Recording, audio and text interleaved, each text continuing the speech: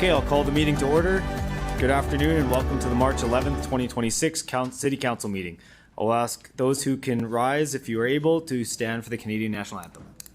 Oh, Canada, our home and native land, true patriot love in all of us command, car ton bras s'est porté l'épée, il s'est porté la croix. Ton histoire est une épopée des plus brillants exploits. God, keep our land glorious and free. Oh, Canada, we stand on guard for thee. Oh, Canada, we stand on guard for thee. Okay, you can be seated. We acknowledge that we are on the traditional lands of Treaty 4 territory, a treaty signed with 35 First Nations across southern Saskatchewan and parts of Alberta and Manitoba, the original lands of the Cree, Saulteaux, Dakota, Lakota, Nakota, and on the homeland of the Métis Nation. The City of Regina owes its strength and vibrancy to these lands and the diverse Indigenous peoples whose ancestors' footsteps have marked this territory, as well as settlers from around the world who continue to be welcomed here and call Regina home. Some members of City Council and City Administration may be attending the meeting today through video conferencing. I'd like to remind those members of the following. Please ensure that your video camera and microphone are turned off.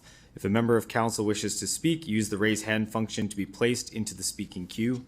When speaking, remember to unmute your microphone and enable your video camera, and all votes will be conducted with a recorded vote. And some delegations may be attending the meeting today by teleconference to address City Council on various items on the agenda. Can I have someone move a motion to approve the agenda at the call of the chair with the following adjustments? To add delegation DE 26-22, Daniel Briscoe and Brad Clifton. To add delegation DE 26-23, Kathy Lawrence. To add communication CP 26-12, Jeffrey Boudelier. To add communication CP 26-13, Judith Verisek. And to add the registered list of delegations.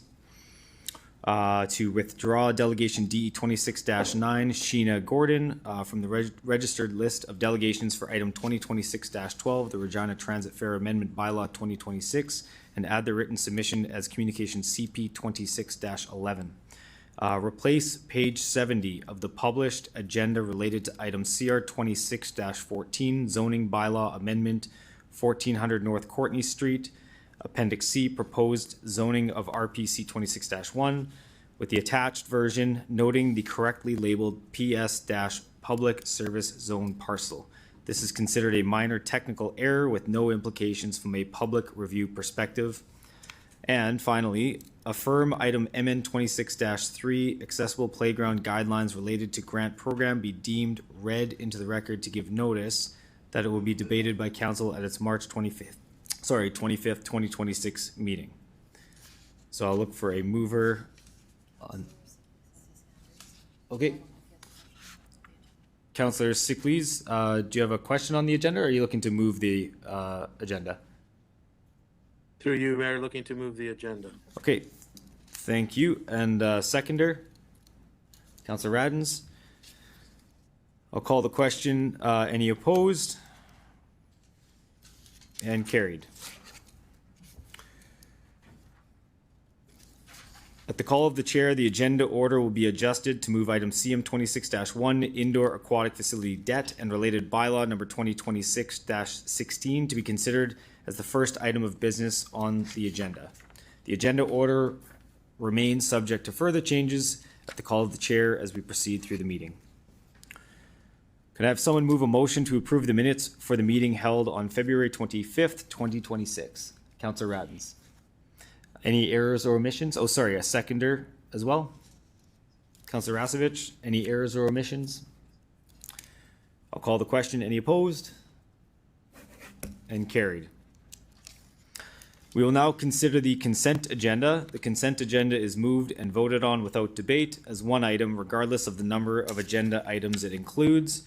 The consent agenda for this meeting currently includes the following items: CR 26-18, Park Naming Coopertown MR1, CP 26-12, Jeffrey Boudelier, Regina's Warehouse District, CR 26-13, 2026 Budget, Regina's Warehouse Business Improvement District, CP 26-13, Judith Verisek, CR 26-24, 2026 Budget, Regina Downtown Business Improvement District, CR 26-25, 2026 Development Charges Rate Adjustment, CR 26-26, Donation of Park Assets for Eastview Park, CR 26-27, Southeast School Contribution Agreement, CR 26-28, Traffic Bylaw Amendments from the 2026 Budget Process, CR 26-29, Water and Wastewater Master Plans 5-Year Update, and CR 26-30, Amendments to the Public Notice Policy Bylaw. I will now ask if any member wishes to remove any items from the consent agenda for consideration and debate of this meeting. Councillor Rasevich, go ahead. I guess I would like to put an amendment in. You can remove it. You can remove it from the consent agenda, and then we'll address it later in the meeting. So just read them. Oh, okay, sorry. CR 26-28 traffic bylaw amendments from the 2026 budget process. Yeah. Okay, we will remove that. Okay, so with that, CR 26-28 traffic bylaw amendments from the 2026 budget process will be deemed removed from the consent agenda. The related communication, so we will look at that later on in the meeting. So with that removed and the remaining items, can I have a motion to approve the consent agenda with the removal of CR 26-28? Councillor Mancinelli, and a seconder, Councillor Burton. Any opposed? And carried. So like I said, item CR 26-28 is deemed removed from the consent agenda and will be considered by council in the agenda order at the call of the chair.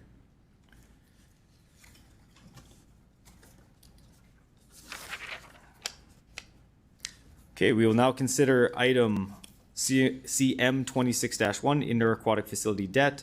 I will ask administration to please introduce the report. Mr. Anderson, go ahead.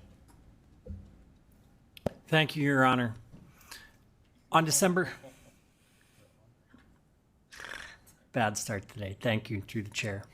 On December 15th, 2025, in CM 25-19, 2026-2027 budget deliberations, City Council authorized the Chief Financial Officer and Deputy City Manager, subject to the necessary borrowing bylaw being passed by City Council, to obtain long-term financing in a maximum principal amount of $156 million to fund the indoor aquatic facility and $13.8 million to fund the geothermal facility, for total debt of $169.8 million over the course of 2 to 3 years when it is most advantageous for the City of Regina. In CM 25-19, City Council also approved the reallocation of $15 million of debt from the water network expansion to the IAF, resulting in a total debt requirement for the IAF and GHF of $154.8 million. Given current market dynamics, it was financially advantageous for the city to proceed with issuing $155 million in 2026 for the IAF and GHF. RBC Capital Markets has priced the 30-year $155 million bullet debenture in the Canadian capital markets. The purpose of this report is to facilitate the passing of a borrowing bylaw so that administration can execute the borrowing. This report outlines the type of debenture, the terms of repayment, the interest rate, and the amounts to be deposited into a sinking fund. These amounts are included in the corresponding borrowing bylaw. Bylaw number 2026-16, the Indoor Aquatic Facility Project Sinking Fund Debenture Bylaw. Council's role today is to ensure the bylaw is consistent with the debt that has been issued and is consistent with the previous decisions I have just highlighted. It is critical that the borrowing bylaw be passed today as the transaction has been sold in the market and will be settled on March 18th. There will be irreparable harm done to the City of Regina's reputation and its future ability to borrow externally should City Council not pass the necessary bylaw. Thank you, and we submit this report for your consideration and open for questions. Thank you, Mr. Anderson. Can I have someone move the report? Councillor Bezo, and a seconder. Councillor Burton. Councillor Bezo, would you like to speak to the report? All good? Okay. Any questions from council? Councillor Zakidniak, go ahead. Okay, so I think thank you for your introduction. It's very clear. What I see in the report is essentially two options. That we have a mill rate increase in both 2027 and 28 to complement this change, or that we do it all in 2027.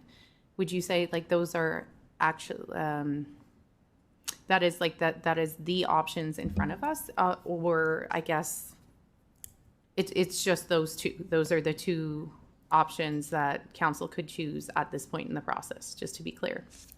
Mr. Anderson, go ahead. Through the chair, yes, thanks for the question, Councillor. That is correct. We can sort of do it all at once, or more closely reflect what's in the capital plan and bring it in over 2 years. Mm-hmm. And that the amounts proposed, 1.61 in 27 and 0.30 in 28, as you noted, is aligned to what the capital plan outlines in terms of the corresponds to the work that will be done. Is that accurate? Through the chair, so what that ties to is what we need to put in the sinking fund in order to ensure that we have the money to repay the bullet bond in 30 years. So the funding of the project is separate from the delivery of the project. Right. This reflects that we now have debt outstanding that we need to start repaying. Okay. Okay, thank you. Thank you. Any other questions from council? Seeing none, Councillor Bezo, I'll go back to you to close debate. Go ahead. I'm good, thank you very much. Okay. Let's go for the vote. Thank you. Okay, we'll ask the clerk to start the vote, please.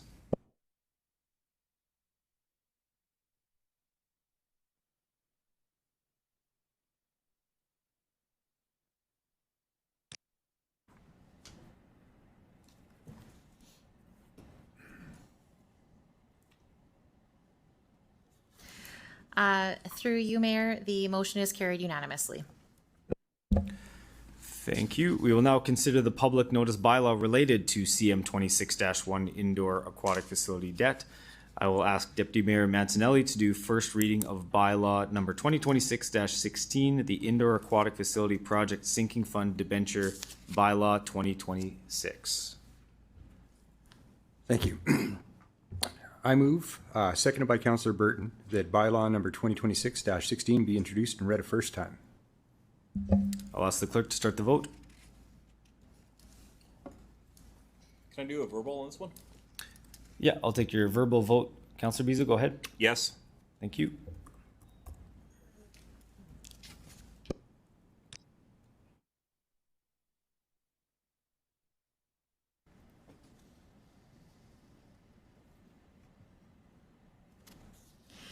Through you, Mayor, first reading of the bylaw is carried unanimously.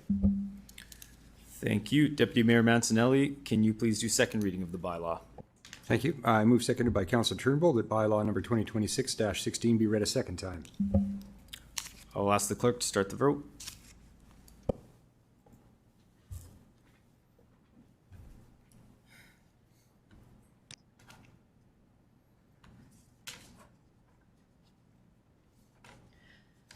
Through you, Mayor, second reading of the bylaw is carried unanimously.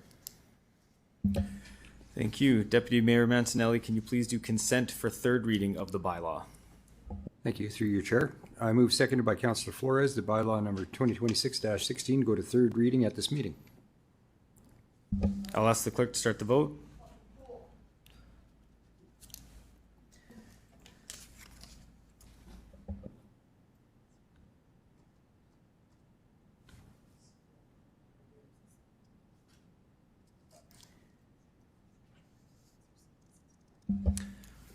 Councillor Siklees, can I get your verbal vote? Yes. Thank you. I think we. Just gonna wait for the vote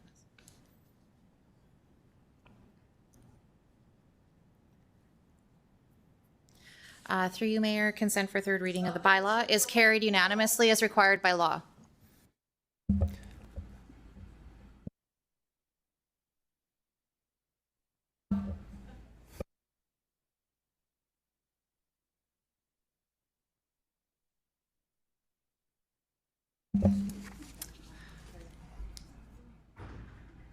Okay, go back to you, Deputy Mayor Mancinelli.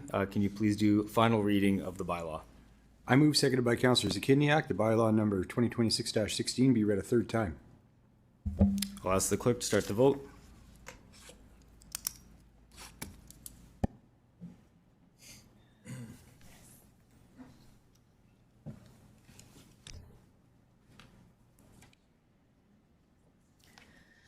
Through you, Mayor, third and final reading of the bylaw is carried unanimously.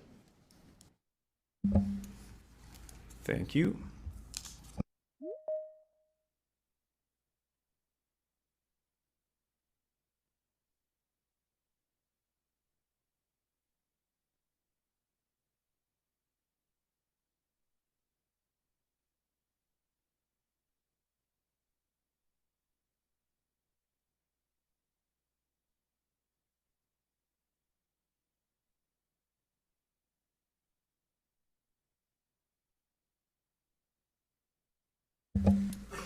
Okay, we'll now consider bylaw number 2026-12, the Regina Transit Fare Amendment Bylaw 2026. Before we begin, I'll make note that there are delegations to this bylaw tabled from the February 25th, 2026 meeting. These delegations will be heard following the first reading of the bylaw, but before the second reading. And before I get Councillor Mancinelli to do first reading, I'm going to go to the city clerk, who I believe has just a note to make on this particular bylaw. Thank you. Through you, Mayor. I just wanted to mention to members, just procedurally, with respect to bylaw readings. If first reading of the bylaw does not pass, we will not hear from any of the delegations today. I do want to indicate that if first reading of the bylaw does not pass, there are some implications. If members of council wish to know what some of those implications may be, it is encouraged that you do not vote against first reading of the bylaw so that those questions can be asked of administration at second reading of the bylaw after we've heard from all the delegations. So just wanted to mention those few pieces to members as it may result in how they wish to proceed with their vote on first reading of the bylaw. Okay, thank you for that. So with that, I will ask Deputy Mayor Mancinelli to do first reading of the bylaw. Thank you. Through the chair, I move, seconded by Councillor Radens, that bylaw number 2026-12 be introduced and read a first time. Thank you. I'll ask the clerk to start the vote.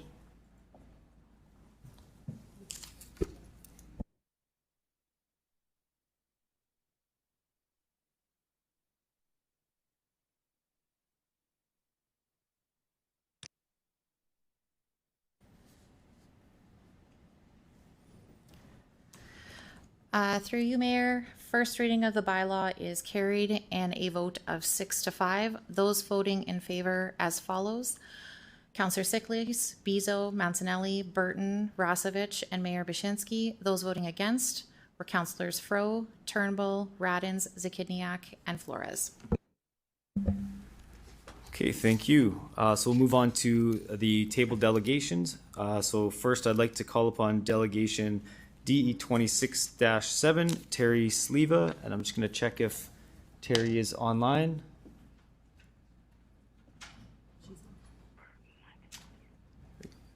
Hi, Terry, can you hear me? Hello. Hello, can you hear me okay? Sure can. Perfect. Thank you, Mayor. Yeah, you betcha. So I'll get you. Sorry. I'll just give you the brief introduction and I'll let you do your presentation. So I'll get you to introduce yourself for the record, the organization you're representing today, if any, which city or town you reside in. You'll have 5 minutes to address City Council, after which you will have the opportunity to respond to any questions members of Council have for you. So you can go ahead when you're ready. Thank you, Mayor Bashinsky, City Council Administration. I'm Terry Sleva, and I'm the chair of the Regina Citizens Public Transit Coalition. I love Regina Transit. That's why I stick around. And I don't want to see it being diminished by the budget cuts. Since Regina Transit Services operates within limits established by Regina City Council, it means constrained funding, leading directly to reduced service, frequency, and reliability. Stable or reduced fares encourage consistent ridership, support workforce mobility, and improve access to education and essential services, particularly for low-income citizens.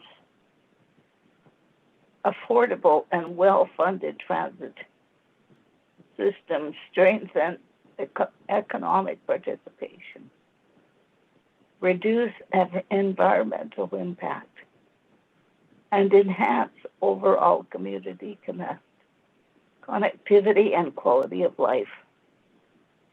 The major issue around us right now centers on this funding. So it is important to discuss why public transit, especially fare-free transit for students aged 13 to 18, needs to be taken seriously in this budget.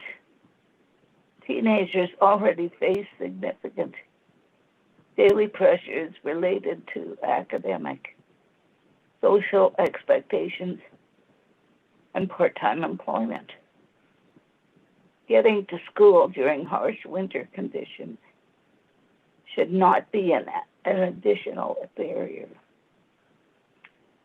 Their primary focus should be on learning and personal development, not on whether they can safely and affordably reach their destination.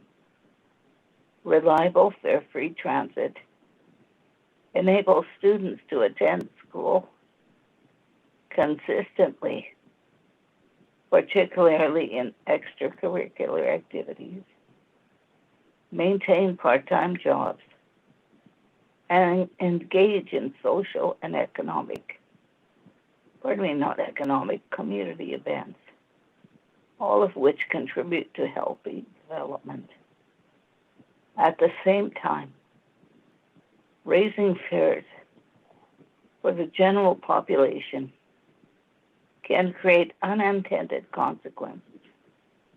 When transit costs increase, ridership often decreases.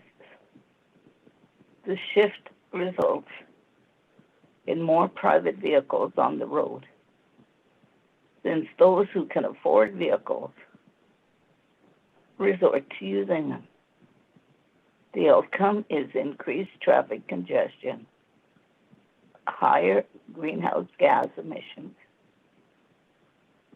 and greater infrastructure and maintenance expenses for municipalities. Public transit functions as an essential public service, not a discretionary luxury. And affordability is central to its effectiveness. Regina Council's decision holds people's well-being in their hands. Please do the right thing and eliminate the rise in transit fares. Thank you. Thank you, Terry. I'll check if anybody has any questions for you today. Councillor Turnbull, go ahead. Hi, Hi, Terry. Thanks for coming yet again. My question would be, how many times do you think you've come to council in the past year to talk about transit? Gee willikers, about 4. About 4? And do you think you feel heard by the city and its representatives? Do you want an honest opinion? Always. Always. Yeah. Yeah. Yes, they are listening, but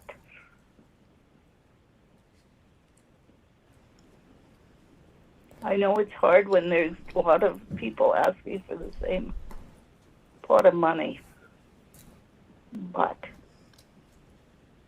transit is more important than a swimming pool at this moment. I know that we need replacement to Lawson, but we need transit more. Okay. Have you looked around to see how many newcomers there are to Canada? They're used to riding the bus in their countries. They come here and they can't afford. Many have minimum wage jobs. You know, it's easy to stretch a dollar. But if you don't even have that dollar to stretch, what do? So they walk in 40 below. There's got to be a better alternative. And it is with the city. To make even transit fare free. But I know that's not going to happen, so at least keep the rates down. Oh, sorry.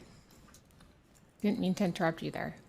Well, I want to thank you for coming so much. And when we did have our budget delegations, do you believe what was the number one talked about thing from the delegates? And why do you think most of the delegates showed up for budget delegations or even here today? What was one of the top things that was brought to council? Well, you know, when you consider a student, a one-way bus rate is $2.75. They have to get home. That means $5.50. Tell me, what students have that kind of money?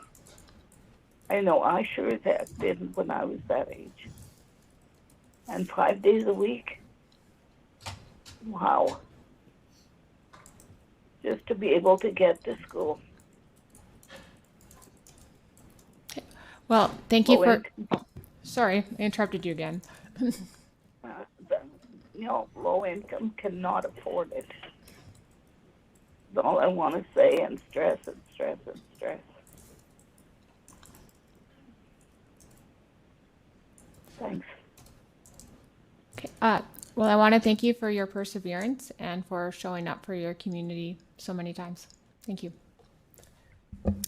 Councillor Zakiniak, go ahead. Thank you. So, Ms. Leva, you're here today on behalf of the Regina Citizens Public Transit Coalition. Is that right? Yes.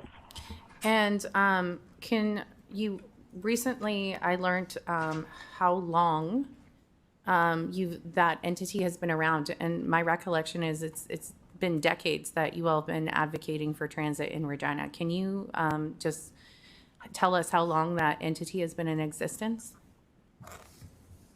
At least a quarter of a century. Okay. And so the last time that transit fares were raised, it was done in 3 phases. There is a question. And so my understanding, or what I know from statistics from administration, is that ridership decreased each time, like each phase of that. Do you remember what happened in 2017 or over those few years? Do you recall the last time that fares increased? Like, what were the impacts of that? The impacts were simply there was less ridership. Yeah. It was very sad.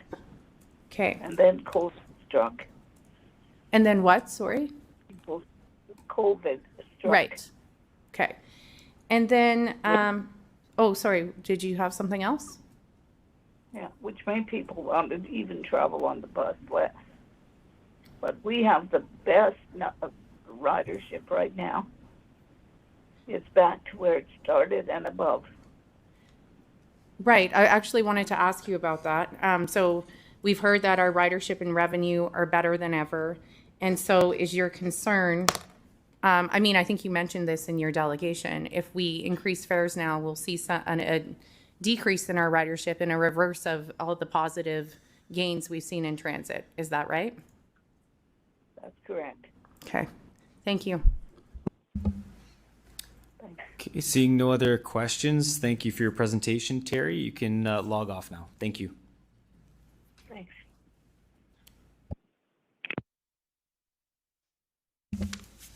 Okay, next I'd like to call upon Delegation DE 26-8, Dylan Morin.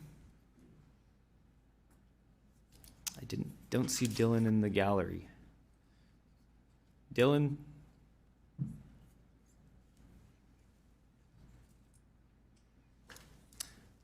Okay, well, we'll move on to the next one and we'll we'll add his written submission as a list of the communications after.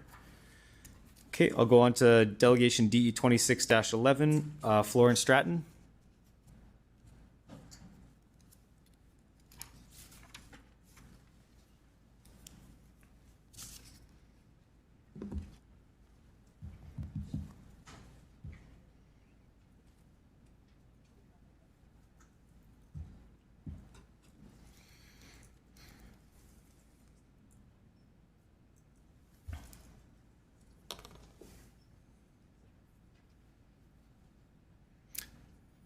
Okay, and once you're settled, Florence, you can, and you feel free to adjust the microphone if you need to. Once you're settled there, I'll get you to introduce yourself for the record, the organization you're representing today, if any, the city or town you reside in. You'll have 5 minutes to address council, after which you can respond to any questions members of council have for you. Go ahead whenever you're ready. Thank you. Florence Stratton, representing End Poverty Regina. Please say no to the proposed 10% transit fare increase. I have 3 main reasons for asking you to vote against it. The first is the question of social equity. We all need to be able to get around the city. This is as true for those of us for those who own vehicles. We all have places to go, whether it be school or work or medical appointments, the gym, the grocery store, or the food bank. Mobility is a necessary attribute of the well-being of all of us. To live decent, independent lives, we need mobility. The current fares of $3.25 for adults and $2.75 for youth are already a barrier to mobility for many people. A fare increase will make it difficult for even more of us to get around the city. It should be noted that social equity is one of the guiding principles of Regina's 2017 Transit Master Plan. As that TMP states, quote, transportation strategies will aim to promote equitable access to mobility and maximize opportunities for all residents in Regina. It is well past time for Regina to start living up to this principle rather than retreating from it. My second reason for asking you to vote against a 10% transit solution to many of our city's problems. For example, more people using transit will address the issues of downtown parking and rush hour traffic congestion. Transit is also a lot safer than driving. Transit drivers, unlike most of the rest of us, are professional drivers. Consequently, a city bus is rarely involved in an accident, while the number of private vehicle accidents in our city keeps growing. Transit is even the solution to texting while driving. Regina Police Service issues over 500 distracted driving tickets annually. By contrast, you can text to your heart's content on transit with no worries. If transit is a solution to so many problems, why are more people not using transit? A major reason is the cost of transit, which makes it a less attractive alternative to driving. There's also the nuisance factor of acquiring a bus pass or having the right change. My third reason for asking you to vote against a 10% transit fare hike is related to the second. Public transit not only provides solutions to local problems, it is also part of the answer to a major global problem, the looming climate disaster. As the chair of the Intergovernmental Panel on Climate Change warned recently, quote, the voice of today's science on climate change could not be sharper, stronger, and more sobering. We are not on track today to limit global warming by 1.5 degrees Celsius. The time for our collective action is now. Transit cuts carbon emissions. One busload of passenger takes the equivalent of 40 vehicles off the road, reducing emissions by more than 15,000 tons a year. To help avoid climate disaster, we all need to get out of our cars and onto the bus. Again, transit fares are an impediment. For these three reasons, I ask you to vote against the proposed 10% transit fare increase. I have one more request to make of you, that over the next 10 months, City Council take this matter of transit fares one step farther and start working on making Regina Transit fare-free. Fare-free transit would make transit as cost competitive as possible and is one of the most effective strategies to get people out of their cars and onto public transit. It would also increase cost efficiency, no need for all the paraphernalia of fare collection, fare cards, fare collection boxes, fare ticket agencies, and offices. A number of European cities already offer free transit. These include the French city of Dunkirk, which has about the same population as Regina. Some small Canadian cities also offer free transit. One of these cities, Orangeville, Ontario, saw its ridership more than double in the first year of no-fare transit. And Calgary, a much bigger city than Regina, offers free transit, free service in its downtown area. To its credit, Regina has begun to move in the direction of fare-free transit. In 2022, City Council voted unanimously to provide free transit for children 13 and under. Let's continue down this road, first by voting against the proposed fare increase today, and then over the course of the year, making transit free for all Regina High School students. Next in my view would be the people on income assistance, followed by seniors, and then fare-free transit for all. Thank you. Thank you, Florence. Any questions from council members? Councillor Rasevich, go ahead. Through the chair, hey Florence. So who pays for all the transit? Who pays for it? Well, an interesting question. It comes out of our property taxes also. But those of us who use transit do not use most of those other roadways, and those come out of our taxes too. But there's no fee for the car drivers who drive all over the city on all of those roads the rest of us don't use. Okay, so I'm paying double. I have to pay to ride the bus, which I do, and then I've got to pay for all those roads that are out there that I would never use. I never go to Costco, for example. It's too far away. It's too inconvenient. So I don't use all those roadways. Okay. Obviously, we need roadways all over the city, but they do not need to be kept in the pristine condition they are if more people use the bus. You would just walk to the bus stop. You would not have to drive down a road. okay, so taxpayers will pay for the Yes. for everybody. Taxpayers pay, but those of us who use transit seem to pay a little bit extra because we pay to use the transit bus, whereas those of you who use cars do not have to pay a fee to use all those roadways. We have to pay a fee to get on transit. Do you know how much the city subsidizes transit? I know, but doesn't the city subsidize all those roadways? It pays for them all. The city doesn't even subsidize the roadways, it pays for them all. No, we subsidize. Did she answer your question there, Councillor Rasevich? I don't think so. Do you know what percentage that we subsidize transit by? I've forgotten, what is it, 50%, 60%? 70. 70%. Upwards of 70. We can get confirmation from the Yeah, that's something we can ask admin after for sure. Okay. But we subsidize the roadways around the city 100%. Car drivers do not pay a fee to use all of those roadways all over the place. I pay a fee to get on transit. Okay. Any other questions, Councillor Rasevich? Nope. Okay. Councillor Turnbull, go ahead.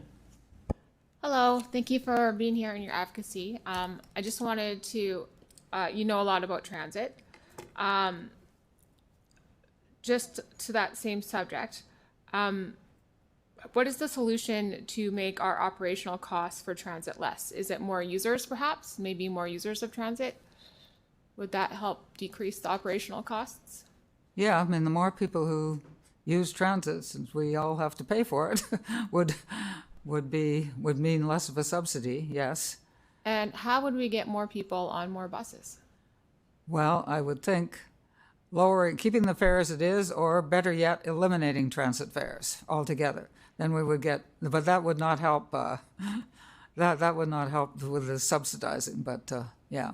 But if we had more users on the transit, we could maybe do more frequency and maybe create more of a tipping point to make transit more worth it for people. Yes, absolutely. I mean, we need lower fares, let me say, but we also need better service. The city has improved the service over the last few years, and I would say thank you for that. And the what are they called? Those fast buses that go up and down Albert Street, express buses. That they've been very, very useful, and the later service and so on. So I thank you for that, but we need more frequent service. Probably every 15 minutes would be really desirable rather than every half hour. So when we're looking at it sort of like a business, the more users, the more bulk, the more product we can make, and the more we get our return on our investment. So we actually need to put more investment into our transit in order to make better operational. Right. Yes. Absolutely correct. Yes. More investment in transit.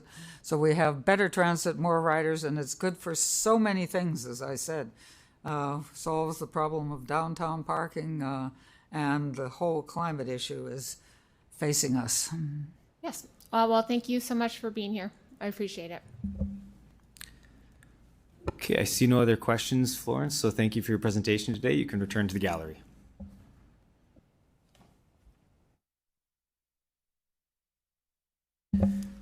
Okay, next I'd like to call upon Delegation D 26-12, Mandela Mtembu.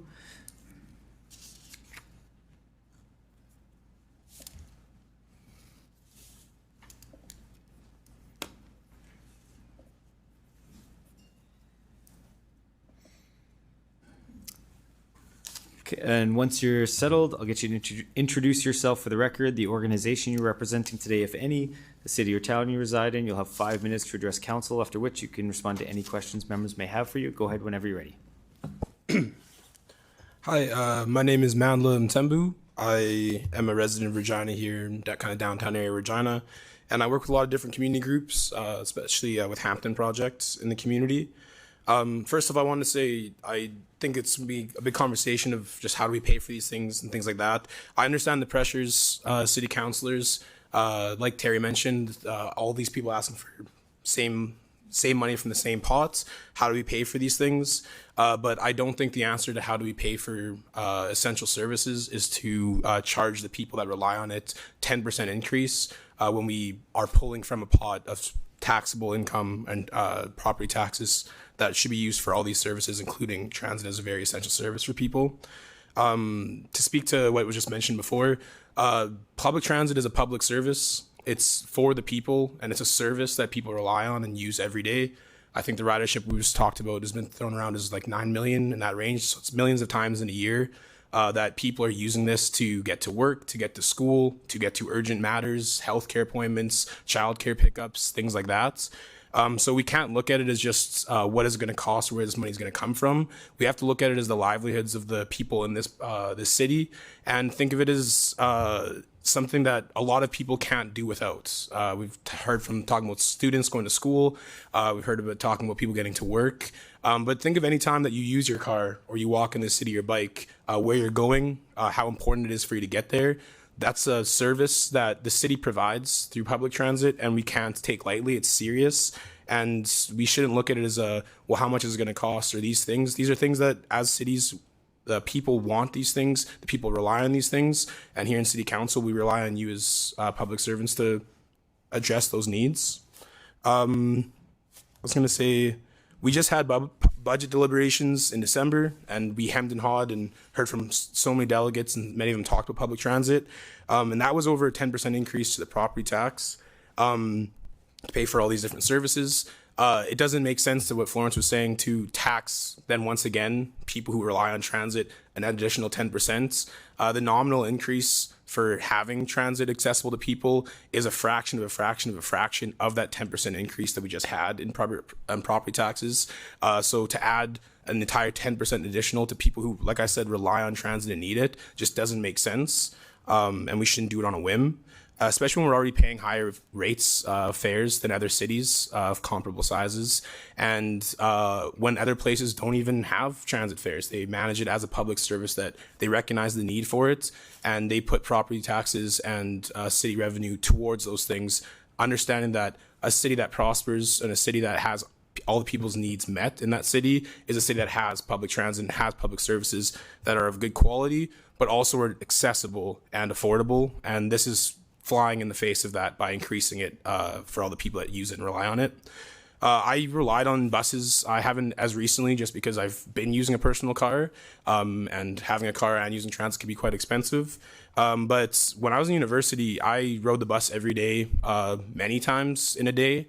And the UPass is a model, and a way to think about it is that was something that everyone at the university pays for it. Not everyone at the university uses it, but everyone at the university pays for it. And that made it more accessible, more affordable for all the people that really did need it. When I lived in housing near the university, slumlord housing with a lot of people, a lot of international students, these are folks that go to school every day full time to get their masters and to contribute to our economy and contribute to our education system, while at the same time working full time, 2 jobs at times, overnight and this, that. They relied on transit to get out to Loblaws, to get to downtown, to get back to school, to get back to visit their friends.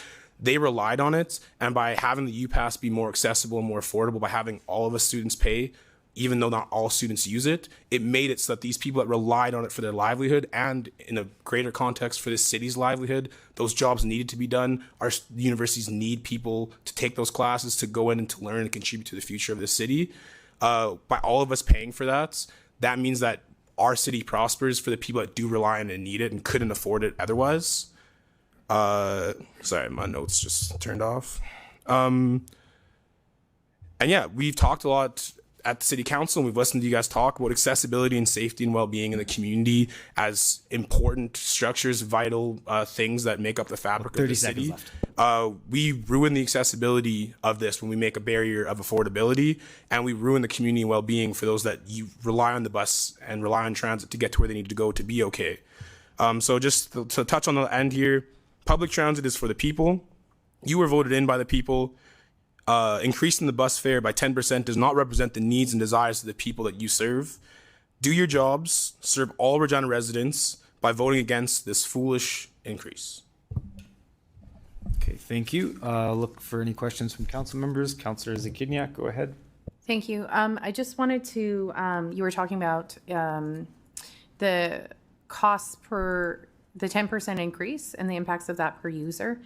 Are you aware that if we vote this down, that amount, the resulting impact on the average household in Regina would only be 37 cents a month? Were you aware, in terms of, just to further your point, were you aware of that statistic? Yeah, I was. To be honest, I didn't want to use the wrong number and say like 31 cents and have like counselors call me out for it. So I just said nominal amount, but 37 cents per household for per month to me seems like a price worth paying to make sure that all the neighbors and all the people that you care about in this city, just to touch on that too, I just think it's so interesting because this also involves paratransit, but just that all of us have elderly neighbors, all of us have grandparents and parents and aged citizens that we've lived in this city in the winter this year, how icy it has been, how hard it's getting around if you are able-bodied or if you are of youth. To imagine having to get around this city without transit, or if you can't afford these increases, not being able to use transit at all in the upcoming years if we do this, I just don't understand how we could. 37 cents per household seems like it is a very, very just and understandable amount to pay for taxpayers if it means that all the people in the city that rely on this, and especially in a city that is not walkable at times and is very difficult with weather conditions, road conditions, things like that, that we need to have options for people. I think we should rejoice as city councilors today and people in this room that we can decide to make something accessible and keep something accessible for those that need it to be accessible. Okay, thank you. Okay, thank you. Seeing no other questions, thank you for your presentation today. You can return to the gallery.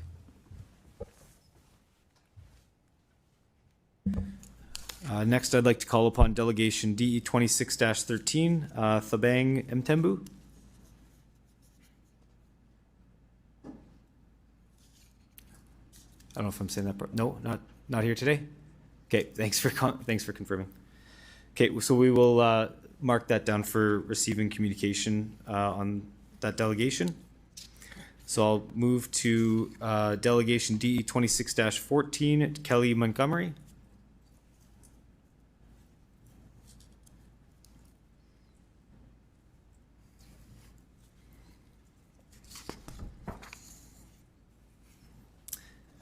Okay, once you're settled, I'll get you to introduce yourself for the record, the organization you're representing today, if any, what city or town you reside in. You'll have 5 minutes to address council, after which you can respond to any questions councillors have for you. Go ahead whenever you're ready.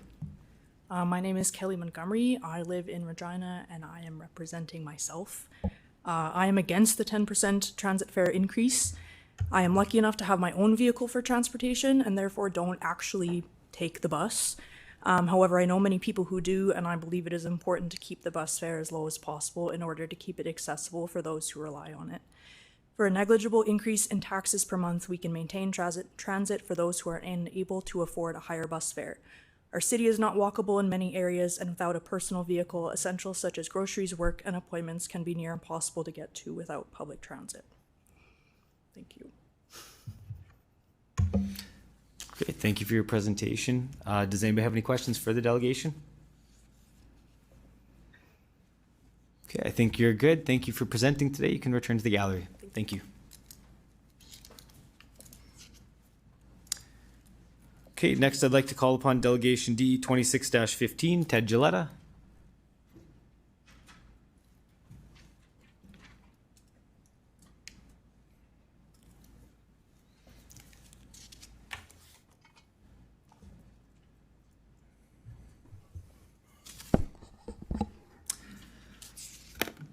Afternoon, Ted. Good afternoon. Good. I'll get you same thing. Introduce yourself for the record, the organization you're representing today, if any, what city or town you reside in. You'll have 5 minutes to address council, after which you can respond to any questions. Go ahead when you're ready. Thank you, Mr. Mayor and Council. My name is Trustee Ted Gilletta. I'm from Regina. I'm here today on behalf of Regina Public School Division to ask Council to reconsider proposed 10% fare increase. For many of our students, transit is not about convenience. It is about whether they can get to school. At several of our high schools, close half of the students rely on public transit as their primary and often only way to attend school. For many families, there is no vehicles and no backup plans. When transit becomes less affordable, school becomes less accessible. And when access declines, the consequences appears quickly. Attendance drops, credits are lost, and graduation timelines are delayed. We know this because we see it every day in our schools. Across the division, a school already subsidizes hundreds of transit tickets each month to students financial hardship. These tickets are not extras, they are lifelines. They allow students to attend exams, complete work replacement, participate in school life, and ultimately graduate. Without support, some students would simply stop coming to school.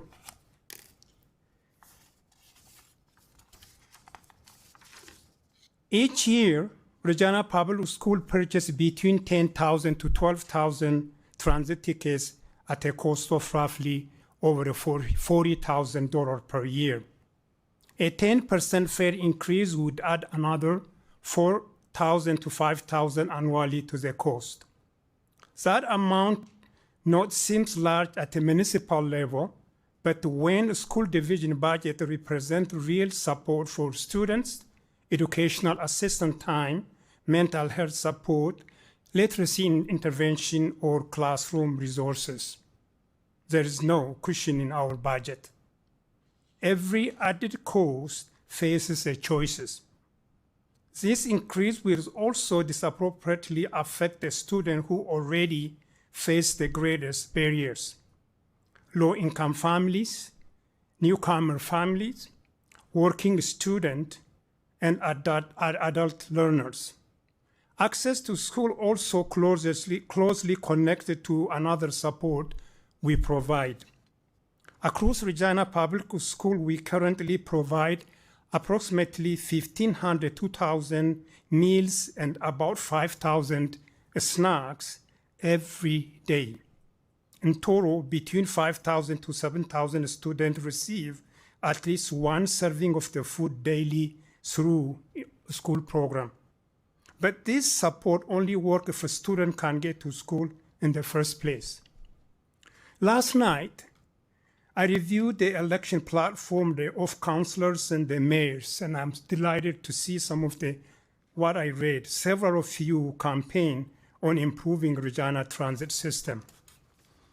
In particular, Mr. Mayor platform committed to prioritizing transit, effectiveness, and accessibility, and ensuring residents can access service they need.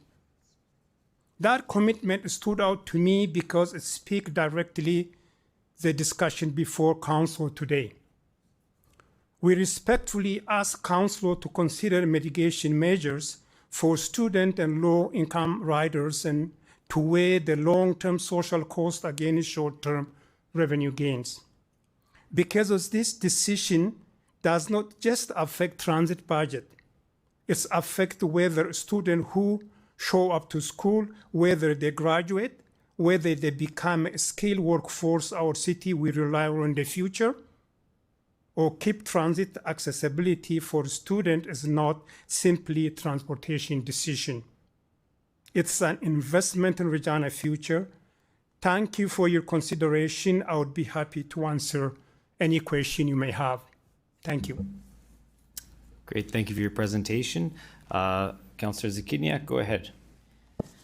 Okay, so you had mentioned that the school boards, the public school board in this case, has to purchase, or like part of what your budget is purchasing transit passes to be able to provide free transit to students that need it, correct? Correct. And so I believe you said with a 10% increase, that will add $4,000 to $5,000 to your costs. Correct, that's very conservatively, yes, yeah. And so can you just, I think you were mentioning, like you said, your budget is there's no cushion in your budget. Were you saying the impacts of that would come out of your food budget? And if so, like, can you just elaborate a bit further on the impacts of where would that additional money come from? If you have to pay it for transit, what would be the impact on the rest of the budget? Like, where would it come from? As you know, I'm sure everyone, the parent who have a child, what we receive from the government, every student receives equal pie. Currently, I believe about 11,000 per student. That's supposed to be used for numeracy, for other things. But now, if we have to make a choice, most likely, unfortunately, somebody has to go without eating a food. We have to. Children need to attend school. Yeah. And if we don't attend, imagine a social cost. And I'm sure anyone in this room knows, anyone in a provincial and castrated become a social, for their justice, we pay about $85,000 per year to keep them. And the police budget's increasing. If we invest in those children and also providing the food for those students, it's also motivation for them to come to school. And that's opportunity for them to learn. And then I'm a taxpayer. I don't mind paying. I'm a voice of that part. I'm a home owner. We are enjoyed record years. Tax was frozen to zero. Yeah. This is a time to make an investment, particularly in the transit. And then I use the transit all my life. I've been 42 years in Regina. I remember I rely on and also when I have also disappointment, when I find a job, the solution was to find an apartment close to and walking distance because it wasn't reliable and it was very tough. So I think the issue is, we have had the children and food and the poverty. I just challenge each of you coming to visit our school. And you know what I meant. This is not about a transit. This is our children, their future. And also you cannot just turn away your face because of 39 cents. Some of the people saying we don't pay, that's small. We have a large population. We don't mind paying that extra taxes so we can invest to our children. Thank you.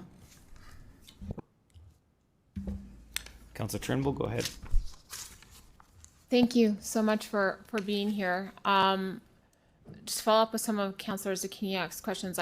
I heard that you said that extra costs could come from your food budget, but also your EA budget. And can you even give us a little bit of insight of how tight it is to make these budget cuts right now as a school board trustee, how there isn't really any room? It's just even we think, say, about 5,000 extra, that's a huge for us. And you have a child with special need, that's the area we have been struggling to find to hire enough people to serve the autism, a special need. Mr. Mayor, I think you and I work on the student council, you witnessed that. And it's awful. Right now, and there's no said, we cannot even move from one another. So, it's tough. I appreciate it. You are my school trustee, and we actually met yesterday about how close my own child was to be out of the system because of the not enough costing for the EA. So I really appreciate that this budget line item is so important and to keep kids in school. But back to this top of mind, with kids in high school, they're often told education is their job, correct? Yes. And so if you're told education is your job, how do you pay for a bus pass? And you aren't guaranteed good parents, that's not guaranteed. So what happens? What we do, and sometimes SCCM and other people, we have to rely on those people, make sure they come to learn. And then we sometimes, especially for the North Central area, and education advocate for indigenous community, they use the car to drive those kids. And then we use by any means, we want those children to be in school. They are not just, I sometimes breaks my heart, and downtown in noon hours, the school age schools working in the Cornwall Center. So we don't want to see that. We don't want to see that. This is Regina. This is your decision. I know, and tax become more paying, not paying become an issue. If one portion of city say, I'm paying too much tax, I don't want to pay, someone is not paying enough, whatever decision we make, what part of city you live, affects equally, accept equally. I lived all my life here. So as you said, we always, even we have to hire volunteers, we want those children to be school. We have been doing everything, and we burned out the teachers and even myself sometimes, particularly for newcomers. And the time I offered, I also have to drive those children to get to school, if I'm answering correctly your question. Yes, and of the 40,000 you spend now, do you feel like you could spend more? Do you feel like that's meeting the need at all? No, actually, no, it's more, because I think the different school year, I don't know, I urge you to read my larger submission with the data. And a couple of years ago, our budget was 80,000. We spent 80,000. That came from the numeracy, literacy for food program for special needs. That's where that comes. So we need those kids to be on school. So that's why we urge you, it's not just only the school, your future, your community. And if you don't do that, those children, if they don't graduate, they are going to be justice with the justice. So you find the money to, policing. That's why we do. I'm not saying we don't need the policing. Make sure that those kids have a shot at life, like anybody. They have an opportunity. We do have a social, moral obligation to provide, to bring those kids to school. And so if that $80,000 wasn't needed for free pilot programs, whatever, that could go to... Oh, we can hire 2 special need support. We can hire 2 AAs. We can hire that, even 3. Because, currently the Inclusion Saskatchewan report has over 1,000 children not in school. Yes, absolutely. I hear you. And Yeah. Yesterday, my own child, I almost realized how close we were out. Yeah, of so, being out of and school. I get every night So- people, and I get you are not the only one, sometimes hundreds of calls. I'm glad you called, and finally, we have to figure it out. That's what I do. That's it's not, we get paid what I do, but that's those family, those parents, especially children comes, make sure if we don't do right thing now that early on, it's going to be too late. Yeah, so that offloading of costs to the school board has very dire effects. It does. That's what I'm trying to say. Even, guys, I don't know, even I voluntarily, I'll pay more taxes. That's the case. And I'm willing that a portion of people still obligation, we need, how? And what, I couldn't go to bed, say opposing 39 cents.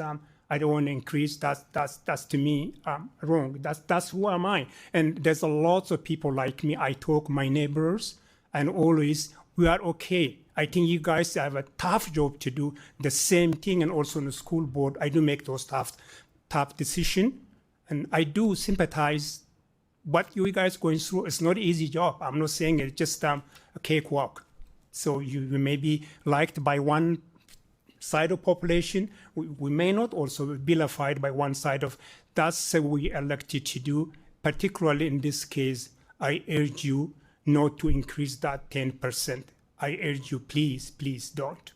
Well, thank you so much for your advocacy and for the work you do and for standing up for all of our children and teenagers. Not really children, but thank you. Thank you. Okay, we have a number of other questions. Councillor Mancinelli, go ahead.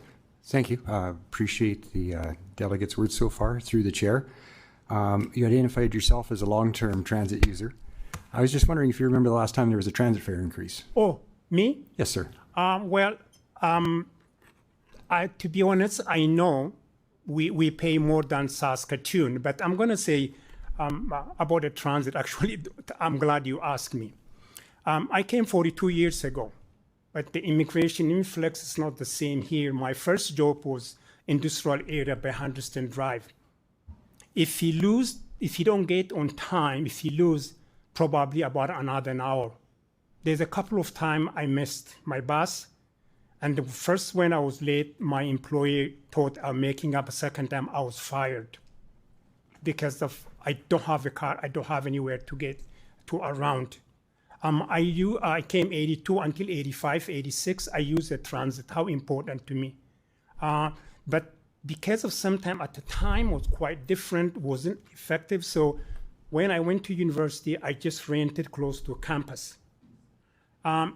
When I done my schooling, I was hired by a Canada Revenue Agency, so I work in this building. I owned the house, Kedithral area. I lived until year 2000, that area. So when I moved away to South in year 2000, I attempted to take a transit. To be honest, to me, from by the Cambo High School to take it, it take me 45 minutes. If I run, it take 15 minutes or 20 minutes. Finally, waiting with small child, it's very inconsistent. It's very hard. So I advocate for newcomers. They leave the city but it's not convenient for them to be productive. We are losing money, people, actually to other province. We are losing. So to be honest, and I try to be modest, but I don't have a lot of positive experience. Our transit system is very neglected, need an investment. Last weekend I was in Edmonton. I was so impressed. The transit system, how they did in Edmonton is, and even the parking. My son and I went to Edmonton West Mall. All that huge parking lot, it was free. So people can come and invest. Even Regina downtown here, business want us to come to invest. To eat or to buy here, how awful it is parking. And transit is not effective. That's the experience we have here. To me, it's not just in opposition, it's a reality of how our transit's been neglected. And we need to invest. You need to increase the tax if you have to be. You need to modernize. Otherwise become unlivable. That's what it is. Understood. That's the reality. Understood. My question was, Yeah. do you know when the last transit fare increase was? No, I don't. My next question, in this last budget, was there an investment to make transit more accessible, both through hours of operation being widened, as well as safety through some of the transit officers that are being hired? Are those investments in transit to make it more accessible and more usable for all? Well, for safety is number one, of course. Always I hear, the issues, incidences, and the people with mental health, and that's a part of investment. But when we are investment, it's easily accessible for everyone. When we are talking, people working, you and I, we have a car, we don't have to worry, but we can drive. But I have been there working for minimum wage. For me, cents, $10 matters that time, but I don't have to worry that. But for me, when I'm making a decision, if I don't reflect that, easy to say that. But sorry, Mr. Counselor, the way of reality, thousands of the users' money, even a couple of dollars matters. Understood. Back to your question of accessibility. Through the last few years, have there been extra routes added so others don't experience your experience as a newcomer for gaining access to places like the industrial areas, the airport? Yes, it does. I know. Have there been a constant, steady stream of investment? It's good. I like more to be. Yes, even airport while I try to take it won't work. But having say. It is a positive thing that, and I hope if you guys keep investing, I do appreciate that investment and reaching. And right now, Regina depends what part of city you live. Actually, it matters how frequent it was. Morning, I can see the frequency.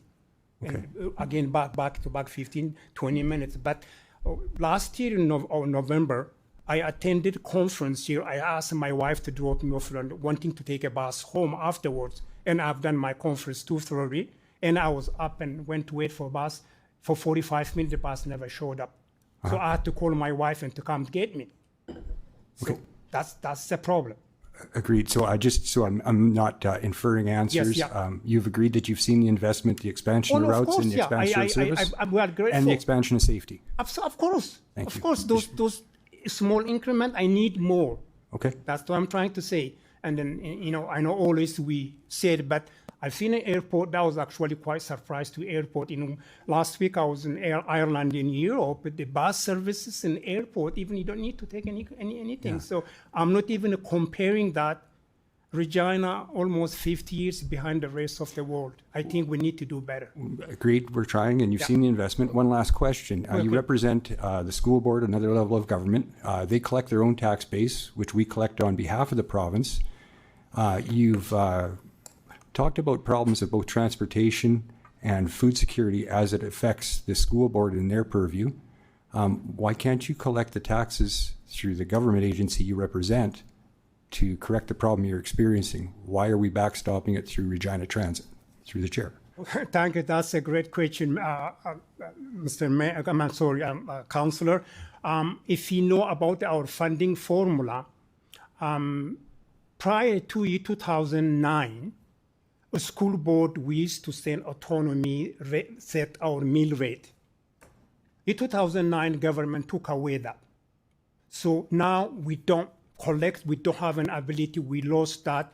Government collects, takes money, does whatever the school tax you collect goes to general revenue to government of Saskatchewan. So at the time of 2009, per student ratio when we are collecting used to be 11,000 per student. That's almost 16 years ago.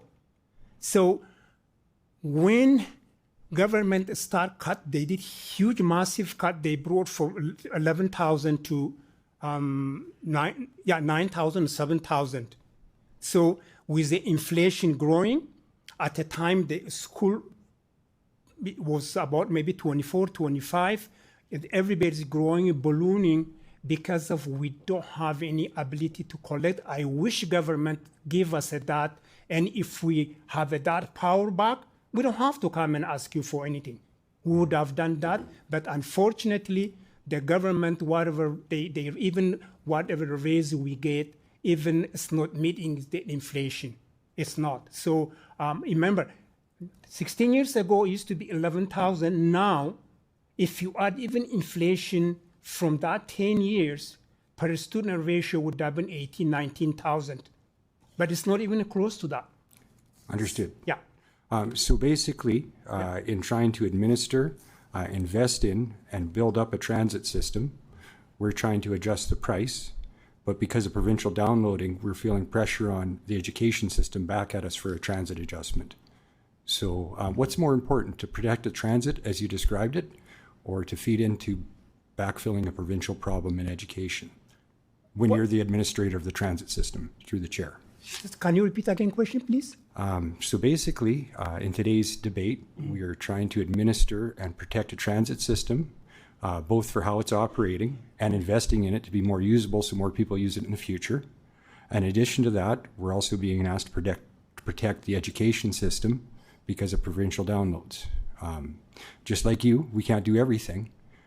In the matter we're debating right now, do you think that it's more important to protect the transit system or to protect the 10% increase, knowing that just like you, we don't have enough money to go everywhere? No, through the chair. I think what I'm saying, I think we need to, they transit and all those go together, those systems, I think they complement each other. What I'm here, we need to work together, and then we do agree the challenge you are facing, because I think it's not, you cannot raise, but I can see the council, between the councillors, some, we don't want more taxes, and there's someone portion also, we don't mind paying. I'm one of those residents, Regina, I don't mind paying that subsidy, either more, even that, just a small 10% of the transit, but then even we are behind in the major infrastructure deficit. We enjoyed 10 years tax was frozen, including those we have Regina residents willing to pay more. We cannot keep loading that to our future generation. We need to, so everything, we need to work together. You and I, we are not on the same planet. We live in the same city here.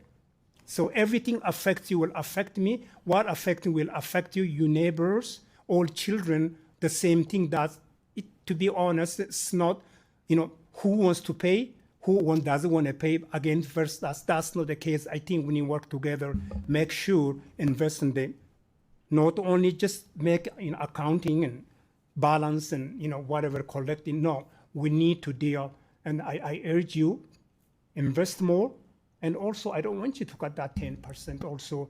And if you don't do that, those kids will become justice problem. Where's the money comes? You are funding the police, so that's eventually it's going to cost you in different way if you don't invest that now. Thank you. You're welcome. Councillor Flores, go ahead. Thank you, through you, Mayor. Hi, Ted. Hi. Thank you so much for your advocacy and for your delegation. I wanted to ask you, do you think it is a choice between safety and frequency for transit and affordability? Do you think students should have to choose between either or? Please, can you repeat? Oh. Yeah. Do you think students should have to choose between being able to afford the bus or having safety and good frequency and service? I think they both is important, but when we talk of safety, and always, I'm not saying we don't have to provide a safety, but one incident comes always, blows out of proportion, and we focus and hire 100 million police, and I see that thing, but affordability is a key, but to become a productive member of the community, to have even a chance at life, to go to attend the school. It's very important. Some even to eat or to go to school. And I think those affordability is a core, key ability someone rationally to think and to have even a chance to go to school. It is you cannot even compare. And I know safety is, yes, but I'm not disputing. We do have to have a safety, we have to, but how many times actually people attacked in the bus, and I can actually, we here, we are in Regina, and if something happens, and even we hear in the news and all over, just let's hire 100 million police, but I got the safety, but no anybody talks about those people going to bed without eating. No anybody talks those kids are missing school. I think that's also very, very important thing to make sure even safety, more to me investment, those children become more productive. We don't have to worry about safety. Thank you. So if I'm understanding correctly, in an ideal scenario, we would have safe buses, frequent routes, and affordable transit. That would be something that would positively impact our student population? Absolutely, yeah, absolutely. And that's, I'm not disputing that safety. Yes, we have to, I think my role in the school to create a safe environment for all, each learners. And I do recognize that. I do recognize the city where that stand. Yes, we need investment in safety. We need investment, also affordability. And then again, going back again, paying more taxes. And I'm saying, yes, I'm willing to pay. Thank you. And just one last question. Yeah. So cost of things increase over time for everything, right? However, for this transit increase, it came out of a budget decision that's just being proposed to happen right now. If an increase were to be proposed, would it be a better practice to have a consultation and a more mindful rollout of that increase so that it would allow, for example, school boards' budgets to be able to absorb that without it being so abrupt? That'd be great. And then I think always we value your work in the city council. That's why we send all our trustees to come and observe. If you ask, if you have that proper consultation, that's a dream. And if that come reality, we are welcome that. So then again, just to reiterate, to make sure I'm understanding correctly, if these processes are done in a way that is with proper consultation and engagement, school boards would be willing to work with the city to roll this in a way that works for them. So it's not that you're saying never do this. Oh, no, no. Saying, let's do this more appropriately. Yes, we will. Thank you. That's all for me. Through you, Mayor. Councillor Radens, go ahead. Hey, thanks, Ted. How are you? Good. Good. Thanks for coming and sharing the impacts this makes to our children, and including kids that use transit. So how, I think you mentioned it, but I might have missed it. How much did you say the school board pays for transit currently? As of now, just I'm going to go for a minute. This is the data, and I just reached out to principals to provide. I had a submission about close to 15,000 extra we buy yearly, but that differs. But the currently average, we spend a little bit over 40,000 per year. But in a couple of years ago, our budget was 80,000 we spent. So now, if that 10% will raise additional 5,000 where we have to buy, and with that's what it is. 5,000 for municipal maybe drop, but for us that's 2 AA with 2 support workers we can hire. So in undertaking inflation, yes, that will see huge pinch if that increase goes up. Okay. Yeah. Thank you for that. You also mentioned that you would have to sacrifice something to pay for additional transit fees for kids that take the bus. And so I think you mentioned it, but what are those items that potentially could or have to give up to? I think most likely one of the saddest things is the food insecurity, and that's the one, and I'm worried. Few people will go hungry, but we cannot keep taking from numeracy literacy all the time, and we can't. So either we have to arrange, and we always bound. There's all kind of things we do to save extra few cents to make sure those kids come to school. So yes, I think one of my concern is, I think that food insecurity, we feed a lot of children, that budget in jeopardy. I think that's one of my huge concern. Okay, thanks. Thanks for being here, and thanks again for your advocacy. Thank you. Councillor Turnbull, go ahead. Sorry, just a sure. follow-up question, but, Yes. to sort of build off of what Councillor Mancinelli, but first of all, you're just trying to get kids to school, correct? Yes. And I'm sure you are equally at the province, if not more, to do your job to get kids to school and be a good advocate for them. Yes. Just like we advocate to other levels of government. Absolutely, yes. Of course we do. But I want to know if you knew that during the budget time, it was actually the 10%, Councillor Zakiniak tried by offering up a trade-off, which included accessibility. And if you knew during that time that council actually ended up not taking the reducing the 10%, but we did still cut some frequency to accessibility and some accessibility efforts. And there were actually cuts to accessibility within our budget process. Did you know that? Yes, I'm aware of that. Yeah. Yeah. Yes. And the frequency there. So I just wanted to see if you're aware and see if, and that was to get a tax reduction. And so I just wasn't sure if you're aware of that, and I wanted to. Yeah, I read. I think I read that, and then even it's not that some of the positive things investment have done.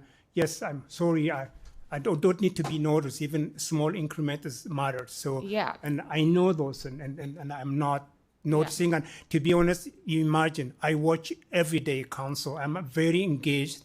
I'm very involved in everything, and I try to be productive. So I know a lot of people think it's very boring. Actually, I sit and watch all the time. So I do admire things you do, and also the same capacity I have in my own things I do. So it's not, I'm not blaming you, but that's the way things. So. No, yeah. So those were actually cut. Those were, definitely did not vote to cut those, but those were actually cut during in budget. And then I wish it wasn't. I didn't even how we do actual advocating in a playground accessible. That's not a huge issue in the school background, and so Yeah. So, but thank you for paying more attention to council than most people do. Oh, no, I do. I'm going to be watching you guys.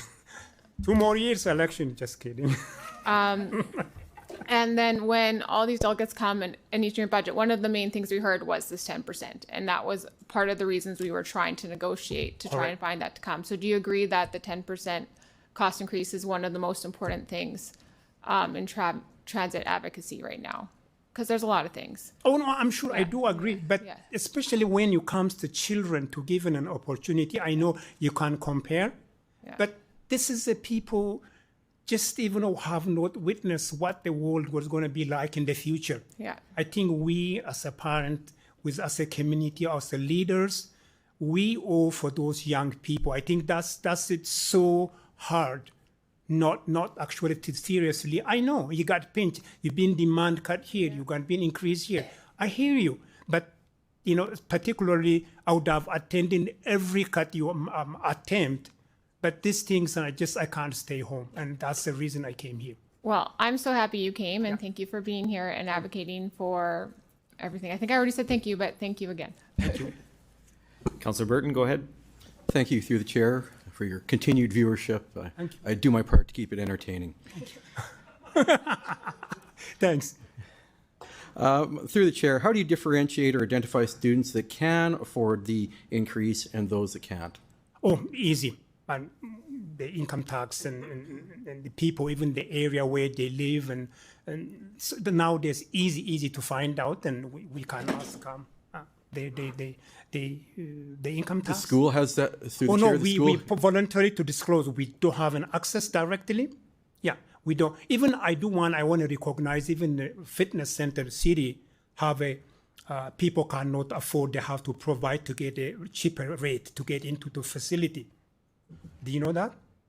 I'm aware of various programs that people do. You're taking to my next question through the chair.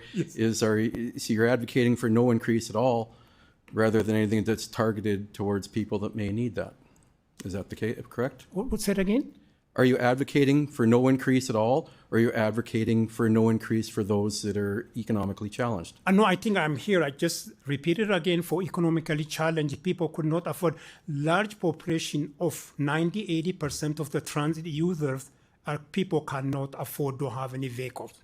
And most of our newcomers, some of them in students, people, some of the working poor. I think those I'm advocating for all of them. Okay. Yeah. In your discussion with Councillor Manson, you described that funding comes from the provincial government. Fuel is a significant expense for transit. And when fuel prices go up, the province gets extra revenue while the city only gets extra expense. Have you or would you appeal to the province for additional funding to support increased costs? And of course, we always begging them for more money. We do. Yeah, always. Thank you. Yeah. Thank you. Seeing no other questions, thank you for your presentation today, Ted. You can return to the gallery. Thank you, Mr. Mayor. Okay, and we are at our mandatory break, so we will be back just before 3 o'clock.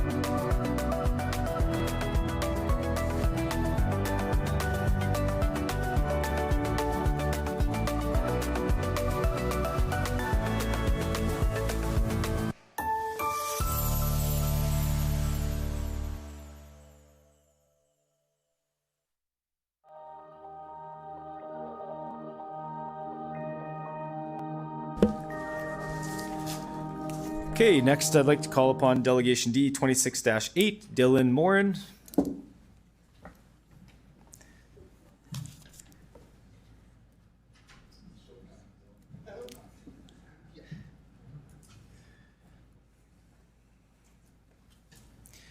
Okay, and once you're seated, I'll get you to introduce yourself for the record, the organization you're representing today, if any, what city or town you reside in. You'll have 5 minutes to address council, after which you'll have the opportunity to respond to questions. Go ahead whenever you're ready. Thank you, Mayor Chad. And the reason why I was late today, my name is Dylan Morin. I'm representing Regina. And I am representing myself. I'm from Regina, pardon me. The reason why I was late is I was bus training. Many of you know I teach individuals with disability how to ride city transit so they could be more independent.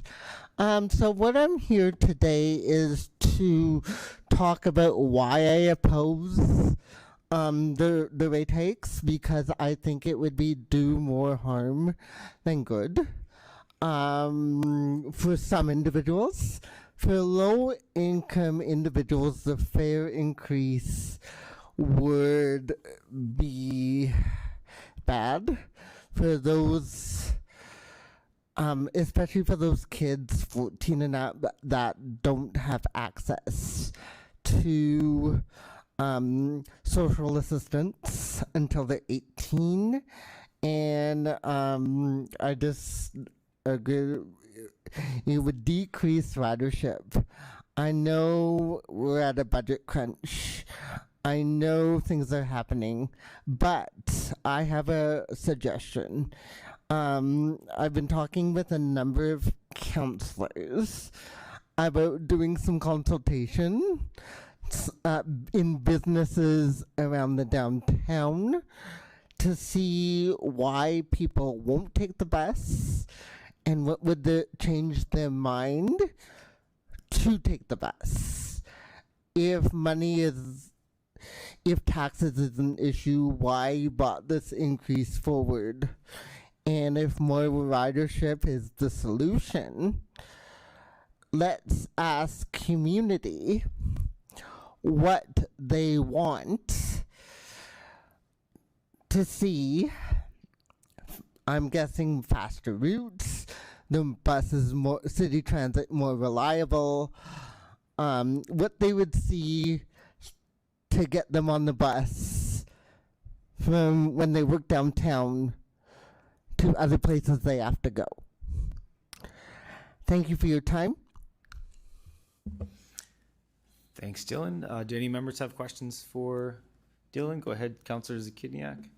Thank you. So, Dylan, are you suggesting then that we don't pass this fare increase, and that if we're focused on bringing in more revenue to transit, that instead we focus on increasing ridership? Yes. And you have this idea and you're willing to help us do so. Is that right?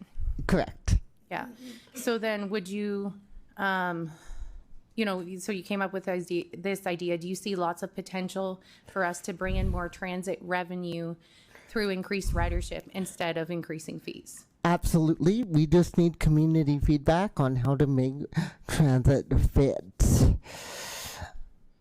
Thank you. Everyone's ways. I understand people need to get to dance classes or karate or hockey tournament, hockey practices, etc.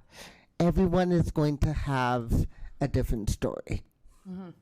Thank you. And how long, you were talking about the transit training that you do? Yes. How many years have you been doing that now? I've been teaching individuals that experience disability for about 8 years. 8 years. And then do you exclusively, so when you, to get around, your transportation in Regina is through using the bus, is that accurate? Mostly, yes. Yeah. So then would you say you have some good insight to provide, whether through your hosting consultations and just your own insights about how we could increase ridership on the buses? Yes, but we need to ask, I think we need to ask community what they want. And I think we should, a good starting point is at businesses in the downtown. Great. And in speaking of like asking community what they want, were you aware that over 600 residents have reached out to us to tell us not to do this? So did you know that in terms of the fare increase? Yes. Yeah. So is it fair to say community does not want this? Exactly. Thank you. Thank you, Dylan. I don't see any further questions, so you can return to the gallery. Thanks for presenting today. Did you guys want to hear what my plan was to put community consultations? I think we can take it offline because we had no further questions when I said we were done. So okay, go ahead. Thank you.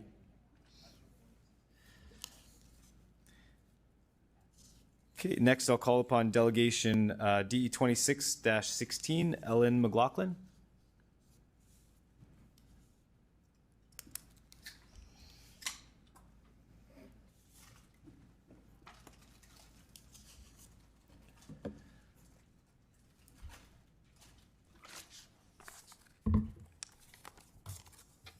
Okay, and once you're settled, I'll get you to introduce yourself for the record, the organization you're representing today, if any, the city or town you reside in. You'll have 5 minutes to address council, after which you'll have the opportunity to respond to any questions. Go ahead when you're ready. Thank you. My name is Ellen McLaughlin. I'm a local transportation planning engineer and road safety professional, and I am representing here both myself, Bike Regina, and the Saskatchewan section of the Institute of Transportation Engineers. I'm here today to oppose the 10% proposed transit hike, and I'm hoping to discuss financial reliability, equity issues, and some logical fallacies that we've already seen discussed. So it's a well-established fact that a fare increase results in transit decreases in terms of ridership. This has been documented and studied for 60 years. I can cite my sources. I have them here if you want. The American Public Transit Association published a study that found a fare increase of 10% resulted in a ridership decrease of 4.3%. This link has been documented across the globe, and right here, we know that the last time there was a fare increase in 2017, that our ridership did decrease by around 4%. So this bylaw amendment will tie almost $600,000 to a variable source, transit ridership. If it dips more than we expect it to, all of a sudden we'll find ourselves in a budget shortfall. In terms of equity, even when the overall impact of a fare increase is small, 10%, equity-deserving groups are still significantly more affected than others. From the same APTA study, the drop in ridership was most pronounced between peak and off-peak ridership, meaning that riders using the bus in midday, on evenings, and in weekends were more affected than people getting to their 9-to-5 jobs. Understanding that travel time holds monetary value, a study from Kelowna found that when fares increased, the number of jobs available at a given distance decreased proportionally. In simple terms, if it costs too much to get to my job, that job is no longer economically viable. The report specifically warns that findings from this paper should be kept in mind before a transit agency rethinks their fare structure. While the city does offer fare capping and an affordable fare program, this has not completely closed our equity gaps. The affordable fare system is only offered for monthly passes rather than our cash fares, and the income threshold for eligibility for those reductions is often so low that many people who are in need are prevented from reasonably accessing this support. A person experiencing houselessness, who is arguably the most in need of an affordability program but relies on cash fares, is going to be the most hit by this change. And finally, some logical fallacies. Transit fares bring up two fallacies. One, we're knowingly creating an environment that reduces transit ridership. In turn, low ridership will be used to validate further cuts down our road for routes, services, and amenities. Both items that were on the docket in the 2025 budget meeting in December. Further, low transit ridership will be used to defer investment in other transit infrastructure like bus rapid transit. The second logical fallacy is this. We are asking transit riders, one of the densest and most cost-effective form of transportation, to pay their way, in addition to paying our property tax contributions. But we as a society do not make a similar ask of drivers. If we really want to be fiscally responsible and forward-thinking with our transportation policies, the city would consider congestion pricing to reflect the actual cost of maintaining our roads. With the exception of paid on-street parking in our downtown core, driving on public roads is functionally subsidized by our tax dollars that pedestrians, cyclists, and transit users all pay. If you want to drive in a personal vehicle on a busy street during peak times, increasing the wear and tear on our roads, then perhaps a payment structure should reflect that. As a final reminder, as Bike Regina, every new transit rider is one less car on the road. Increasing sustainable travel, walking, cycling, and transit is one of the fastest ways to reduce vehicle congestion without adding extra driving lanes. And let me tell you, adding new driving lanes to a road like Arcola Avenue is significantly more expensive compared to the around $500,000 that is associated with this budget item. As policy decision makers, ask yourselves, what is the goal of a transit system? Because pricing nearly 500 riders out of affordable mobility is not a good metric of success. Transit is a public service, and profitability is not the goal of a public service. Thank you. Thank you. A few questions for you. Councillor Flores, go ahead. Thank you. Through you, Mayor. Hi, Elle. Thank you so much for your what you've shared. So we've talked about, you mentioned equity, and earlier delegates talked about folks who use transit and how that would impact them. Now, through your expertise, I was wondering, as we're growing our city, given that you've cited that an increase in fares would have a decrease in ridership, if we were to hit our population growth targets without a strong share, transit share, is it physically possible for us to engineer our way out of a congestion just using private vehicle infrastructure? We will eventually reach a tipping point where we can no longer just build our way out of that. A road can only move a certain number of vehicles in an hour, and as we build more, we can't build more roads in our downtown cores. There's already buildings and other uses in that space. So we have a limited capacity to actually increase the amount of road space we have. The best way to do that is increase the amount of people moved within that space. So transit vehicles move a lot of people in one vehicle. Bikes can move more densely than cars. Pedestrians can move more densely than cars. So we have established denser ways of moving people within the constrained space we have. We will hit a point, we will hit a wall where we simply can't move as many vehicles as we'd like to. We have to invest in other ways of moving. Thank you. And through you, Mayor, so earlier you mentioned what is the goal of our transit system, right, as a question for us to ponder on. So would it be fair to say that beyond just the affordability of transit to our most equity needing residents, it is also, would it be fair to say that it is also in the best interest of all of us to have a well-funded, well-functioning transit system that is affordable and accessible to everybody? It absolutely is. At any point in time, you could become part of a community that uses transit. If your car is in the shop, great time to use transit. If you walk to work and all of a sudden a snowstorm hit, great time to use transit. There are many cases why you would want transit as a backup plan, even if you typically use another form of travel. So, I don't know, it benefits everyone. All right. Thank you. That's all for me. Councillor Fro, go ahead.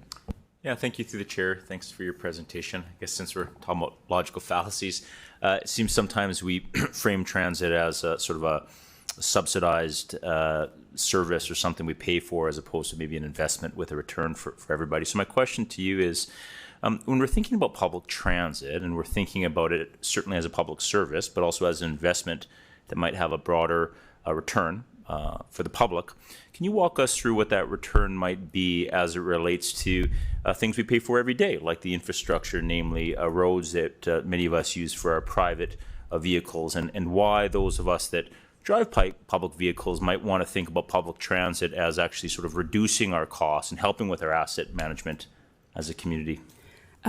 Yes, I can think of a couple. So the direct costs would include, but are not limited to, the wear and tear on our roadway.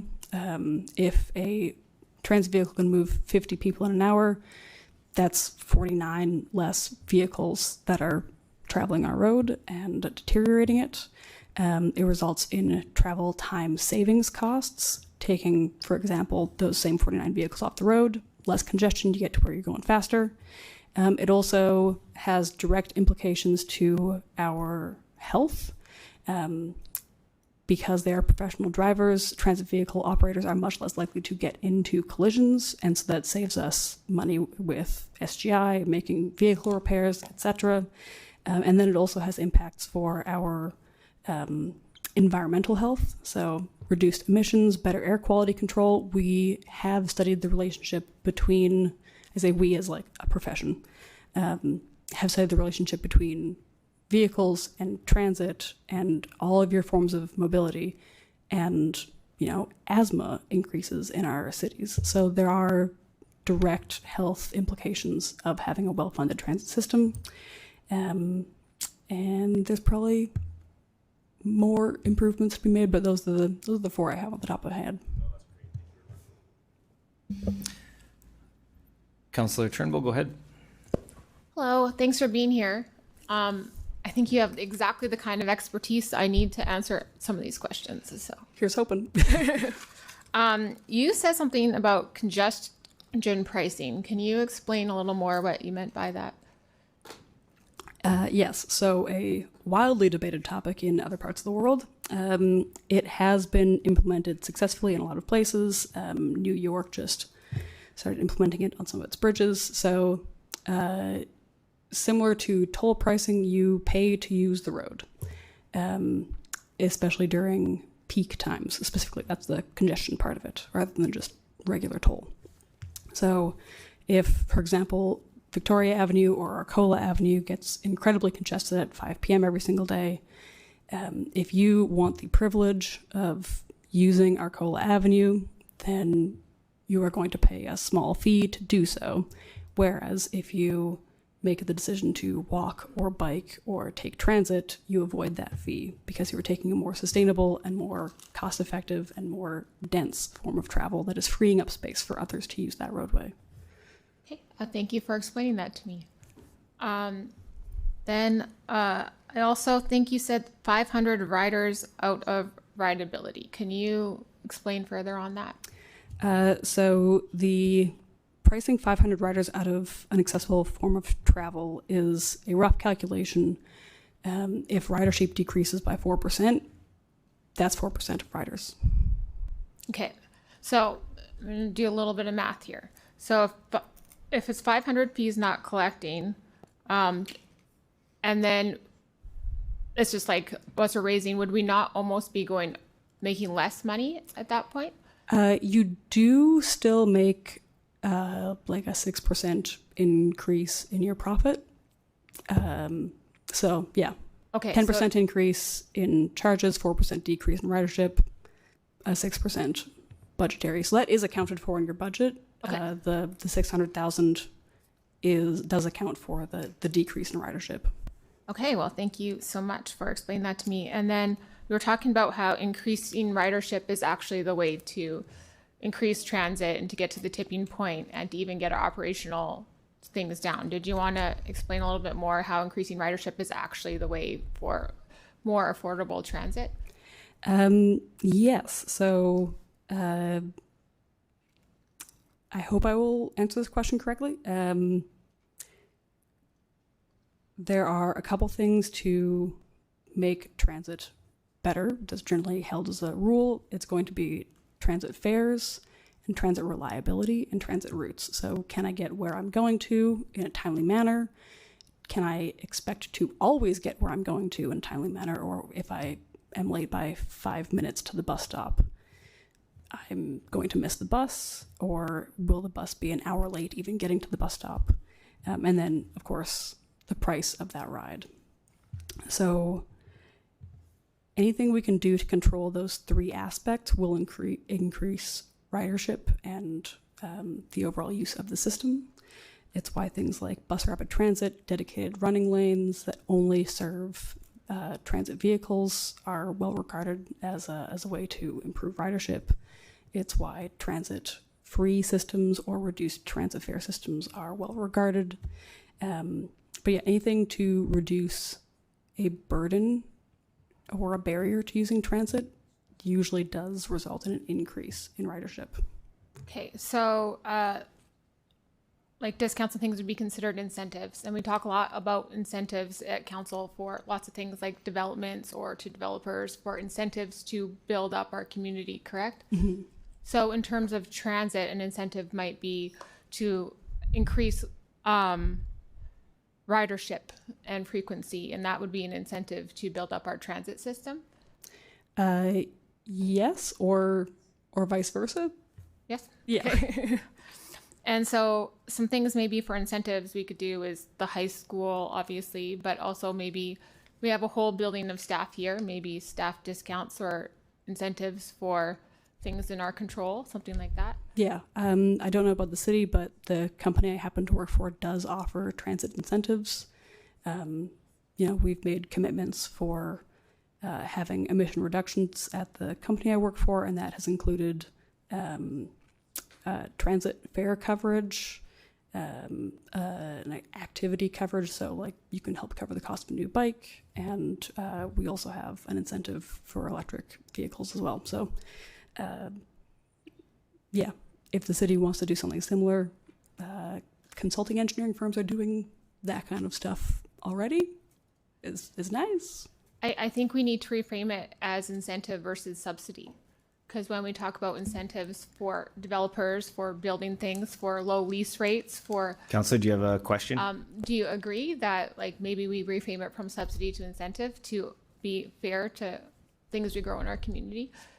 I think it is a nice way of branding from a positive, like from a negative to a positive. Yeah. It's a service. Because it's all not these, whether a bad it's transit or other things, it's, growing our community. Well, thank you so much for your explanation and being here. Thank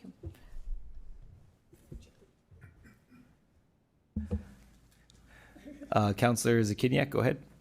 Hi.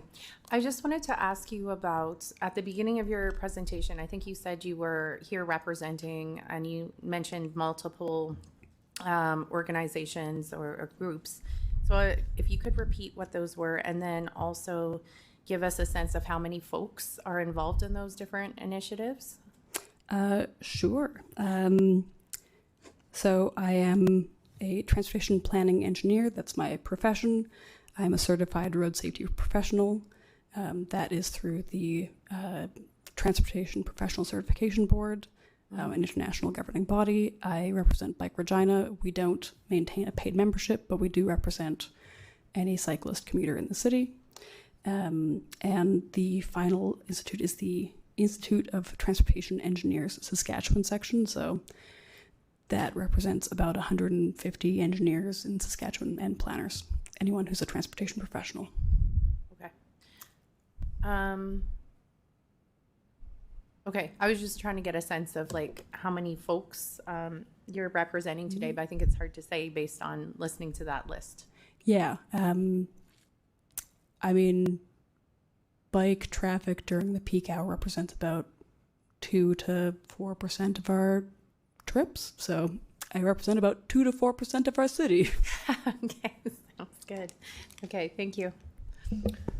Councillor Burton, go ahead. Thank you, through the chair, for your presentation. A couple questions for you. Through the chair, do you own a monthly transit pass? I don't own a monthly transit pass. I now rely on the tap system from your phone. Okay. And did you take the bus here today? No, I walked. Thank you. Okay, thank you. Thank you for your presentation today. I see no other questions, so you can return to the gallery. Thank you.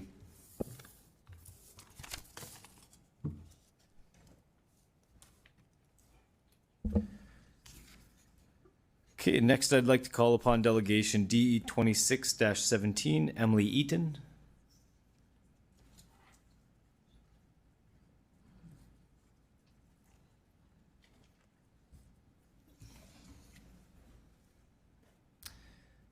And once you're settled, I'll get you to introduce yourself for the record, the organization you're representing today, if any, which city or town you reside in. You'll have 5 minutes to address council, after which you'll have the opportunity to respond to any questions from members of council that they have for you. Go ahead whenever you're ready. Thank you. My name's Emily Eaton. I'm a resident of Ward 3. I am a transit user. I walked here today. I rode the bus yesterday and the day before. I'm here representing myself. I'm also a mother and a professor in geography and environmental studies at the University of Regina. And I'm here to ask you to oppose the bylaw that would see a 10% hike to transit fares. So I've been part of a group that has been collecting petitions, letters, holding press conferences to bring awareness to the 10% transit fare hike.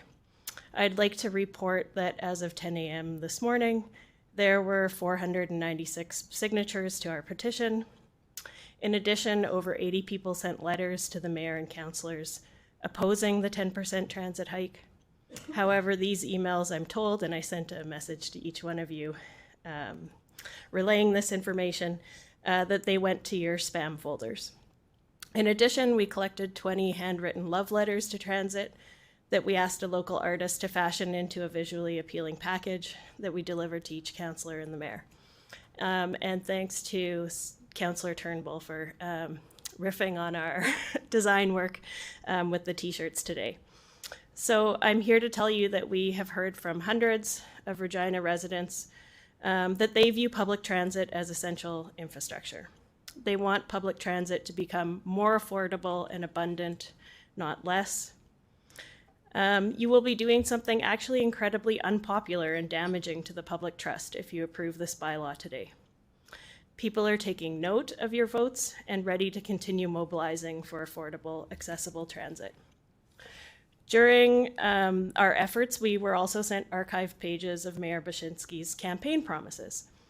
Mayor, you had just a few key categories on your election or your campaign website: capital projects, community, accessibility, safety, and affordability. Under accessibility, your website stated, quote, "CHAD aims to prioritize public transit effectiveness, ease of access through the city, and distribute more services throughout the city to minimize travel." This sentence, which was one of actually not a super abundant number of sentences on your website, along with the category of affordability, was one reason that I, and I would guess many others, decided to cast my vote for you. I believed it signaled a real commitment to making transit more, not less accessible.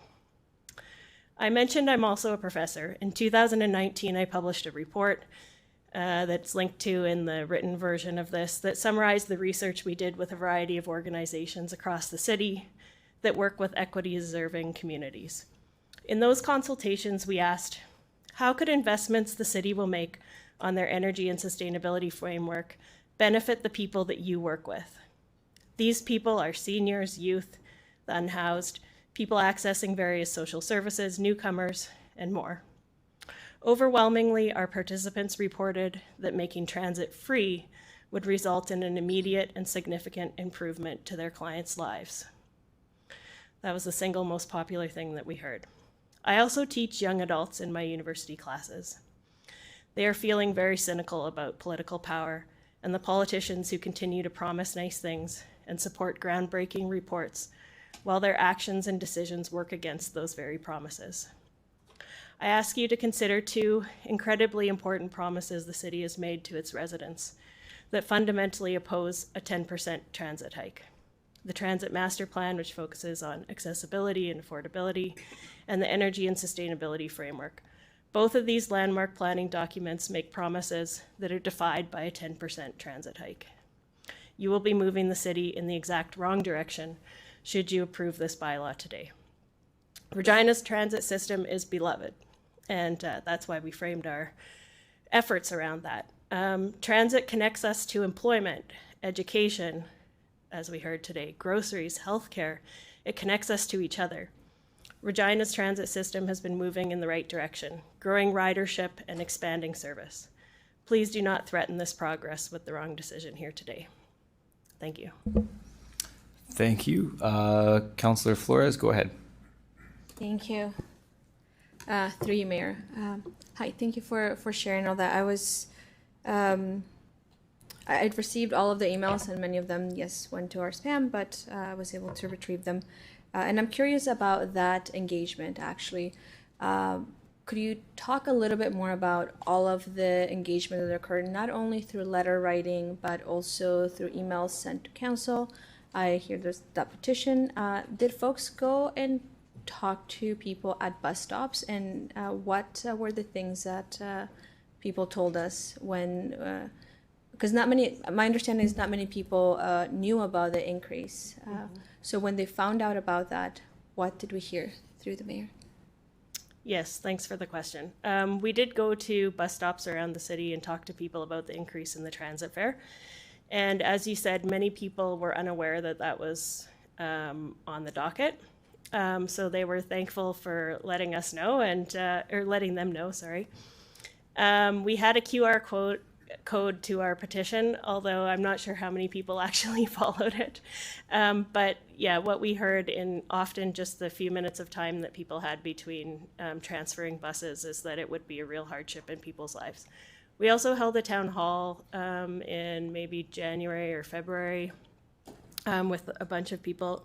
It was a very cold day, but a lot of enthusiasm in that room for continuing to extend our work, not just to what happens today here at City Council, but to moving towards making transit hopefully fare-free in the future, expanding the fare-free pilot programs that you have, expanding service that Councillor Mancinelli talked about. All of those are needed, but we also need ridership, or else we can't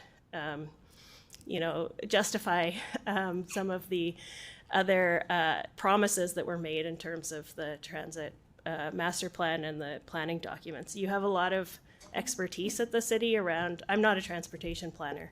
You have a lot of expertise around that in-house, and I would encourage the councillors to listen to those folks.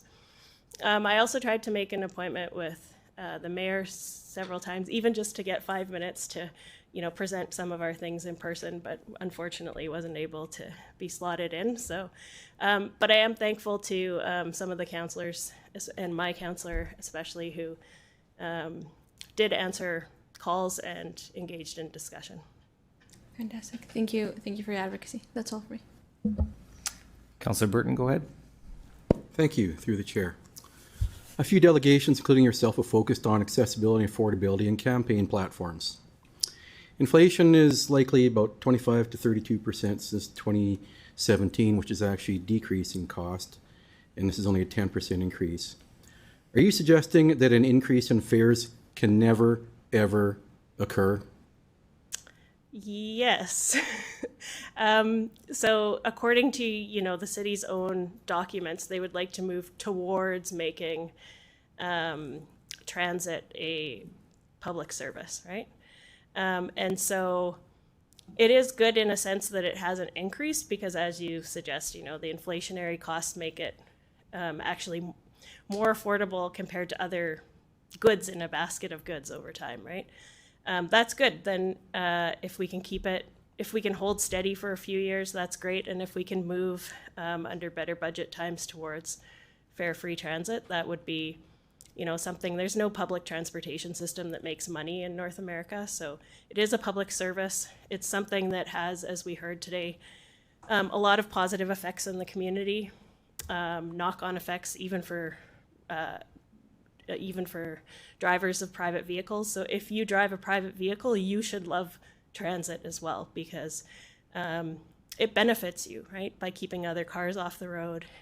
All of us I also own a home in Ward 3, I pay taxes, property taxes that subsidize those roads that, my impact on is lighter than a private automobile user. So this is a public service that everybody should love. Thank you. Through the chair, are you suggesting that users should never invest in their service? When you go to the library, do you pay to take out your books? I do not, but there are many other services that I use, like pools and field houses and So arenas. we'll just stick to asking and answering questions, please. Thank you. So some services we pay for and others we don't. correct. So, but my question is, should transit users invest in their service?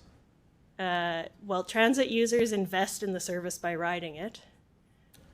There's no problem with having a public good that is free to the public. No. Okay. Thank you. Okay, thank you. Councillor Zakiniak, go ahead. Thank you. So I just wanted to ask a question about your engagement efforts where, you know, you went to bus stops and talked to transit riders and you hosted public events. So theoretically, anyone could have shown up, like you could have talked to folks who said, hey, this is a good idea. So my question is, from all those folks that you just did engagement with, broad engagement, did you hear many folks saying that they supported a fare increase at these open events that anyone could attend? There was one, yes. One okay. person. Yeah. One person out of the hundreds that you have explained to us in terms of, well, yeah, do you have any sense of how many folks you actually, like, aside from all of those who signed, in addition to that, do you have any estimation of how many folks were engaged with? Well, I wasn't at every time that people were at transit stops, so it's hard for me to tell exactly. But I mean, I think probably in an hour we would have talked to 40 or 50 people. We did that many times over the last few weeks. And, you know, people do have potential ideas about not just what they would like, but also solutions to this budget hole. So. Yeah. And from those hundreds of folks engaged, one person thought it was a good idea. Is that what you said? One person thought that, yes, that sort of similar to what Councillor Burton suggested, that, you know, that it would be an okay idea to pay. Okay. One. Okay, thank you. Okay, thank you. Seeing no other questions, thank you for your presentation today. You can return to the gallery. Thank you.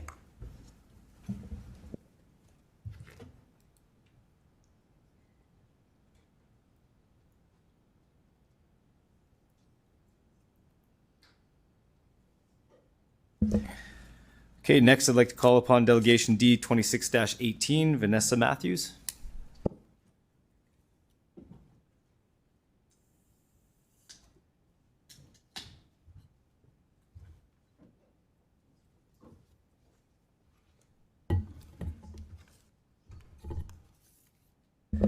Okay, once you're settled, I'll get you to introduce yourself for the record, the organization you're representing today, if any, which city or town you reside in. You'll have 5 minutes to address City Council, after which you'll have the opportunity to respond to any questions that members of City Council have for you. Go ahead when you're ready.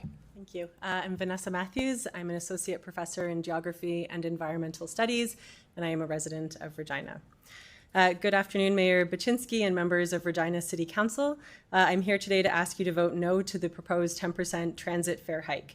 Not only would an increase of this kind have a significant effect on access to safe, affordable transportation for vulnerable and marginalized residents, it is out of alignment with our official community plan, Regina Transit Master Plan, and the Energy and Sustainability Framework, all of which engage with transit as an investment to support sustainable and affordable growth and development for everyone.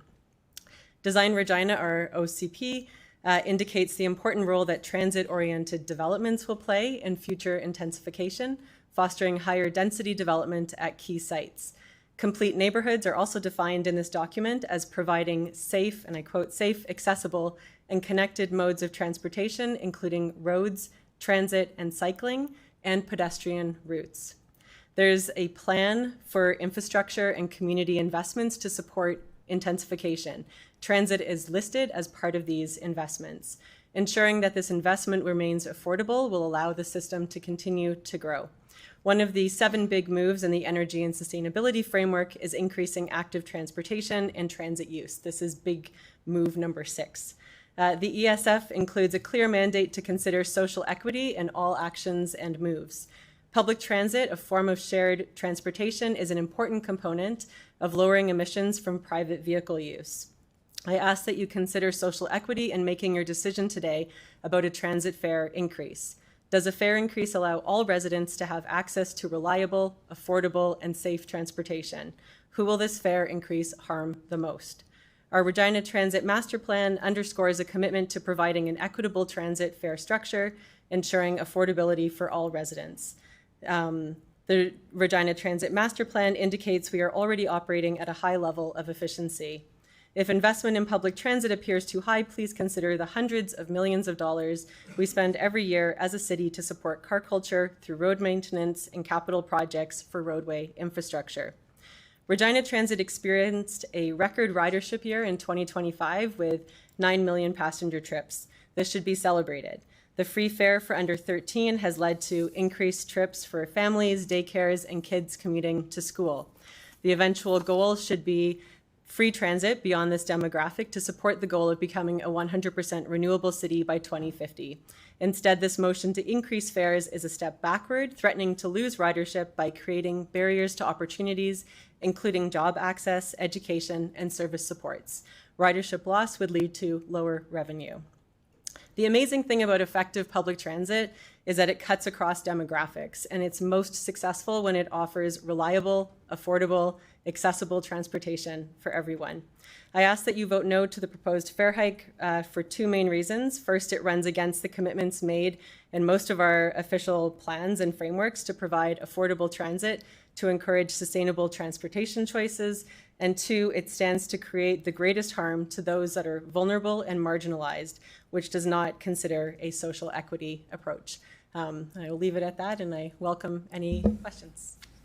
Okay, thank you for your presentation. Councillor Fro, go ahead. Chair. Dr. Matthews, thanks for coming today. We've talked a bit about the cost of public transit, including the cost to the users and taxpayers. I'm wondering if you can sort of help us reframe how we might think of this as an investment. And of course, many of us expect a return with our investments. Might you walk us through some examples of benefits for businesses and workers and students? Some returns we might expect as a community, but also as individual workers or business owners. Yeah, I think it's a great question. Thank you.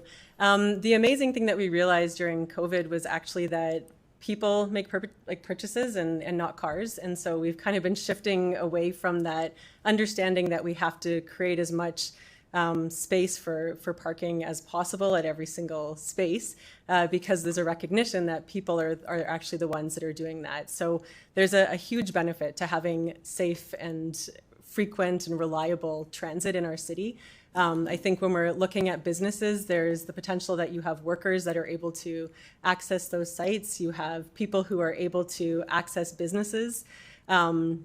Transit is an investment, but a different kind of investment than I think what we're used to talking about. So it is something that is heavily subsidized, but the benefits of subsidizing it are like far outweigh any kind of cost to me. So as has been mentioned by numerous people, it improves congestion. It means that we are moving towards being a sustainable city. We are giving people transportation choice. We are lowering emissions. There's the potential that we can improve access to things for residents. So, we can break it down as saying that it's an investment that's economic in nature, but yet it has a huge social benefit. It has a huge environmental benefit as well. So maybe I'll leave it at that, but just to kind of... No, thank you very much. I understand, Dr. Matthews, that you're a professor in geography, so maybe a question for me as I'm just learning on this topic. I mean, I don't regularly use public transit, but I think both you and I can walk to our grocery store. Can you tell me what it might be like for lower income individuals or equity-seeking groups? Do they typically live in walking distance of a grocery store or work, or might public transit be more important for many tens of thousands of our neighbors?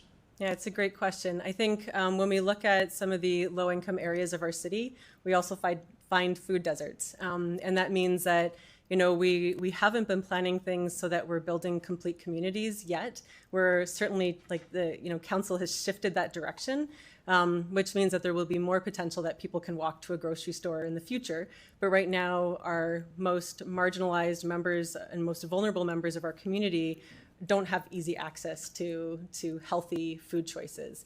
And that means that even for walking, that would be incredibly far distances to actually access those points, which means that those members of our community become increasingly reliant on something like public transit to be able to just access food. Most of the food that is around some of our low-income neighborhoods is more like fast food, or it can be convenience stores, which people then start to rely on to try to feed their families, and it's not a sustainable kind of option. So transit is hugely important for those communities to be able to actually access the things that we're not providing for them right now within walking distance. So, everything from services to commercial spaces to workspaces, that becomes a more reliable source then to have transit. Well, I appreciate the opportunity to sort of think about transit a little differently. That's all I have. Thank you. Thank you. Councillor Zakiniak, go ahead. Thank you. You had touched on how increasing transit fares is not in alignment with our energy and sustainability framework, transit master plan, and official community plan. Can you just expand on that a bit further? Yeah, I think all three are recognizing the investment that needs to go into public transit. So if we look at our OCP, we are certainly kind of going in a direction of complete communities and the need to have different options for transportation choice. If we look at how we're planning to intensify, those are oftentimes along our transit-oriented routes. So having the ability to have reliable, affordable transit would satisfy all of those types of changes that are coming in. Similarly, the transit master plan commits to equity.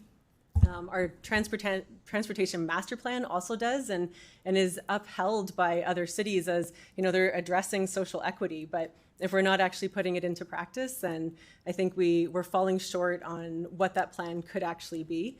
And then the energy and sustainability framework does list transit as well as active transportation as important components to reaching the goal of becoming a 100% renewable city by 2050. So it is a big move in that, alongside other commitments that we have. So these are things that we've already committed to, which would require that level of investment.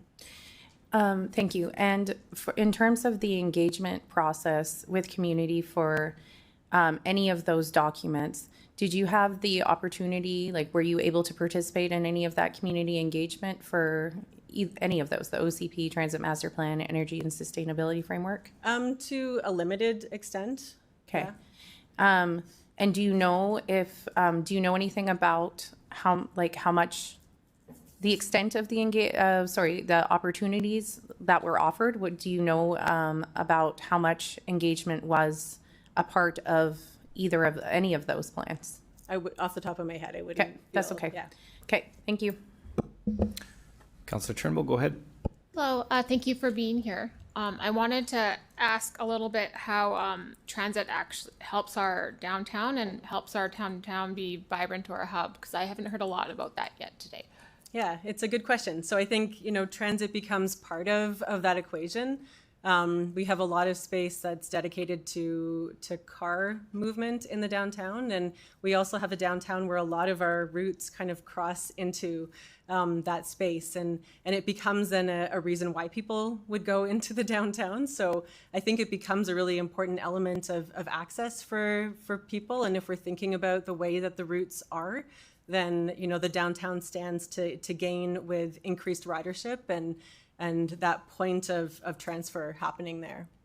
And would you say it would be an alternative to parking fees as well, as if people took the bus to work downtown and enabling more filling of the businesses in our downtown by providing better frequency and more stability?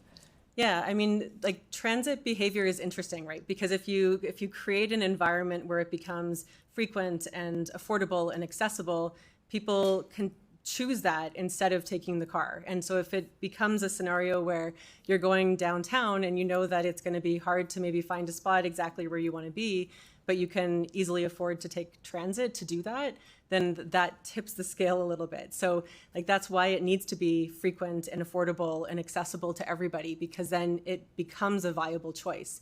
If it isn't those things, it's not really a choice. And then it doesn't have the potential of growing and expanding in the way that it can.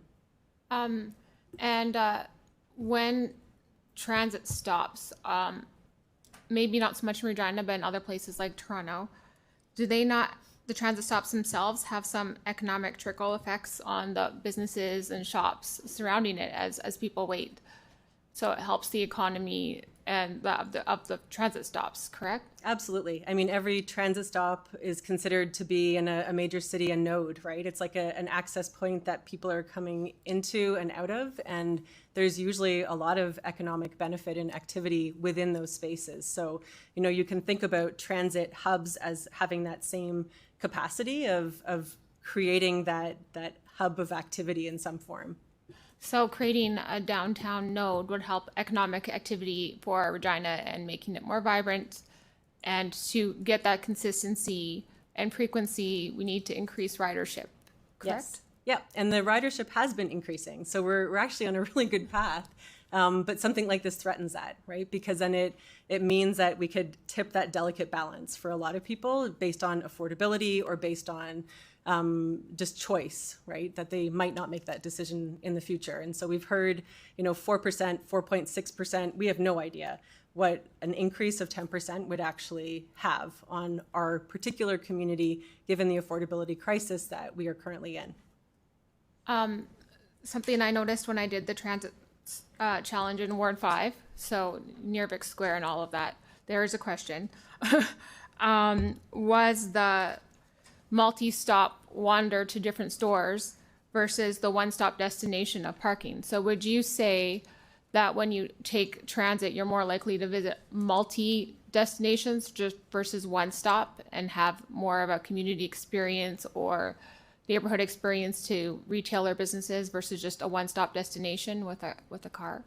I don't feel comfortable making an assessment on that. What I would say is that, certainly we can plan for things to be multi-use stops, and maybe that's what I would feel more comfortable saying, is that if we can create more sticky spaces and spaces where people want to hang out longer and that they can access different things, then they're more likely to stay for longer. Sure. It was eye-opening for me to see everything. Well, thank you so much. I really appreciate your insights. Thank you. Councillor Beazle, go ahead. Thank you very much. Thank you again for coming. I think we had some discussions last time you were here. In a scenario where transit ridership is increasing, and we're saying that we don't really know right now if a 10% increase is going to affect that. In that situation, that scenario, if we do a small marginal based on, I'm going to say, inflationary indexes, what would be the assumption at that point? Can you reframe the question? For an inflationary index, we're talking about a 10% versus a cost of inflationary index. I think that any cost increase is going to potentially affect ridership, right? And I don't know how we can really, and maybe staff will have a better answer to this, of how we can assess what that looks like. I think there's a lot of people that depend on transit that are really at a point where any kind of increase in their costs are going to prevent them from using that. And people will just walk really far distances, and that will have a trickle effect on jobs, services, access to all of those things, education, as we heard. So I don't know how we can kind of predict what's going to happen with it, but I do have a sense that it's going to make it very difficult for people to access.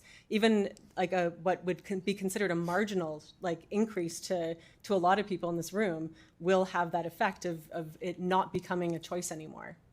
Okay, thank you very much. You mentioned a couple things, downtown nodes. Expand more on what you're talking about, the downtown nodes. As I'm going to say the city hall, that way is a node just behind me. I see a lot of buses stop there, right? Yeah. So what does that mean? 11th Avenue, we're refurbishing right now. The city of Regina is refurbishing the 11th Avenue. But I understand buses are off 11th Avenue. They're moved to different locations. So, a node is basically any kind of space that indicates a shift in transit. So it could be that it's a shift in transit from, car to walking, but any of those kinds of spaces where you have that shift has the potential of having a lot of activity, because that people are coming into that space and they're able to stay for periods of time potentially, or you can create businesses around those spaces. We can actually kind of think about what that would look like. Would that be like a park and ride model? It could be. You could include a park and ride model as one of those types of nodes. and use that as a way to kind of create activity within that space. But in the downtown, we can think about it as like a space where if transit is collecting, then we can have spaces for people to collect and stay for longer and have multiple types of uses in that space would be ideal. Okay, so how do we get more and more people involved in that node? Like bring people back to work that are still working from home? Would that be one possibility? I mean, I think there's a lot of, if we're talking about the downtown and not to get too off topic with things, it's, there's a lot of things that are blocking some of that activity currently. I know that council will talk about the nuisance bylaw in the future. Those kinds of things become really important discussions of, if we tax these spaces differently because they're vacant and underutilized, and that forces us to have different kinds of uses, then that can become a different type of node. And it would be nice if everywhere in the downtown was a space where we can collect and spend lots of time. So, certainly underutilized lands are part of this for me.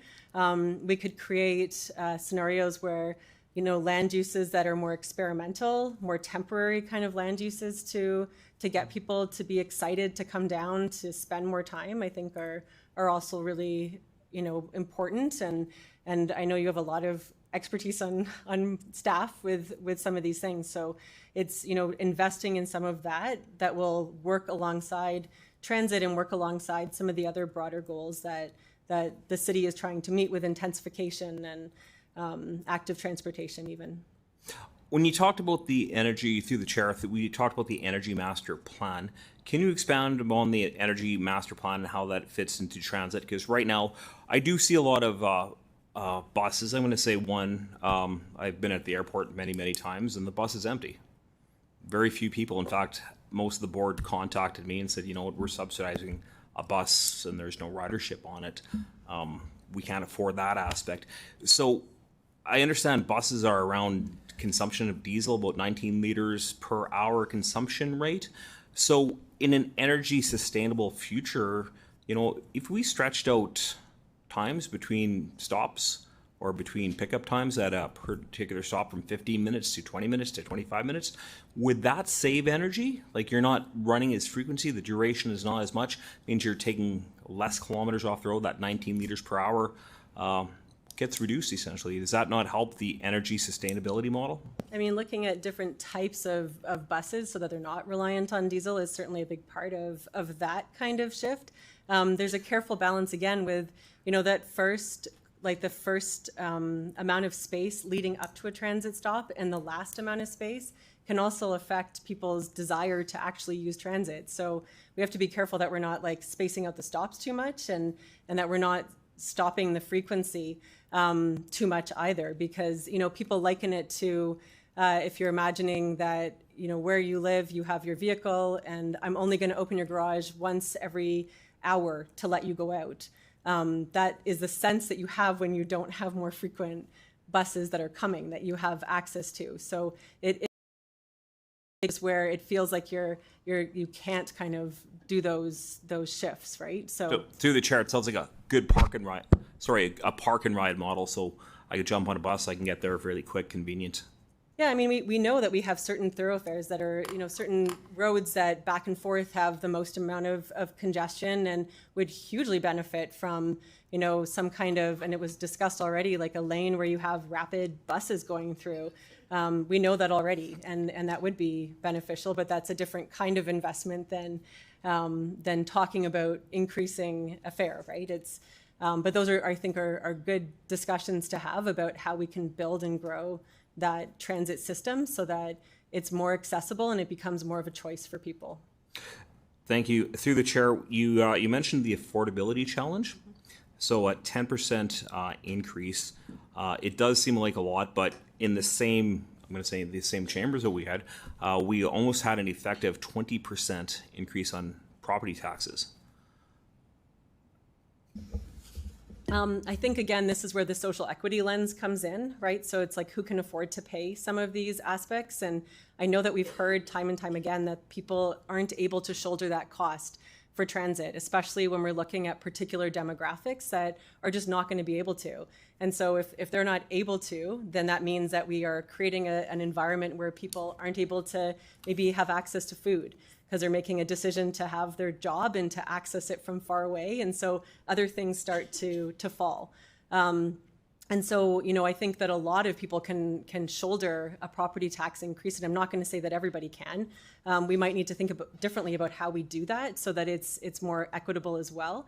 But I think we are hearing very strongly that this increase of 10% is going to have the greatest effect and the most harm to those that are most marginalized and most vulnerable in our city. Thank you very much. Through the chair, just on that perspective, do those people not live in a house or rent a home, a condo or something? Are they not living in Regina? And aren't they paying taxes indirectly or directly right now? They possibly are. I mean, we have a number of renters in our city. We have a number of property owners in our city to kind of fuel. Like, we know that there's areas where transit is a higher use than private vehicles. So those are the areas that I would most be looking at as you know, these are places which are not going to potentially be able to shoulder that, because as soon as it becomes less affordable, they're just going to shift into walking. And the reality is that we can't get everywhere walking in our city, and especially when we have like the winter conditions that we have, right? So we're just basically then leaving people so that they don't have the ability to access jobs, services, education, all of those things. Understand through the chair. My concern is sitting here is Councillor, just a reminder, it's just questions for the delegate. Yeah, no. My concern is balancing that shift between that tax increase and everyone's going to pay it, no matter if they're living or if they're renting, versus that, I'm going to say that 10%. So in the situation with transit, we could be looking at as minimal as 27 to 30 cents. Would Councillor? it be fair to... Sorry, go ahead. Yeah, would it be fair to say that if we don't share these responsibilities, you're going to pay either the 30 cents per usage, or your property taxes or rent could go up by $25 to $30 a month? Are you asking if these things should be subsidized or if they should be shared? Like, this is a public essential service, and that's how we should look at it. So these public essential services, as has been noted by other delegations today, don't tend to make money. They tend to be an investment that we have as a community that's a different type of investment. So, you know, let's tax the vacant parking lots and look at how we can find finances from somewhere else, because it just doesn't seem to be a feasible model to attach these types of increases to a community that can't afford to pay them. Thank you. Okay, thank you. Seeing no other questions, thank you for your presentation today. You can return to the gallery. Thank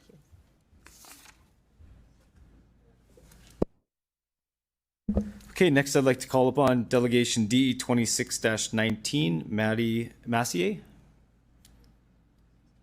Not here? Okay. Okay, so we'll put that down for communication for Maddie.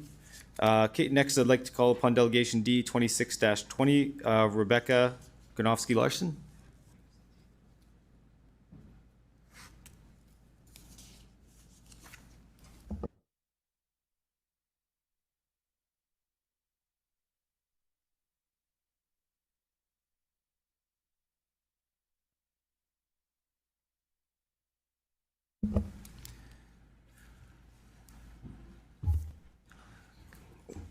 Switch over there. Okay, once you're ready, I'll get you to introduce yourself for the record, the organization you're representing today, if any, what city or town you reside in. You'll have 5 minutes to address council, after which you'll have the opportunity to respond to any questions members have for you. Go ahead whenever you're ready. Thank you. Good afternoon. My name is Rebecca Gronowski-Larson. I'm a resident of Ward 6 here in Regina, and I'm representing myself. I would like to add my voice to the hundreds of Regina residents who've written City Council in defense of accessible public transit. Hiking bus fares functions like a regressive tax, placing the burden of balancing budgets on those with the least ability to pay. This will disproportionately impact the most marginalized communities and is a setback to the city's energy sustainability framework. As we have heard from scores of residents at January's Transit Town Hall, buses are an essential service that are imperative to building a vibrant, sustainable, and equitable city. Hiking transit fees raises crucial questions about the type of city we would like to build.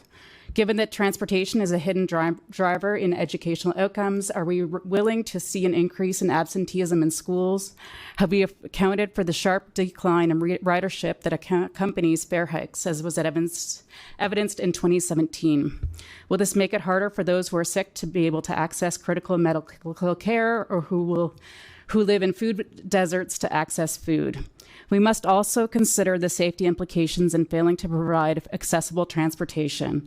Will this elevate the risk of frostbite for those forced to walk in extreme temperatures? Do we want to make transit less accessible for those in unsafe situations and working night shifts?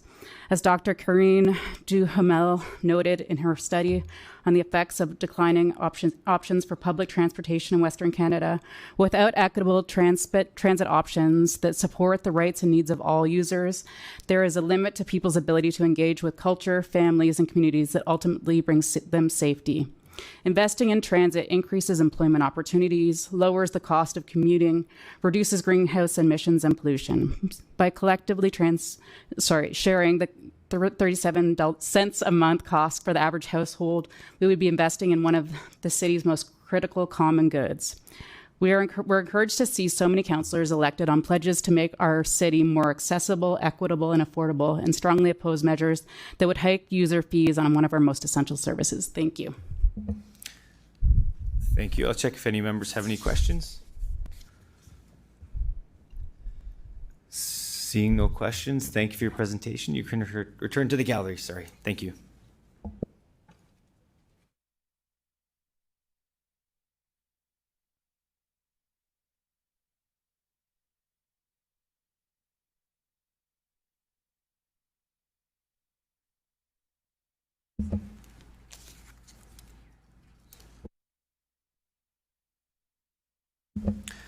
Okay, we have communications on bylaw number 2026-12, also tabled from the February 25th, 2026 meeting. Can I have a motion to receive and file the following communications? CP 26-4, James Elliott. CP 26-5, Sukhwinder Gainda. CP 26-6, Corey Cicely.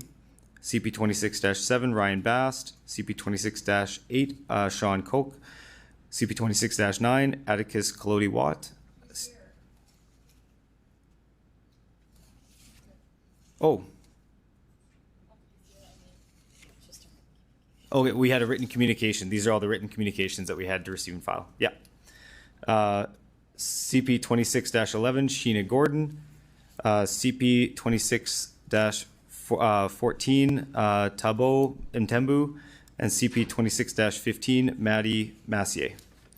Can I get a motion to receive and file those communications? Councillor Flores, and a seconder. Councillor Zakidniak. Any opposed? And carried.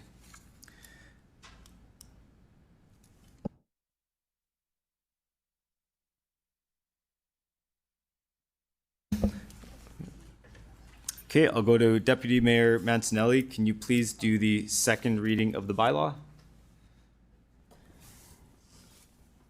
I move seconded by Councillor Bizo, the bylaw number 2026-12 be read a second time with the following amendment.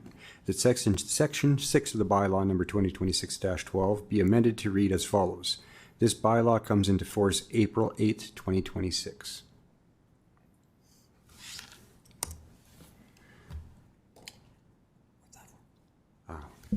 Okay, thank you. Does any member of council have questions on the bylaw with the amendment? Councillor Fro, go ahead. Just thank you to the chair. Is now the time to provide thoughts or statements? I'll just ask for a minute warning, please, through the chair.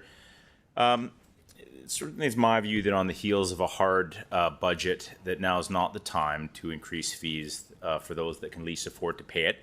But we did pass a budget, so we have to be careful and fiscally responsible. So I'll lay out an option for us. It is not perfect. It is not ideal, but it might be an option as we work towards a better solution in the short term. But just quick, I want to share a short story.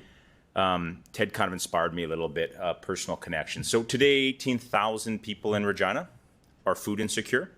Nearly half of them are kids. They come from every single one of our 10 wards. I've seen the numbers. I know them. You don't come to the food bank overnight, and you don't actually come because you're hungry.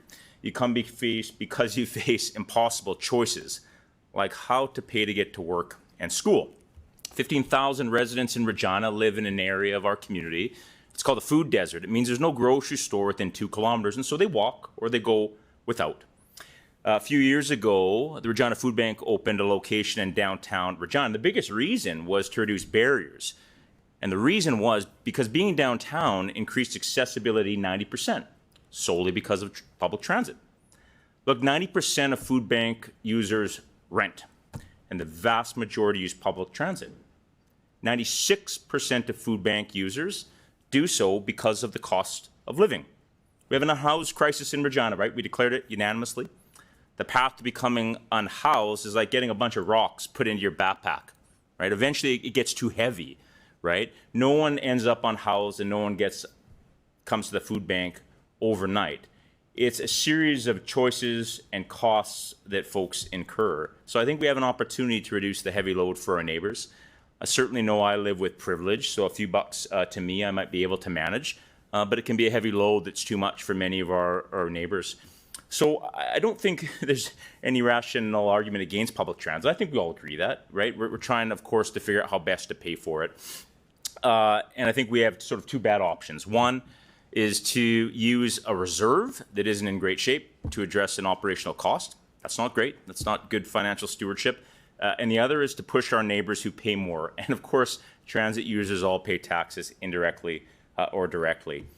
So if we vote this down and acknowledge that we've heard from seniors, students, and families that they can't afford this, we need to find a revenue source. And we lack the tools today without opening the budget to find some reasonable trade-offs. So if this bylaw fails today, I guess what I commit to do is to work with administration on a notice of motion that will see this 10% increase, of course, not be applied this year, but next year to look at a more planned and intentional way to use fare increases to pay back the general reserve, but to do so in a way that protects our vulnerable and is intentional. And I would say just lastly, any additional revenue after the reserve is paid back could then be used to increase service and accessibility for transit.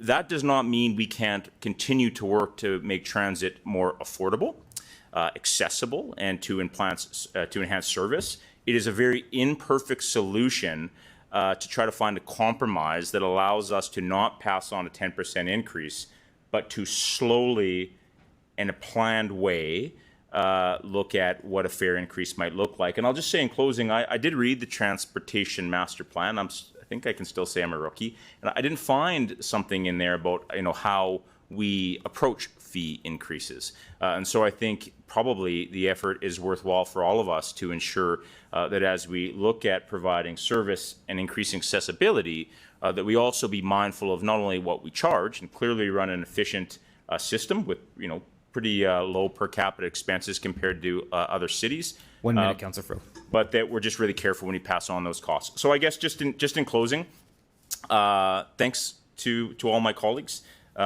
We had a tough budget, right? But those that take public transportation are disproportionately lower income. Retirees, seniors, students, not entirely. And 10% this year is not the year, but we have to do it in a way that we can afford. This is not perfect. It's a short-term solution. So if it fails, my commitment to my colleagues is to bring forward a notice of motion in concert with administration that hopefully finds a reasonable compromise and then work with community members on a longer-term solution. Thanks. Thank you, Councillor Fro. I have a few questions for administration. It was noted that there are implications and maybe some other implications that council should be aware of if we don't pass this particular bylaw. Can someone comment from administration on the implications of that? Mr. Doney, go ahead. Through the chair, I'll just talk about the transit implications. So there's really 2 main items in this bylaw. So one is the 10% fare increase, including a charge for a new card. There's also the elimination of paper transfer. So those 2 items are in the bylaw that would not move forward if it wasn't approved. Okay, thank you. Could someone comment on, it was noted the last time we had a fare increase and what that looked like in terms of ridership and in terms of what that increase was? Mr. Doney, go ahead. Through the chair. So yes, between 2015 and 2017, we had a 30% increase in fares. And so in 2014, we had about 6.6 million ridership, and in 2015, that dropped to about 6.4 million, so about a 3% drop. It maintained at that level in 2016 and then increased back to the original amount of 6.6 million in 2017. Okay, thank you. And then just as a comparison, how, like, do you guys have the information on how we compare to other municipalities for fare rates? Mr. Doney, go ahead.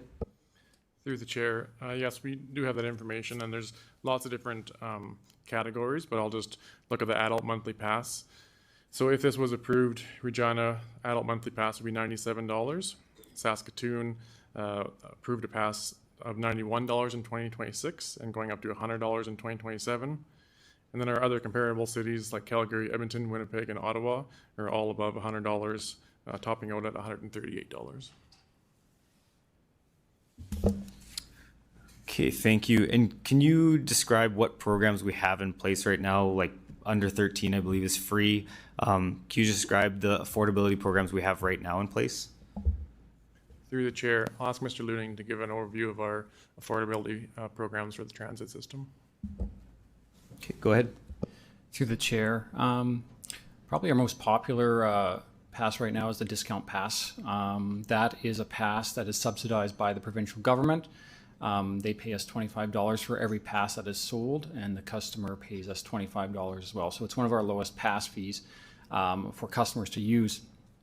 We also do have an affordable bus pass for those that have lower incomes. So that is an application process based on your income level. And currently that is at $78 for an adult monthly pass. And in addition to that, as mentioned, we do have, we're free for 13 and under that use the bus. Okay, thank you. Just back to the last time that we had an increase, and you did note a drop in ridership. Are we concerned about that? What is there a different demographic today? Is there other things that we haven't considered or things that have changed since when we did the last increase to now that would be different that we should consider, or any kind of demographics like that? Go ahead, Mr. Doney. Through the chair, I'll start and ask Mr. Luning to give more details if we have it. Anytime we increase fares, we may see a drop in ridership, but of course our ridership has increased significantly since then. So we're at 9 million rides in 2025, which is an excellent achievement for transit. And I'll ask Mr. Luning just his thoughts on whether or not we'll see ridership and what impact that may have. Okay, go ahead. Yeah, through the chair. I guess we can go on past practice and what we saw last time, and when we did increase fares and we did have a 3% decrease. That was based on a 30% increase in fares over those 3 years. So if we look at an increase here today, ridership may decrease or remain stagnant. And that's typically what we see when there is any increase of any kind. Okay, thank you for that information. I guess I'll just say I mean I totally agree with a lot of what our delegates said today. You know, I appreciate those who pointed out some of the notes in my campaign, and I will reaffirm I was not in favor of cutting any routes. I wasn't in favor, I was in favor of additional high school students getting a better rate or free rates, in favor of additional security on our buses. I think it's clear that transit is a essential service. It does help people get around in their daily lives as well as their activities and schooling, and it's essential.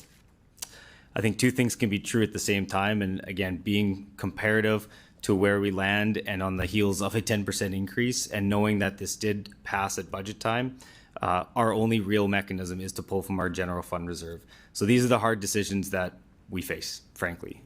These are not fun decisions. These are terrible decisions that we have to face. I campaigned with the word affordability in my campaign, and that is a really tough pill to swallow when you get in and see the math and the data and the reality of the financial situation that our city is in right now. So I'm not going to stand here and say that increasing our mill rate by 10% is increasing affordability for our residents, nor will I say that increasing a 10% ridership transit fare increase is affordable for those users as well. So these are absolutely difficult decisions. But at the end of the day, we are in a tough spot, and we're trying to do the best we can to try and balance the needs of our residents, and while still maintaining the services that people do rely on every day. So with that, I will move to others with any questions or comments. Councilor Flores, go ahead. Thank you. Through you, Mayor. Just some questions to begin. We talked about the decrease in ridership and the stagnation of it. So aside of just seeing that decrease, could you speak about how that would impact our investments in transit and how not getting revenue from that might impact being able to do more in the future? Mr. Doney, go ahead. Through the chair, I'll start and ask Mr. Looning if he has more information. I don't know that we can connect a drop in ridership with a drop in revenue. It'll depend obviously on how our residents choose to pay for it and ride the bus. One thing to note is right now because we had 9 million rides in 2025, during peak times our transit system is at capacity. And so just something to think about.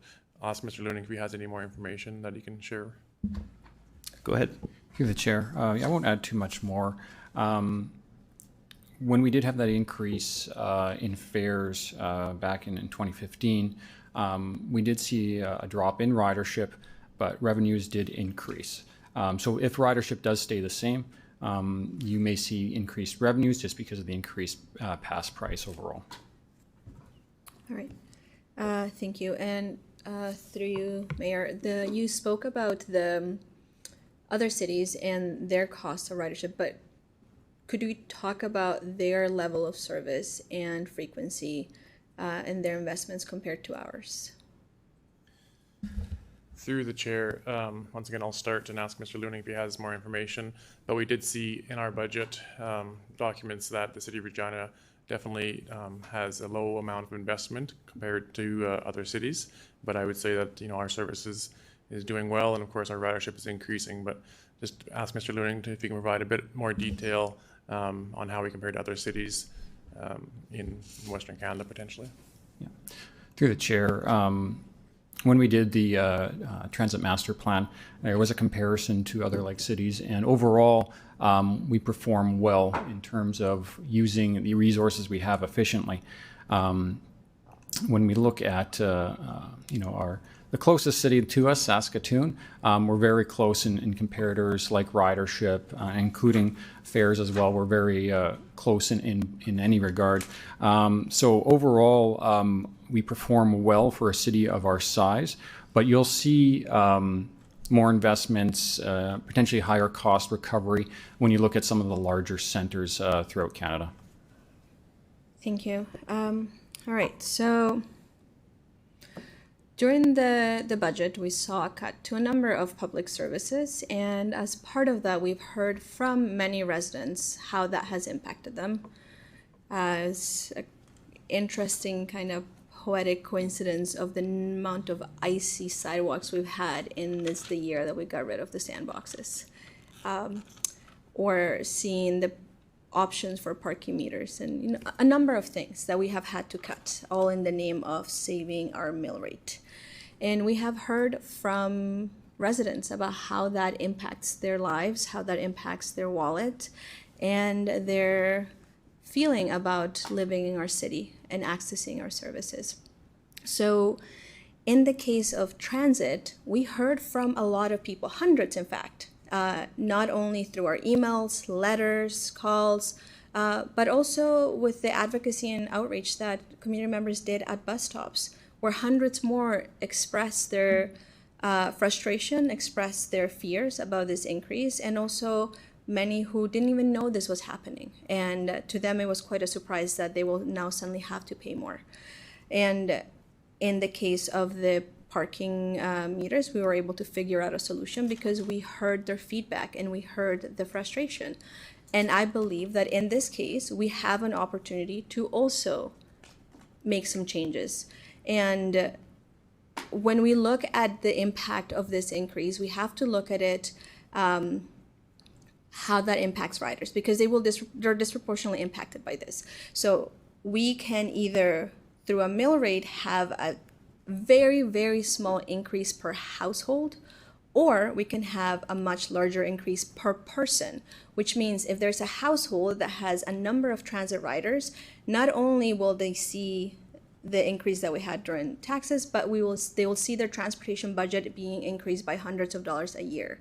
So that is a disproportionate impact. So yes, we do the best we can, and yes, we're here and we have to live with our decisions.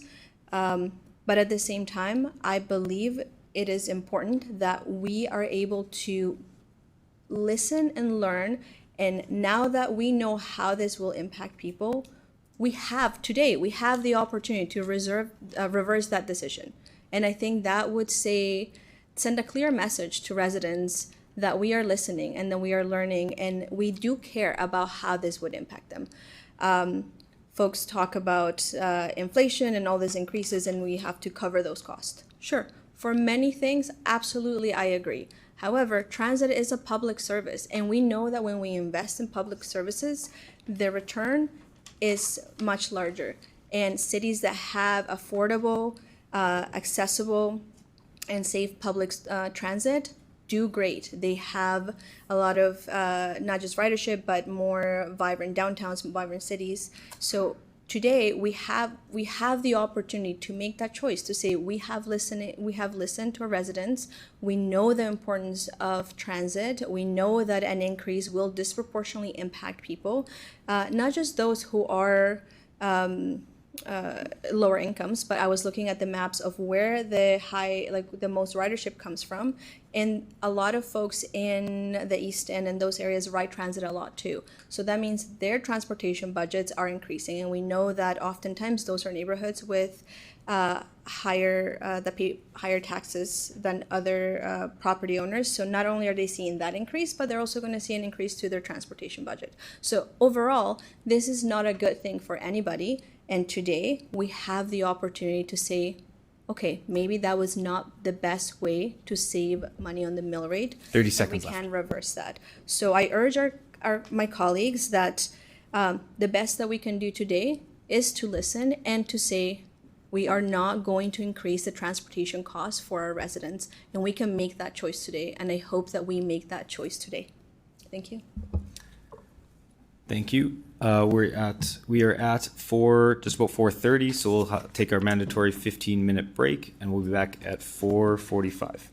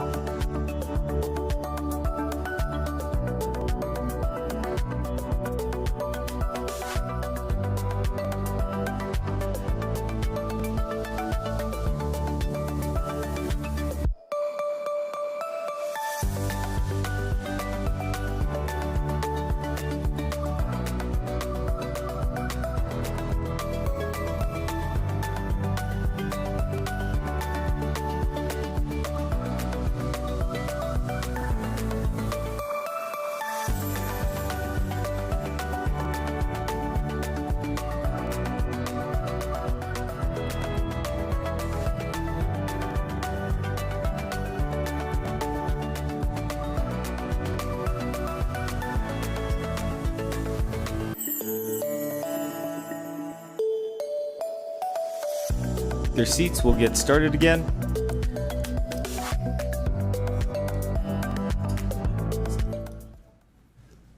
And I'll call the meeting back to order.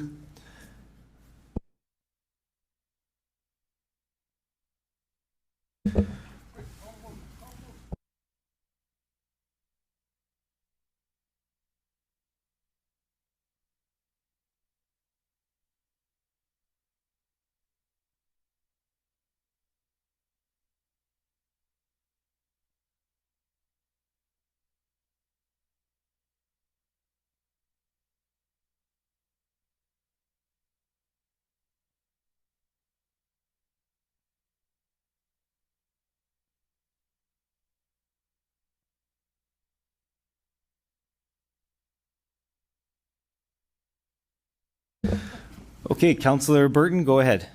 Thank you.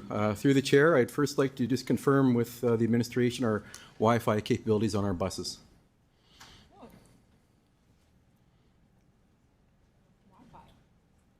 Mr. Doney, go ahead. Through the chair, I am not sure. I'll ask Mr. Looning about that question. Through the chair, we currently don't have any free Wi-Fi on the bus. It's something that we explored and was just too expensive of an option at the time. Okay, thank you.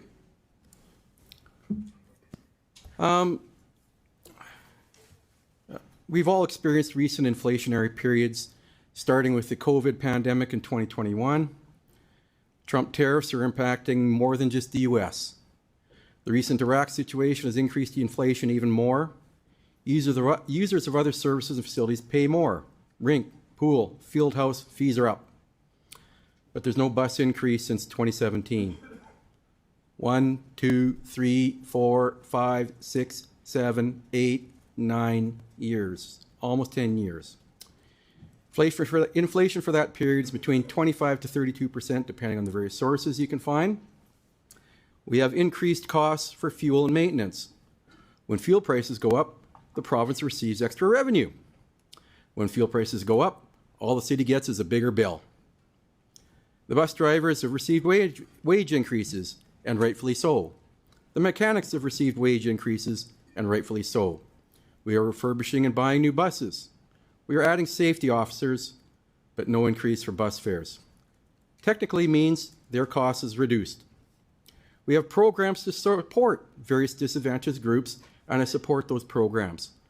But affordability does not mean never increasing rates. Everyone else is paying their fair share for other facilities and services. The transit system is already heavily subsidized. This 10% does not even keep up with inflation. Advocates want more routes and decreased intervals. If we don't raise fees now, then when?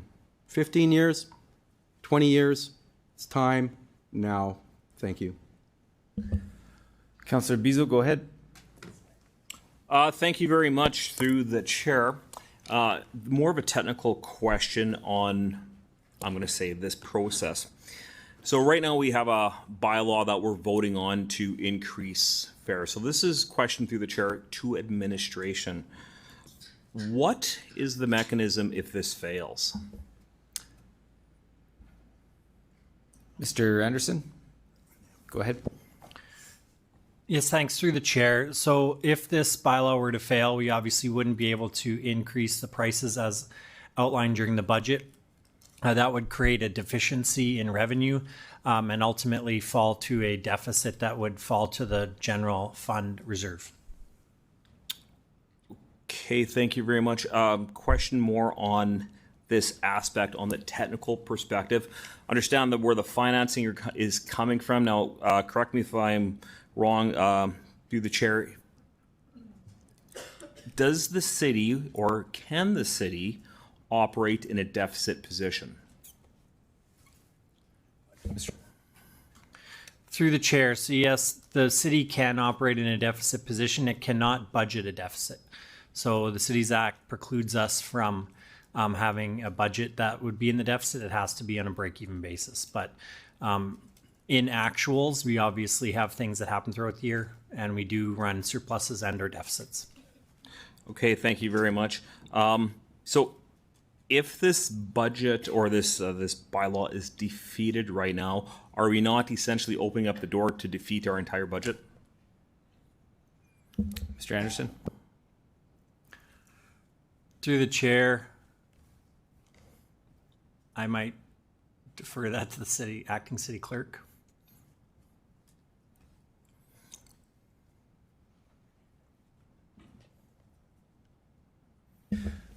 Go ahead. Through you, Mayor. No, I do not believe so, because as it was stated, if this bylaw is defeated, the funds would be funded through the general fund reserve. Okay, thank you very much. To Mr. Burton's point as well, he mentioned about the last fare increase. And part of the numbers that we have, and I'm going to say this is real discussions that we have to have, and we're having those discussions. Part of our overall budget, we increased our overall budget close to 20% in 2 years. As Mr. Burton alluded to, the fare increase that we have not done since 2017 is more than 20%. So when we look at this marginal increase, it's already subsidized to the point of 10% off kind of our peer groups. Even with a marginal increase of this, we are still at a kind of a lower group, our peer group rate, and we're much lower than what Mr. Burton said was the inflationary index. Thank you. Thank you. Councillor Radens, go ahead. Thank you. Okay. Let me see. Okay, so through the mayor, I'd like to address this to the CFO. How much is in the GFR right now? Mr. Anderson, go ahead. Thank you, through the chair. So right now, our estimate, based on our last forecast for the end of 2025, would be roughly $16.5 million. Some of that is dedicated to Humane Society, and some of that is early collection for the IAF, but the majority of it would be have unfettered access for deficits or surpluses.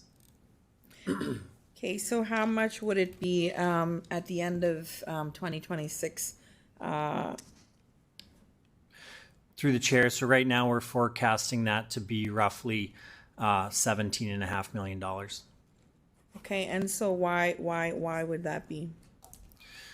Through the chair, so there's an increase through the budget, a dedicated mill rate, which will add around $1.3 million. So that was a new portion of our property taxes, so that will get allocated to that reserve. And then we pre-collected some money to go towards the IAF, which, so noise there, and then some money that previous council has dedicated to the new Regina Humane Society. So roughly about $1 million difference there, increase year over year.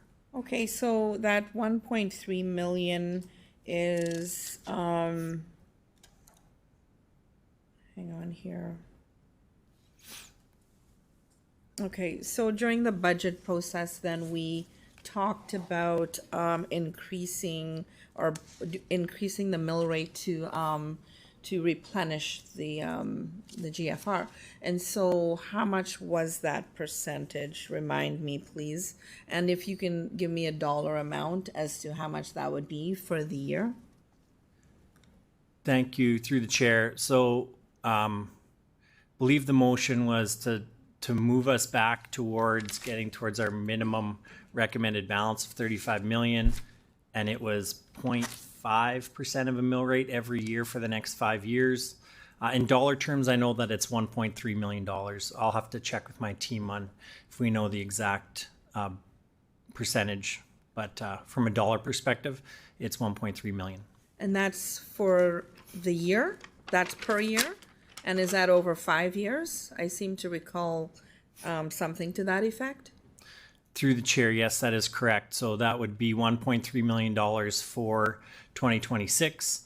The mill rate would then get added again next year as an increase, which would give us a total of 2.6 for 2027. And we would add 1.3 every year over the 5 years to build up that reserve. Okay, so then my question is that support and maintain the transit as it stands without a 10% increase equates to about $585,000, correct? Through the chair, so yes, the estimated impact of that fare increase, given that we were starting partway through the year, was $585,000 for 2026. Okay, and so in terms of our minimum and maximums for our GFR, what is the minimum? What is the maximum? Through the chair, the minimum's 35 million. I believe the maximum is 71 million.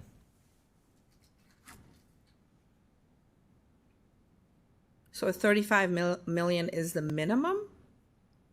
Through the chair, that is correct. Okay, and 71 is the maximum. Okay, and so in the next few years, then we would come up to potentially 20 million with the mill rate increase, correct?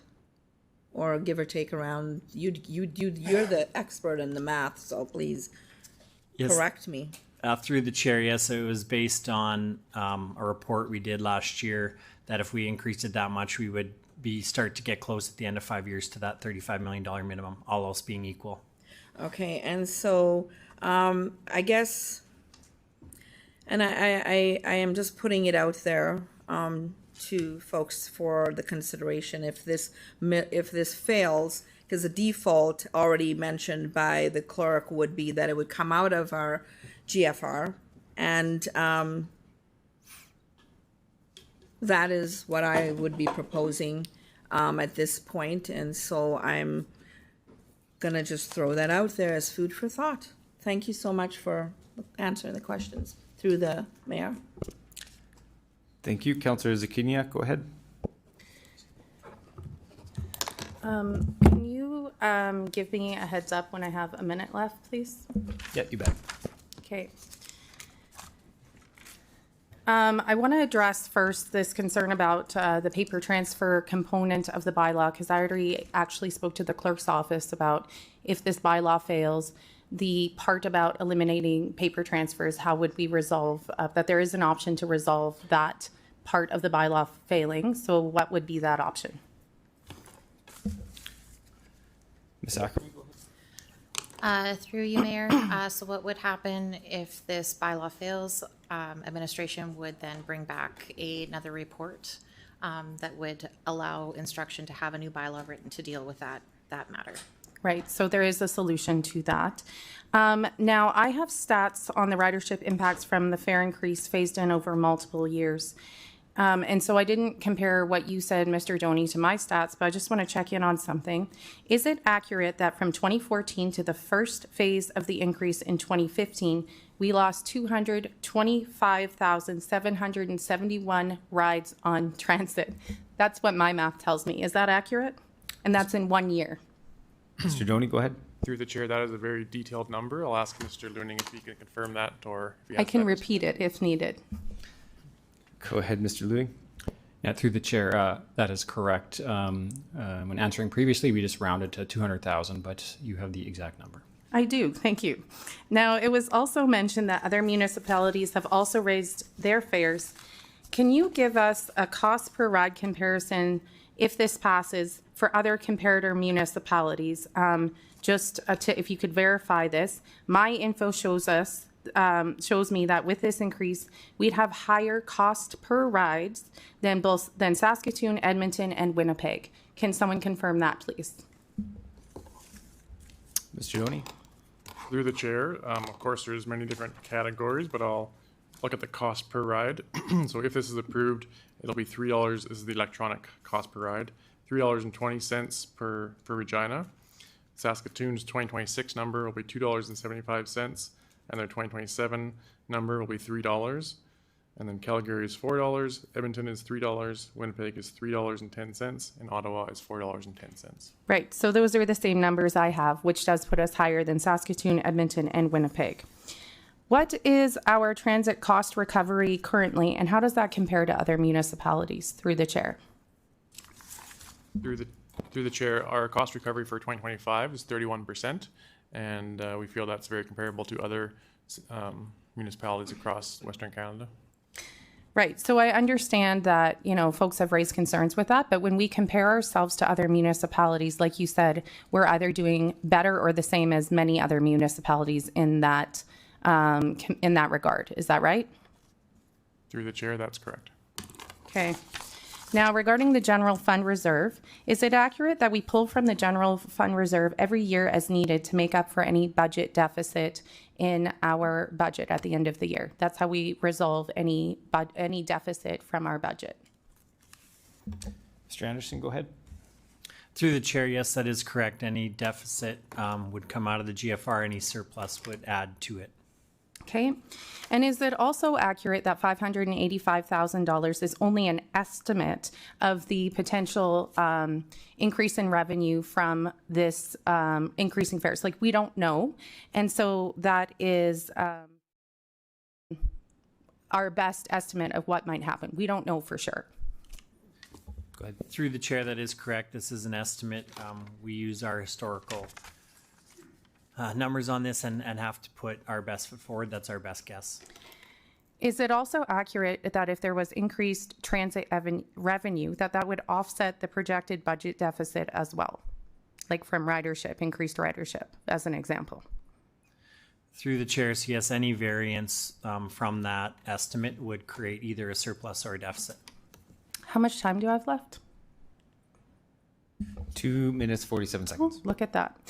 How much did we spend in the creation of our energy and sustainability framework, our transit master plan, and our official community plan? I don't know if you have those numbers in front of you, but we have talked about at least 2 of them before. And I remember it being in the hundreds of thousands of dollars for at least the energy and sustainability framework and the transit master plan. And so that was hiring the consultant and creation of those plans. Does anyone have a guess? Mr. Doney, go ahead. Through the chair, I don't have a guess. Mr. Looning might have a range of costs for the transit master plan. Through the chair, yeah, for the Regina Transit Master Plan, we were in the range of $380,000 for that plan. Okay. And so my recollection, it was, so when we combine all of those, obviously it's much more. And so what I'm trying to say right now is that what's the point of spending hundreds of thousands of dollars to create plans that we are not going to follow? Last week, I was proud of council when we came up with a solution to the parking meter concerns that we had heard from folks in relation to removing parking meters downtown. Personally, I heard from about a dozen community members, and I think it is responsible for us to respond to community concerns that we hear. That is literally, in my opinion, our job as elected officials. Now, we've heard from over 600 community members with concerns about us moving forward with a transit fare increase. The good news is that if this bylaw fails, we have the rest of the year to figure out what we will do about the projected revenue of $585,000. We have time to figure this out. And to Councillor Fro's credit, he has stated his intent to put something forward to address this projected lost difference in revenue. And whether or not I support that proposal, I acknowledge that it's a better proposal than what's in front of us today. And I give Councillor Fro credit for being willing to come up with a solution that is different than what's in front of us and responds to community concerns. We also know that folks didn't have a heads up that this was happening. So there was a question of when is the time to do this? The answer is absolutely not now, because transit users weren't even engaged nor made aware that this fare increase could pass. So yes, some folks went out and talked to people on the bus and at bus stops, but obviously didn't have time to go across this whole city and talk to all transit users. So when is the time? Absolutely not today. Thank you. Okay, thank you. Councillor Rasovich, go ahead. Sure. Through the chair, I've heard a lot about the master plans, and I wasn't around. I wasn't around when these master plans were created, so I question sometimes the master plans and how they were created, and, for example, the energy sustainability.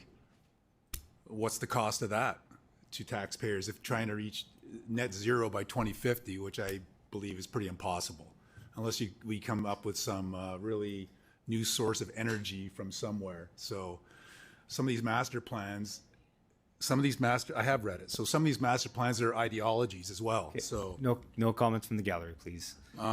so I used to I never got my driver's license until I was 27.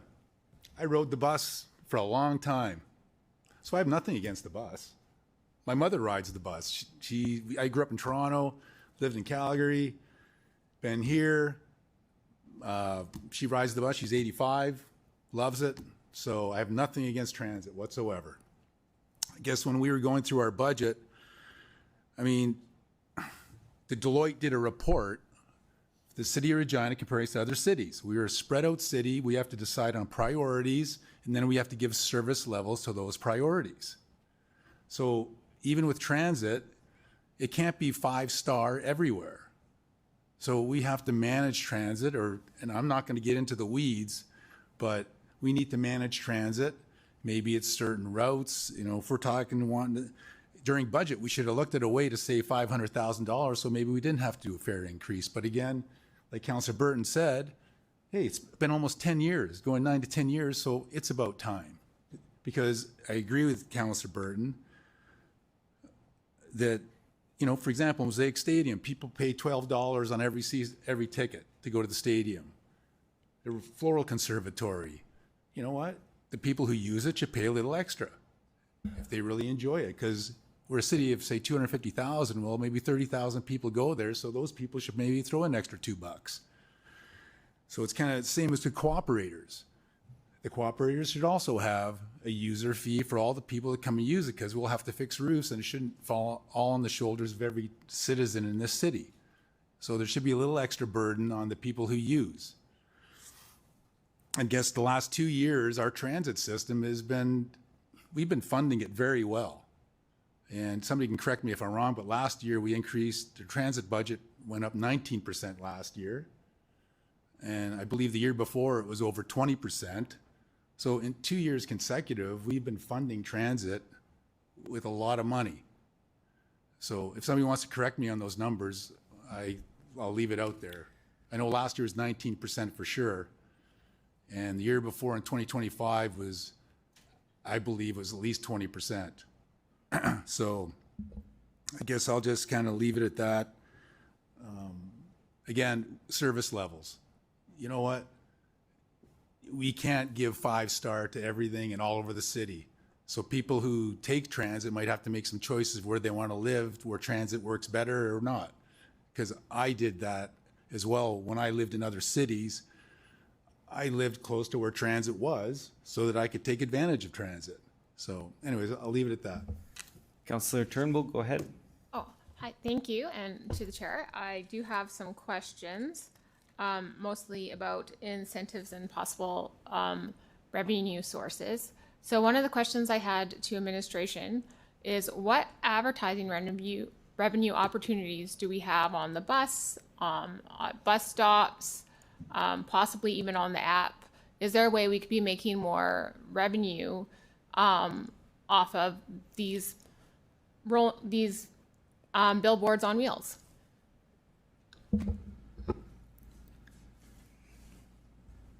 Go ahead, Ms. Johnson. Thank you. We do have a contract with Pattison for transit advertising, so on bus shelters, benches, ads on the bus, as you mentioned. That generates about $520,000 a year and is pretty much maxed out in terms of advertising space or revenue opportunities. My team did explore some other potential advertising revenue opportunities, places that we've never advertised before, so we're not sure how successful it would be. I will note, though, they would be very small revenue generator amounts. Things like the fare validator on the bus, it has a small screen that we could explore advertising on. Potentially, we could advertise on the Transit Live app through Google, but that's something we'd have to explore. Again, small dollar amounts. And there's a few digital displays of Transit Live information at the U of R, Sask Poly, Golden Mile, and a few downtown locations. Again, we could look into that. Those would be minor, though. We do already, the big one is the contract with Pattison, as mentioned, and we are pretty much maxed out there. Oh, to the chair, with the contract to Pattison, when is that up? Is there any opportunities to increase our revenue there? And then what about the app itself? If we are doing even the parking app, if we have these apps are we able to run advertising on there to create some revenue? Go ahead. Thank you, through the chair. The parking app, I don't believe we've explored yet, but nor do we own it. So that is something we could take away and look into. I'm not sure what the opportunity would be. And I'm going to pass it over to Mr. Looning for the details on when the Pattison contract expires, if he has that. Go ahead. Through the chair, our advertising contract will be up in 3 years. And at that time, we would go back out to RFP to see if there's anybody interested in advertising on transit. Okay. Do you think there would be any opportunity in the next year to get more revenue, even a little bit, through advertising to bring down that 585 difference? Ms. Johnson? Thank you, through the chair. As mentioned, I listed a few smaller potential revenue opportunities. We could certainly go away and look into those more closely and see what the logistics and what the potential revenue is there. There'd be, at this point, no guarantees on any of those, but we could look into them. Okay, I would appreciate that. And then incentives. Are there things where we could incentivize maybe staff passes or things with even our own employees to get them to use the bus more often to increase ridership so we could get more things? Is there a way we could increase more ridership on the bus to get more revenue to bring down that gap? Mr. Doney, go ahead. Through the chair, I'll ask Mr. Looning to give some details in a second, but we do have some incentive programs in place for downtown businesses and for city staff, but I'll get him to provide a few details and what we've looked at.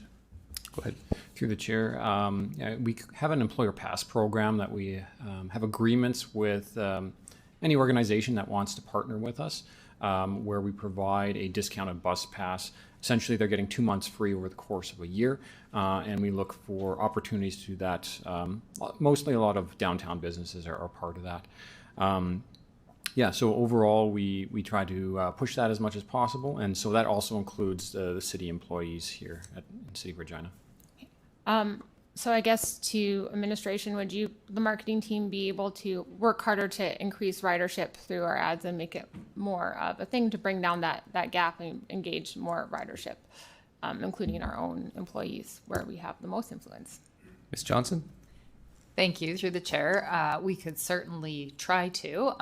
Changing behavior can be difficult, but if you do more advertising, you include more messaging, both internally and externally, we could see a bit of a shift potentially.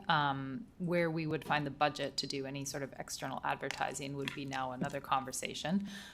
We've got our budget for this year already allocated to other ad campaigns, construction being the largest one that we usually dedicate funds to. So all to say, if we were given a budget to do more transit advertising, we could certainly do that. And then Councillor Burden mentioned Wi-Fi. Like an airplane, they overcharge for Wi-Fi. Is that a potential charge we could do even on our university routes, where we could actually make money off of Wi-Fi on our buses? Mr. Looting, go ahead. Through the chair, I guess in my experience in looking at other transit properties, they don't do a lot of charging of Wi-Fi, but it's something that we could look into. We just know that when we did the case for that at the time, it was cost prohibitive in terms of providing it on the bus. When you looked at it, was it looking at providing it for free, or was it looking at more the airplane model where we charge way too much for it? Because that's what I'm interested in. So it was when transit systems do offer Wi-Fi, it typically is free, so it was that model. It wasn't looked at as a pay for service. Okay, so my question to administration is, are we able to look out in the next year to try to find more revenue sources like this, and possibly incentives to push up ownership to bring down that $585,000 with these extra revenue and incentives? Mr. Nickel, go ahead. Thank you, Mayor. Through that question from Councillor Turnbull, as has already been shared by Ms. Johnson, yes, we can, provided we're given more resources. keeping in mind that we may spend 3 times as much money and not get the commensurate uptake. So I mean, there's always risks. Just because we advertise more doesn't necessarily guarantee that we're going to generate more riders. And I've also asked our city solicitor to check legislation. I believe that municipal legislation is very careful that we cannot charge more for something than we are getting or that it costs us. So the so-called airplane model of Wi-Fi, I don't believe is legally an option for us, regardless of how much money that may or may not bring in. But I'll let Ms. Williams perhaps expand on that. Ms. Williams, go ahead. Thank you. Oh my. Through the chair. Sorry, I'm not sure why. Through the chair, I can do a little bit more digging on that, but my recollection is that is correct. I don't have the entire act memorized at the top of my head, but I would need to do a little bit more digging, but I believe Mr. Nicol is correct that as a public entity, we can't charge more for a service than what we're actually getting. So I think that's an accurate statement, and we can do a little bit more digging if that's something you want us to look into a little bit further. I understand. I'm just throwing ideas at you. So I see the 585,000 as an incentive. I see as an incentive to and a return on investment in our transit. We give incentives all the time to build up our community, whether it's with lease rates or box stores, we do. And that is to do things like that and from other accounts. And one thing about accounting is it's different columns and moving things from here to there and all of that kind of stuff. And I do think that I would be supportive of this coming out of the general reserve, but I would also be supportive of finding ways to bring down the cost through extra revenue or incentive, and ideally more ridership and more use. So I will be voting against the increase. I will be asking the staff and administration to be working at things to possibly bring down that 585 and bring up ridership. I know that you're very capable, full of your own ideas. Oh, and my other question was actually the parking zone. So last week we saw the different parking zones. Is there any way of looking at the transit fees the same way, where we look at which fee levels should be that 10% ads and which ones shouldn't be? I realize I'm putting you on the spot right now, but or is it just 10% for every fee? Or is there a way to look at it in like different, like maybe not putting it on the student fee or this or that, or is there some freedom to work on it once this passes? Mr. Doney, go ahead. Through the chair, so council approved during budget 10% across the board. Of course, there's different ways that it could have been applied, but that's not what council approved. There's different categories, so adults or youth or seniors, but council approved it to be across the board. Okay, so it's not at this time to do that, but maybe that's something to look for in the future. But yeah, so I would say that I'm very supportive of transit. It is such a gift to our community to build in every which way. And thank you to all the delegates for being here. Thank you for administration for being here. And thank you for all my colleagues. I know we've discussed this a lot. Councillor Mancinelli, go ahead. Thank you. It's been quite the debate today. I appreciate all the delegates who came out. I understand the situation and the pressures that many households face, so I'm not ignorant or not empathetic to it. I do empathize. Going through the budget in 2025 we went through and coming to the outcomes we did was very tough. There was many choices along the way, many of them for $500,000. Many of them I would have preferred to this one, but the budget we made is a budget we made. And without adjusting the cost of transit in over 10 years, looking back at all the raised prices of society over those 10 years, I think that adjustments have to happen. Looking forward to next year and some of the conversation on the floor right now of trying to find a way through administration to potentially find through marketing or savings this $500,000 to me isn't reasonable. I look at the costs of society today, what's happening in the world and the world events, the raise and increase in pricing on the things that make transit go, wages and fuel.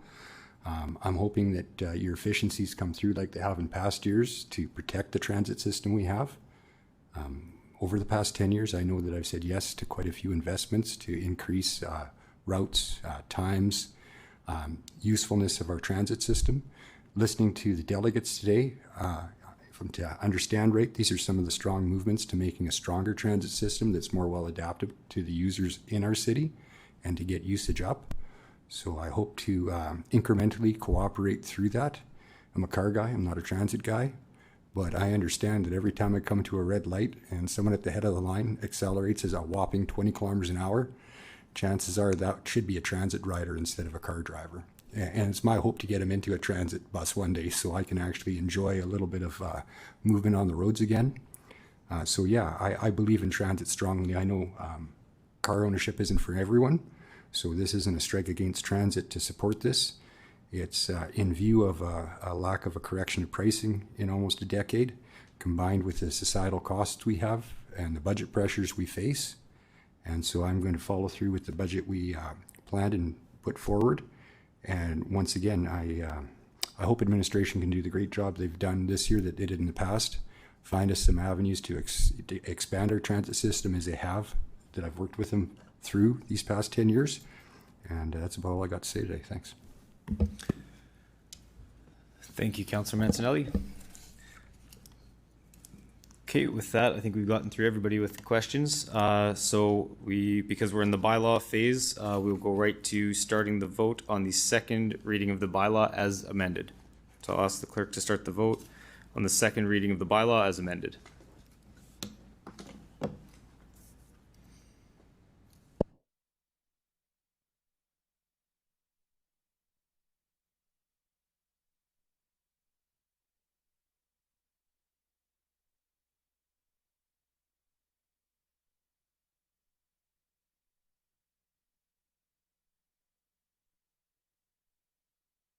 Hello? Councillor Bezo, do you need to give your verbal vote? Oh, yes, please. Verbal vote in favor. Okay, thank you.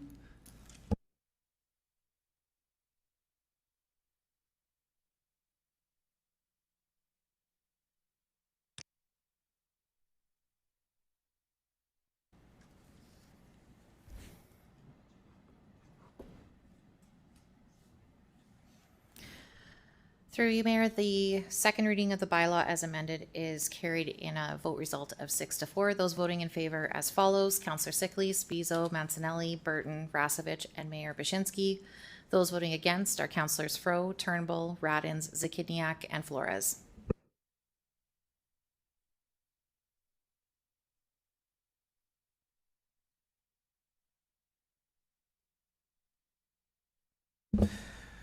Okay, Deputy Mayor Mancinelli, can you please do consent for third reading of the bylaw? I move, seconded by Councillor Rastovich, the bylaw 2026-12 go to third reading at this meeting. Okay, I'll ask the clerk to start the vote.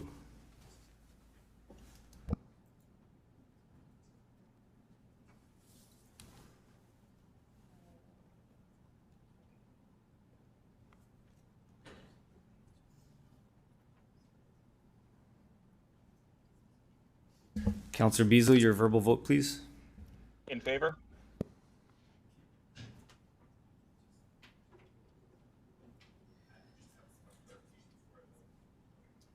Okay, I'll get the Councillor Fro, go ahead. Just thank you through the chair. I apologize if I should know this. I mean, am I correct that if we don't provide unanimous consent, that this then moves forward to the March 25th meeting?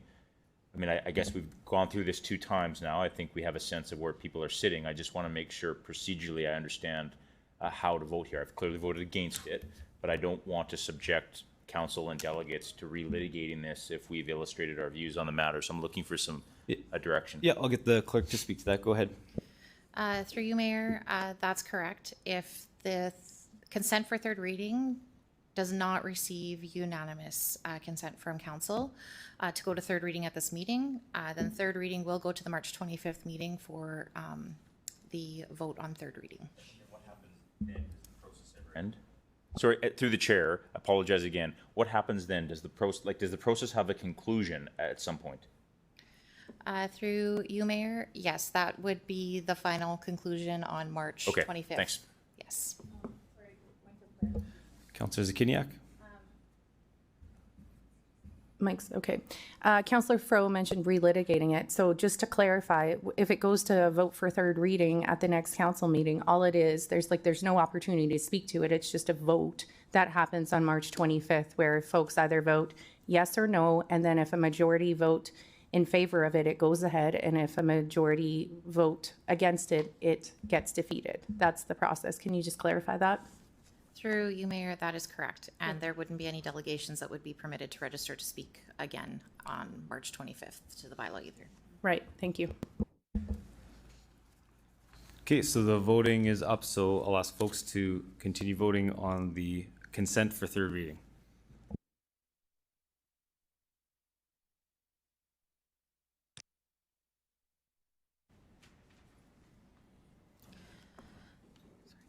Through you, Mayor, consent for third reading is lost as it did not receive unanimous consent for council to go to third reading at this meeting. As a result, the third reading of this bylaw will be considered by council at its March 25th meeting.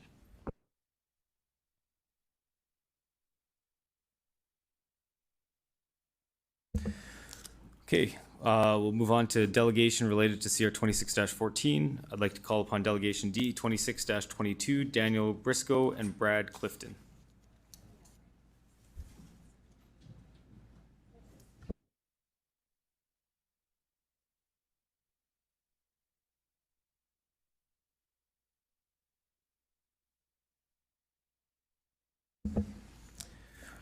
Okay, once you are settled, I will get you to introduce yourself for the record, the organization you're representing today, what city or town you reside in. You'll have 5 minutes to address council, after which you'll have the opportunity to respond to any questions members have for you. Go ahead when you're ready. Good evening now, City Council. My name is Daniel Briscoe. I am with Troika Management Corporation from Kelowna, BC. I'm joined by my colleague Brad Clifton, Senior Development Manager with Troika Management Corporation. I'm Associate Development Manager, and we are thankful for the opportunity to speak on behalf of agenda number CR 2614, Zoning Bylaw Amendment at 1400 North Courtney Street. I would also like to thank City staff for their recommendation of approval and for their collaboration this winter as we work to align the next phase of growth at Rosewood Park neighborhood. At Troika, our mission is to build sustainable, complete communities that enhance quality of life and create long-term value for residents and the city. We are committed to ensuring the next phase of this community advances holistically, bringing key neighborhood solutions alongside much-needed housing to Northwest Regina. Momentum at Rosewood has grown significantly over the past year. 132 rental units will be completed this summer beside Rosewood Park Alliance Church, and an additional 238 units will break ground in the coming months, finishing our phase 1. Approval of this application will establish appropriate zoning to support a range of housing options consistent with the approved Rosewood Park concept plan and governing bylaws.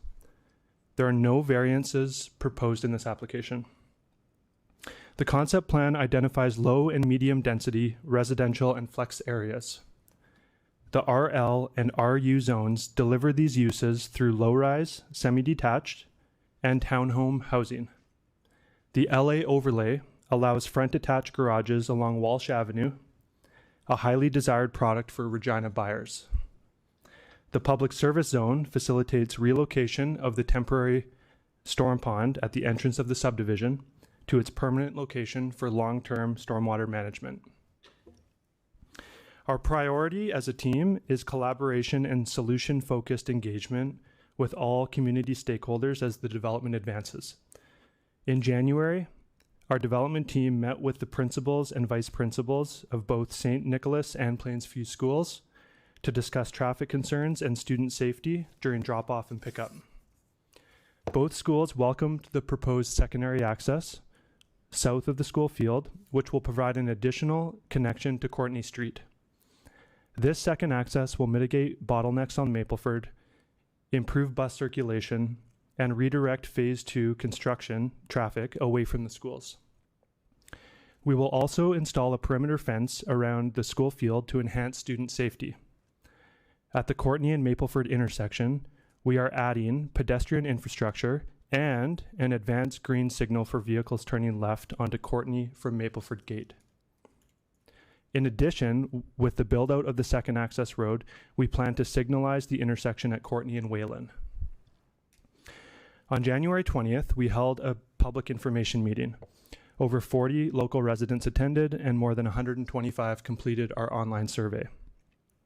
Feedback focused on traffic safety, school access, infrastructure capacity, construction impacts, density, parking, and green space protection. The second access distributes vehicle trips, improves emergency preparedness, and enhances school circulation. The most recent traffic study by WSP confirms the upgrade improves the performance of Courtney and Mapleford intersection by reducing its vehicle load. Phase 2 encourages walkability to both schools and transit. Transit is available 1 block from the subdivision entrance, and the school playground and field remain a key neighborhood gathering place for young families. In closing, this zoning amendment sets the stage for a cohesive, balanced, and future-ready neighborhood, combining ownership opportunities and rental housing, efficient land use, and a strong sense of place. We really appreciate the city's partnership in this process and respectfully ask City Council to support staff's recommendation for approval today. Thank you again for your time. We would be happy to answer any questions you may have. Thank you for your presentation. I see some questions for you. Go ahead, and Councillor Mancinelli. Thank you. Appreciate the citizen night you had, as well as the information you brought today, as well as the potential solutions. The connection to Silverleaf through to Whalen, just to have it out in the public, when is that planned and proposed to be engaged on? Through the chair, thank you for your question. We are in the middle of going through all the details with city staff and the SIA branch on the details included in the servicing agreement. Those need to be ironed out. Our intention, as Brad mentioned to you last fall, is to do it as early as we can this spring, but we still have some unknowns, including the signing of that servicing agreement, including some of those key details of implementation with that secondary access. So our team is investing quite a large amount of money, about $500,000 at least, to put this in. And so we really have to do a good due diligence process in making sure that servicing agreement makes sense for both parties, the city and us.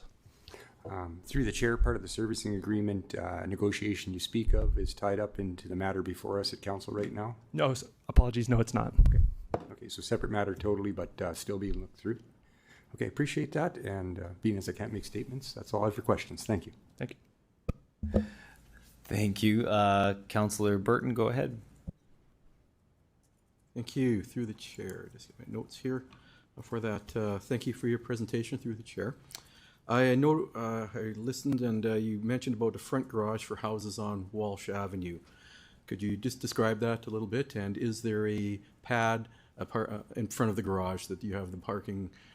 Is it 2-car garage, a single-car garage? So do you have one inside and one outside, or 2 inside and 2 out? What's the deployment?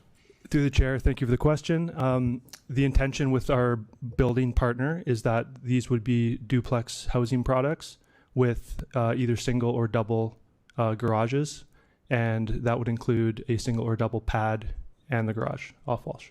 Okay.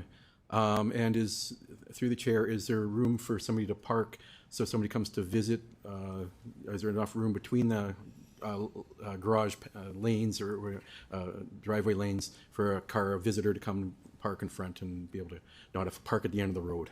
Through the chair, no, I do not believe so. Okay, so they would have to park on the garage pad when they're visiting, or in that kind. Through the chair, yes, that's correct. Okay, but at least you have a pad. That's a step up compared to alley location. So thank you. Okay, thank you. Seeing no other questions, thank you for your presentation. You can return to the gallery. Thank you.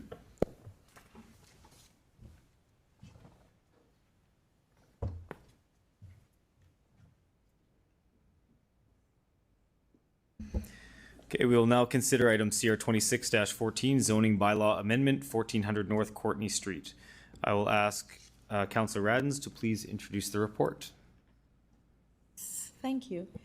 At its meeting held on February 24th, 2026, the Regina Planning Commission considered the attached report RPC 26-1, zoning bylaw amendment, 1400 North Courtney Street, from the City Planning and Community Services Division.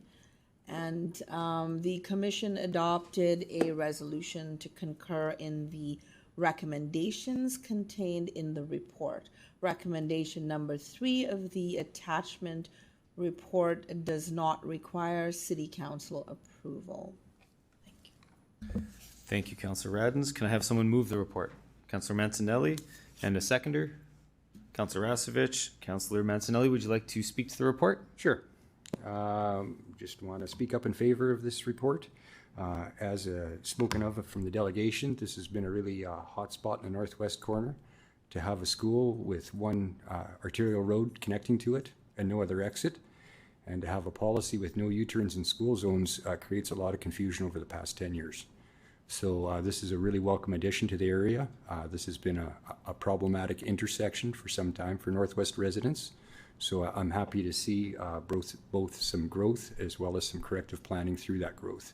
It's much needed, and thank you very much for working on it. Any other questions from council members? Councillor Mancinelli, would you like to close debate? Oh, sure. I got a whole bunch more to say. No, I'm just there you go. Okay. With that, I'll ask the clerk to start the vote, please.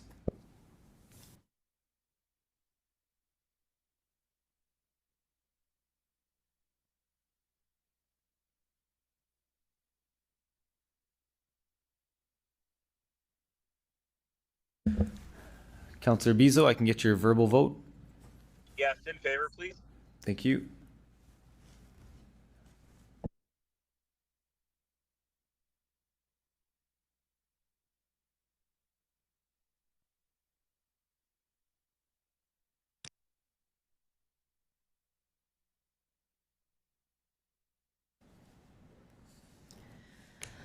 Through you, Mayor, the motion is carried unanimously. Councillor Fro was temporarily away for the vote.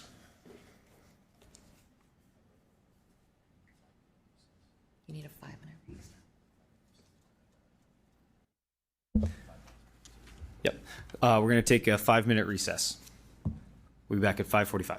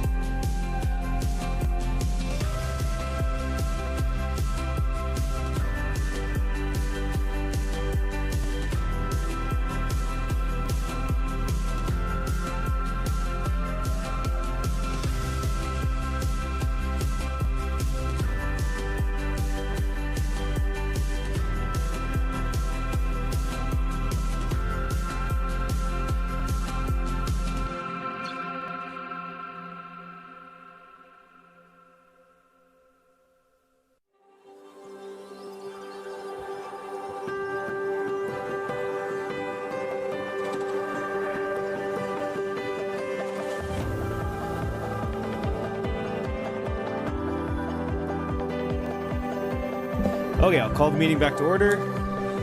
Next, I'd like to call upon Delegation DE 26-23, Kathy Lawrence.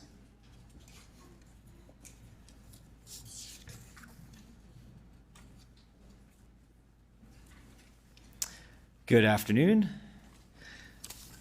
Okay, once you're settled there, I'll get you to introduce yourself for the record, the organization you're representing today, the city or town you reside in. You'll have 5 minutes to address council, after which you can respond to any questions we have. Go ahead when you're ready. Good evening, Mayor Baczynski and council members. I am Kathy Lawrence. I am president of Terra Developments. We are a local company here in Regina, and I am a Ward 5 resident.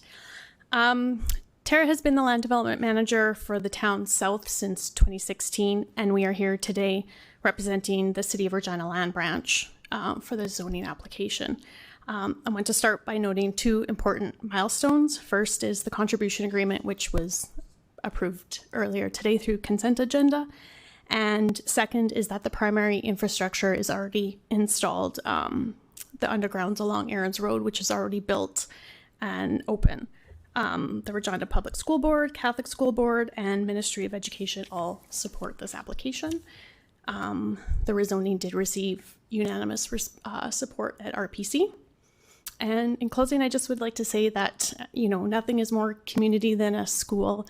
We are very proud to be part of bringing this critical piece of infrastructure to a community we have watched grow from empty fields to a vibrant neighborhood. We respectfully request your approval. Thank you very much. Do any members have any questions on this one? Seeing none, looks like everybody got it sorted out. Thank you for your presentation. You can return to the gallery.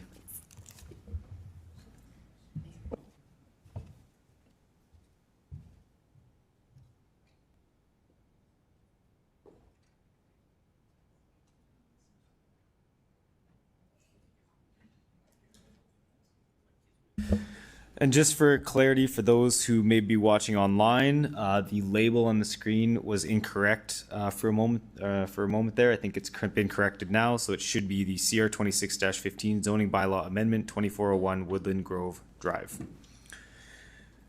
Okay, and with that, I will ask Councillor Radens to please introduce the report. At its meeting held on February 24th, 2026, Regina Planning Commission considered the attached report RPC 26-2 Zoning Bylaw Amendment 2401 Woodland Grove Drive from the City Planning and Community Services Division. The Commission adopted a resolution to concur in the recommendations contained in the report. Recommendation number 3 of the attached report does not require City Council approval. Thank you. Can I have someone move the report? Councillor Burton. And a seconder, Councillor Mancinelli. Councillor Burton, would you like to speak to this report? Yes, briefly. Go ahead. Thank you through the chair. Pleased to see this start to move ahead here. It's important with the overcrowding we've seen in southeast of the city, and I know there's some other places that are also experiencing troubles, but this is important, and I do want the residents to know that I am standing on guard for thee to ensure that it's the most robust parking we can afford. Thank you. Thank you. Any questions from any other members on this one?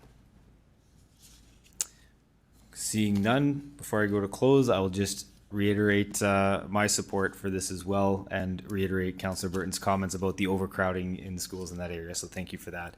With that, Councillor Burton, would you like to close the debate? I am good. Thank you. I'll ask the clerk to start the vote, please. Councillor Bezo, can I get your verbal vote? Yes, in favor, please. Thank you.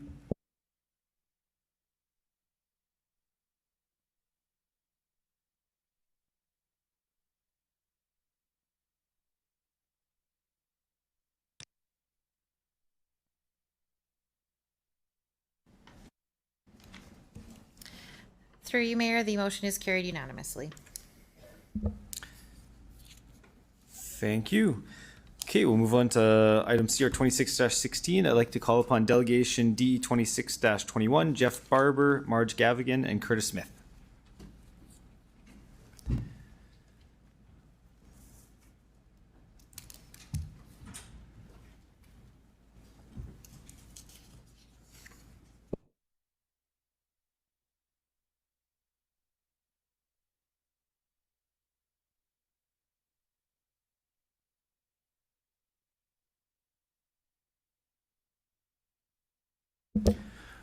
Okay, once you are settled, I'll get you to introduce yourselves for the record, the organization you're representing today, the city or town you reside in. You'll have 5 minutes to address council, after which you can respond to any questions we have for you. Go ahead when you are ready. Let me turn on your mics. There you go. Good afternoon. My name is Marge Galvigan. I'm chair of the Regina Public Library Board and a citizen of Regina. Jeff Barber, Library Director and CEO at Regina Public Library and also from Regina. Curtis Smith, Executive Director, Finance and Strategy, again from Regina. Through the chair, thank you, Mr. Mayor. We are here to respond to the recommendations put forward by City Administration. On July 9th, 2024, Council committed to debt funding, and it was reconfirmed 3 months later. Since then, we have spent over $2 million of taxpayer money on the Central Library Renewal Project, not to mention months of staff time and salaries. We have engaged numerous experts to help us, including architects, planners, and legal advisors. We have confirmed the amount of space we need and how it will be used. And we undertook a request for qualifications and identified developers to submit their ideas. Developers expected us to open the RFP in January. And then the project was put on hold again because our funding is again in question. Over the past 19 months, we have provided council and city administration with several progress updates. Until we saw the city's 2026 budget document, we didn't know that there was a question about funding. Why has Central Library Renewal Project not made it onto the list of priority capital projects requiring debt funding? Why is the library project considered not yet approved for funding? Here we are again, uncertain about the money. Developers are waiting, unsure of whether the project will continue and whether they can trust a city commitment. Central Library still doesn't meet community needs. Taxpayers and citizens wonder what's happening. The library's reputation suffers. The city's reputation suffers. The continued battle to get funding is embedded in the community's memory. City admin is recommending funding be denied because the project is not an approved project in the capital plan. But we've never been part of the city's capital plan, nor were we asked to be, nor were we told that we had to be. The process we followed is the same as the Buffalo Pound water treatment plant. Their debt funding request was over $150 million and was approved by council outside the budget process. City admin is recommending we amass funding through the special mill rate. If we do that, the new Central Library won't open until at least 2040. And there's no guarantee a special mill rate increase will be approved every year. Not only that, we'll either need to use some of our savings to fix the current building, or we could close it and open a small downtown holds pickup. No art gallery, no film theater, no events, no downtown community hub for 14 more years. That's not a threat, that's a potential reality. We understand the financial constraints that the city is under. We can't tell city administration how to do their job, much like they can't tell us how to do ours. But given the state of the project and past approval of debt funding, we would have expected an all options on the table report. We strongly urge city administration and city council to go back to the table and consider other options. We've already provided some ideas. For example, we understand that the city has applied to the municipal board to reduce the debt balance by the amount of the sinking fund, which is the principal payments. This would free up more space under the debt limit, and you could include us. We also understand that the city has over $450 million of cash and investments, an amount that seems to be fairly consistent. Could you lend us some of these funds? We don't believe it would count toward the debt limit, and we could pay the funds back with interest. This is urgent. This is mission critical. We can't let this project die as it has so many times before. We are asking you for 3 things. Uphold the commitment to funding made in July of 2024. Find a way to make debt financing work, or find another way to provide funding. And tell us how we can work together to complete this project. We respectfully ask that you consider this request quickly, ideally by the end of March, so that we can continue our work as we are now several months behind. Thank you. Thank you, Marge. Do any members of council have any questions? Go to Councillor Zakidniak. Go ahead. Sorry, let me get, I think I have too many mics on. Hold on. Go ahead. Thanks. I don't have the report. Oh, I'm having trouble opening it right now, but I believe what's the recommendation in there, that there's a question, is that we refer this to the Audit and Finance Committee in March, and then they would come back to council once we had the results, if something changed with the CHIF funding. So just to clarify, I think you're asking us for something different. Are you asking us instead to work collaboratively with you in terms of to find a solution? I wrote down some notes when you were talking, and then to report, to instead have this return to the March 25th council meeting after we've done some work with you in the next 2 weeks. Like, does that capture perhaps what you're asking for? I just want to make sure I understand. Through the chair, yes, Councillor Zakidniak, I think that would be very helpful for us. Okay, so that would be your preferred course of action rather than the recommendation to refer it to Audit and Finance as the proposed recommendation. Go ahead. Through the chair, yes, I think as we've, and we didn't get through a great deal of detail, but through the process we've gone through, we have finished the request for qualifications. We have developer firms who've submitted to that, and they are waiting for us to release an RFP and invite them to do that last phase of the process. So the time crunch that we have is having developers saying they're interested and being able to keep them interested as we find now that we have a project funding issue. Okay, so that's why the time is critical, the timing piece. And then in terms of the additional work, like if we were to direct administration to reach out to you and have additional discussions and work on collaborating towards the solution, is it the case that the reason that might be helpful is because you haven't felt that there's been a very collaborative relationship thus far, and so that you have some ideas that you would like to be considered by administration, and so that would be the way for a solution to work with the city towards finding a solution. And through the chair, yeah, I think in terms of coming away from the time when this motion was made in December,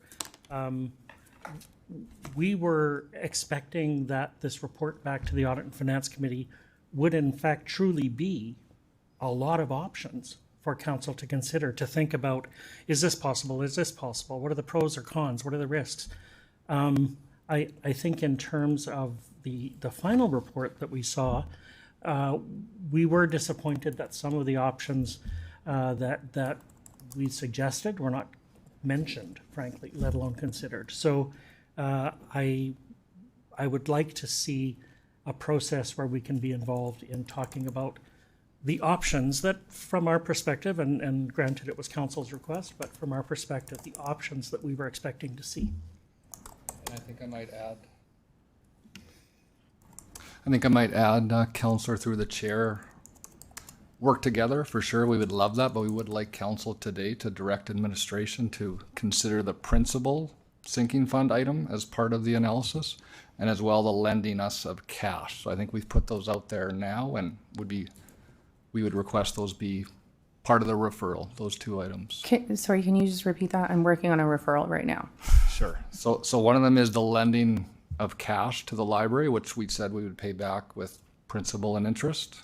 The second was, I believe administration is applying for a sinking fund exemption, which would reduce the debt.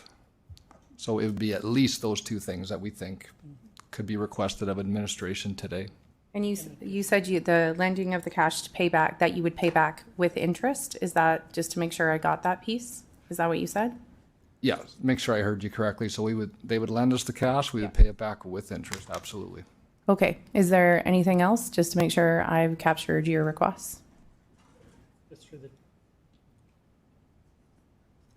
Through the chair, just being clear that that's in addition to the motion from Audit and Finance around what does that look like if these federal grants come through? Why is my, oh, okay. Good. Okay. Thank you. Fair enough. I think that's a reasonable request.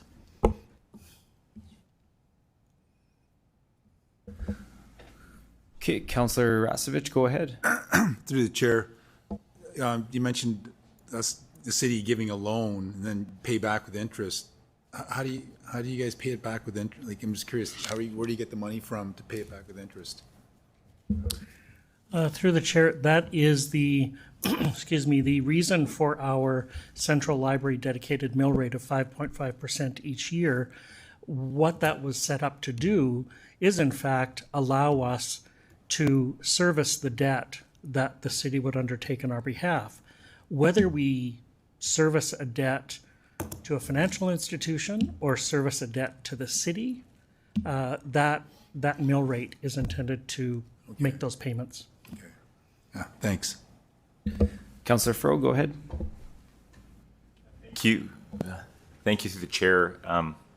Just first, I guess for the record, I believe an apology is owed to the library and your supporters, and I guess personally I'd like to offer mine for the process that has landed ourselves here today. I just have a couple questions for you.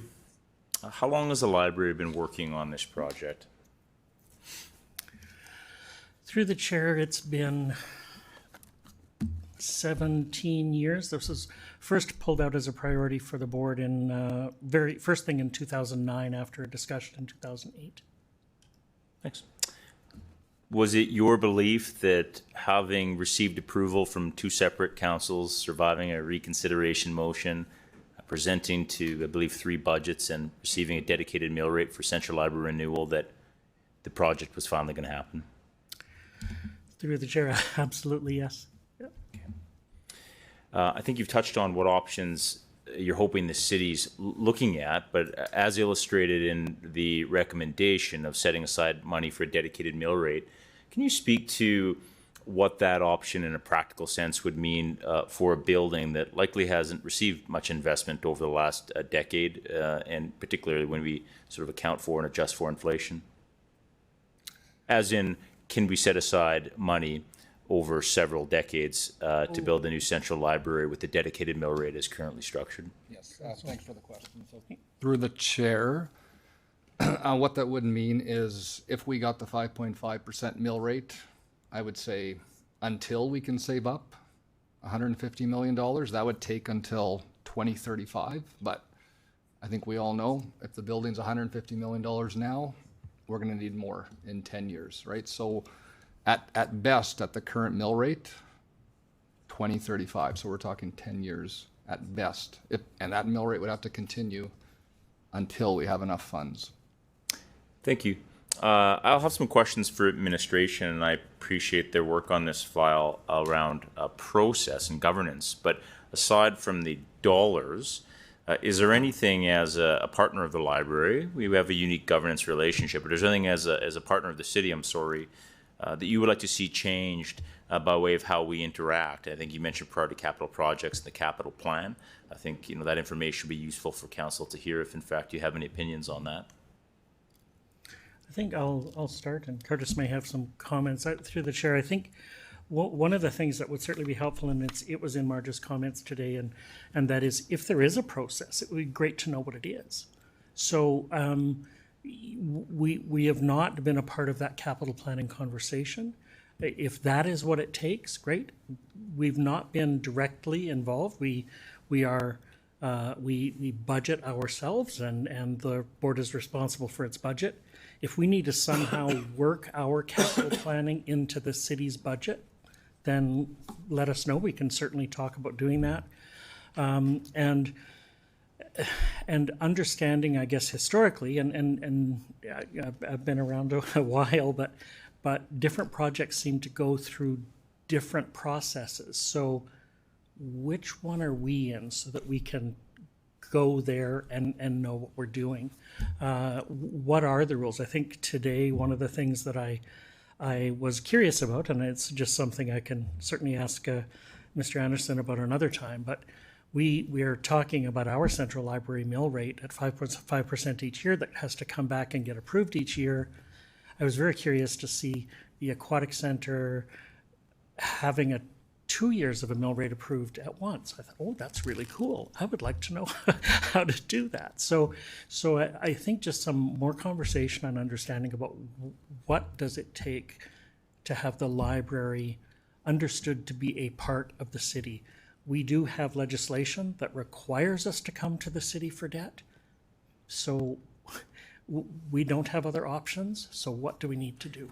It's fair to say that you've found being a partner of the city in this process difficult to navigate and maybe at best onerous.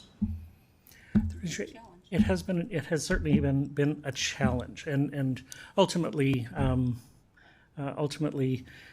it wasn't apparent that it was a challenge until the budget document came out in December. I think maybe just last, and thanks again for your work. You've been working in good faith for many years. I guess maybe last, you've spoke about this many times, but I think it's probably fair to give you an opportunity again for the record. If you'd like to speak to why having a vibrant central library and why renewal is good for our city, all 10 wards, every last one of us, feel free if you're so inclined. Through the chair, the central library is one of those assets for the whole city, as you note. It is. Yes, it is. It is a public library. It is in a city, I would say, especially the size of Regina. It's one of those key assets where the city is of a size where everyone really travels the city, whether that is on transit or in vehicles. We know from our data that people who are considered registered patrons at one library actually travel the city to get what they want at other libraries. So Central Library for us serves that role of the incubator and the innovator and the place where not only because it's larger, we have the space to try new things, but because it's larger, it creates this critical mass of people in downtown. And very much a part of the whole Central Library's process has been understanding our role in helping rejuvenate the downtown, bringing enough people to the downtown through library services, both in terms of evidence we have from other cities where everyone who comes to the library, they come to the library and they come to a central library, but we also know that a third of them do other things on the way to and on their way home from the library. That the public library is a destination, but it's also a stop on the way. And that's good for the economy, it's good for people, it's good for, in our branding, discovering, learning, and connecting, and people are connecting through the library. In a central library, we see across the country, we're actually one of the last larger cities to invest in a central library, in a new central library downtown. So we have the advantage, as much as it's taken a while, we have the advantage of seeing other cities and how that new central library has made a tremendous difference in their downtowns. Thank Thank you. Councillor Turnbull, go ahead. Hello, thanks for being here. I also wanted to echo apologies. I know how difficult this is. So in terms of that, being pragmatic here, I wanted to ask you some questions about how you'd prefer this going forward with managing expectations. Would it be better for you for clear, transparent, honest communication, and maybe even some brutal truths, which no one wants to acknowledge about our debts, versus being played along? Through the chair, sorry, please, brutal. I prefer that too, personally. So when we are talking with the city and you're managing these large contracts, it'd be much easier to have clear, concise, precise language on exactly where you stand, and knowing what we're going to do forward versus, I don't know, inconsistent messaging maybe. Well, any communication at all would be helpful. I think that's what perhaps was missing the last 19 months. So that would be helpful to start with. But look, we offered, I remember when we finally got approval of the debt financing in 2024, we said, look, we'll work with you to figure out how we can manage that distribution or acquiring that debt so that the city is not in a position of being in a bad spot. Finances were difficult even then. We knew that. We all knew that. So the fact that we've never really been able to work collaboratively, it seems like, to figure out how we can manage that debt between all of us, that's been disappointing. So I would say accountability and transparency is probably the most important steps moving forward currently to make sure that we're all on the same page.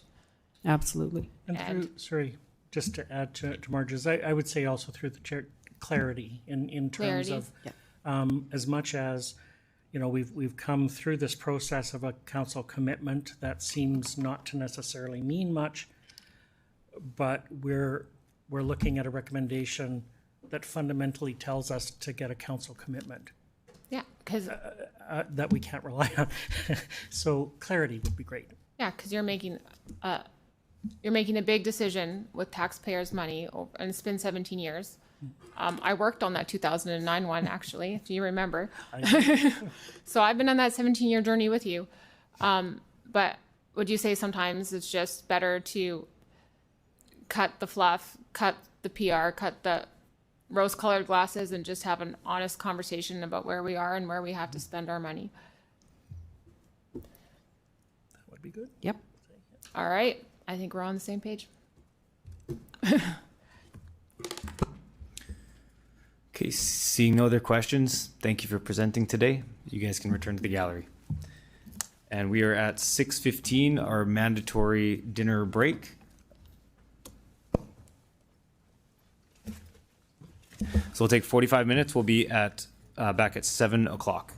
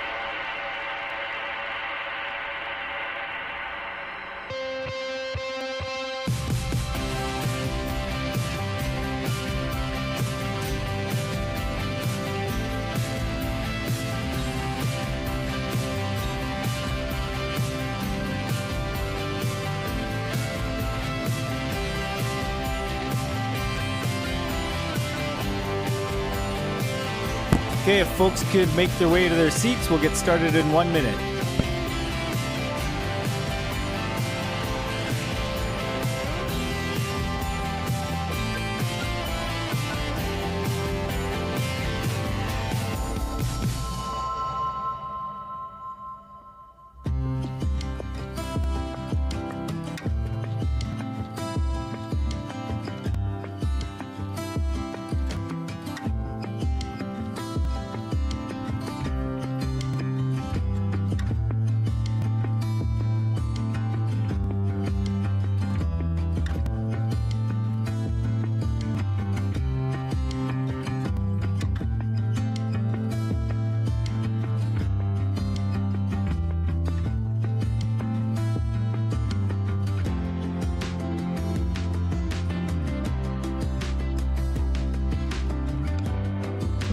Okay, I'll call the meeting back to order.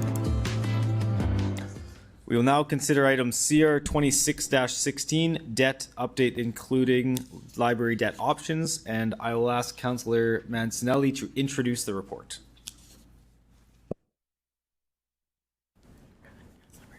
Thank you. This was brought up in Audit and Finance Committee for discussion already.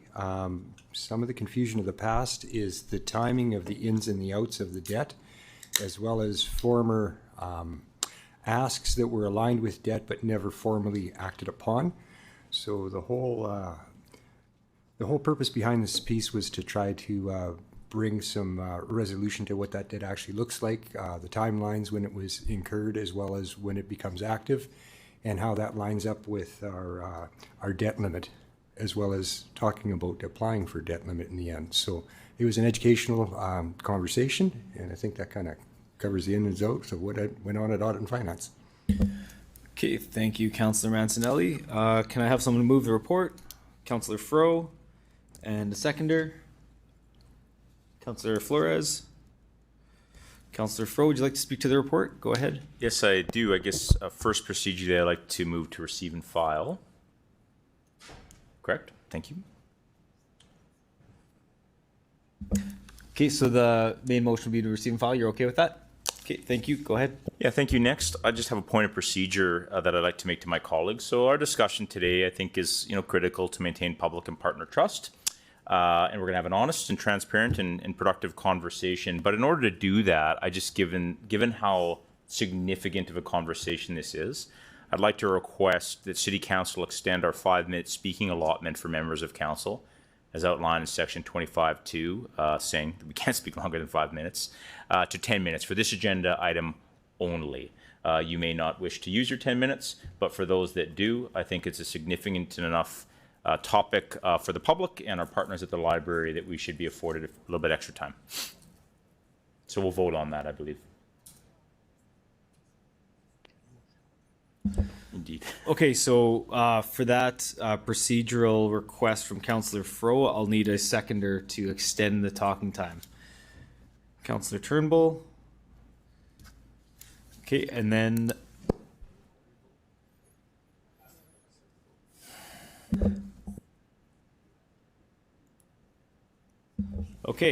on the procedural vote to extend the speaking time to 10 minutes, I'll ask the clerk to start the vote when they're ready.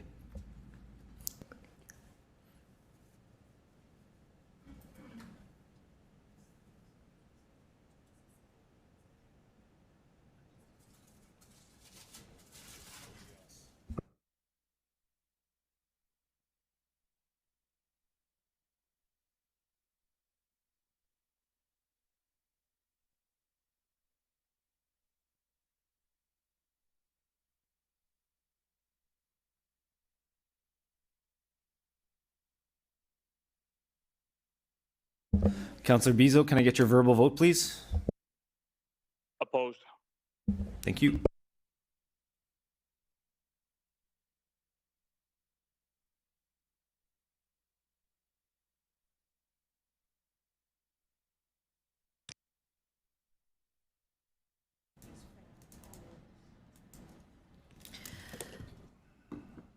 Through you, Mayor, the Motion to extend the speaking time for this item only on this meeting agenda to 10 minutes is carried in a vote result of 6-5. Those voting in favor as follows are Councillors Fro, Sicklease, Turnbull, Burton, Flores, and Rasevich. Those voting against were Councillors Bezo, Mancinelli, Radin, Zakiniak, and Mayor Bashinsky. Thank you. Councillor Fro, go ahead. Yeah, thank you through the chair. Where we've found ourselves today is unfortunate. However, I suspect that everyone in this room would agree that our duty of care, our responsibility is to ensure that we provide critical infrastructure to our community. And I suspect we all agree that after that, we're interested in doing the things that make us a great city, like supporting libraries.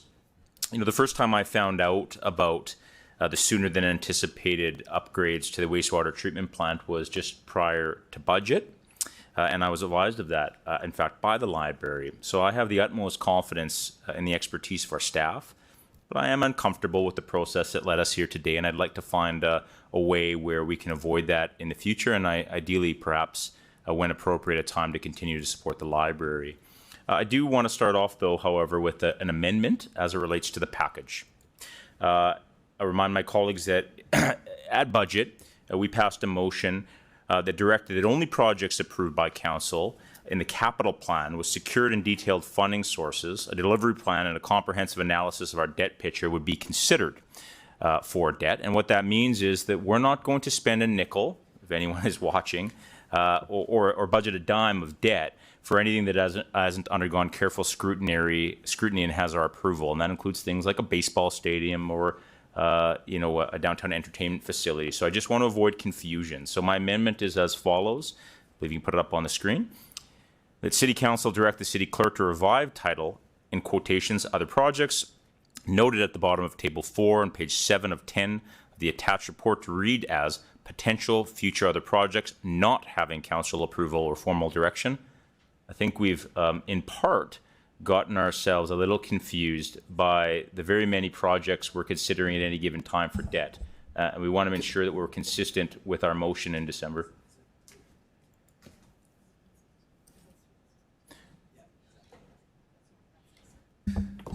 Okay, so with that, I'll look for a seconder for that amendment. Councillor Flores. Okay, Councillor Fro, so you have 3 minutes to speak to the amendment now. Yeah, I'll just be brief. If you noticed in the package, there's a small section. I want to thank administration for a comprehensive overview of projects that may require debt, but our motion would explicitly exclude things like ring road replacement, downtown entertainment complex, or a baseball stadium until we've approved it and deliberated at council. And so what I'd like to do is rename that so that anyone paying attention, so we can avoid confusion.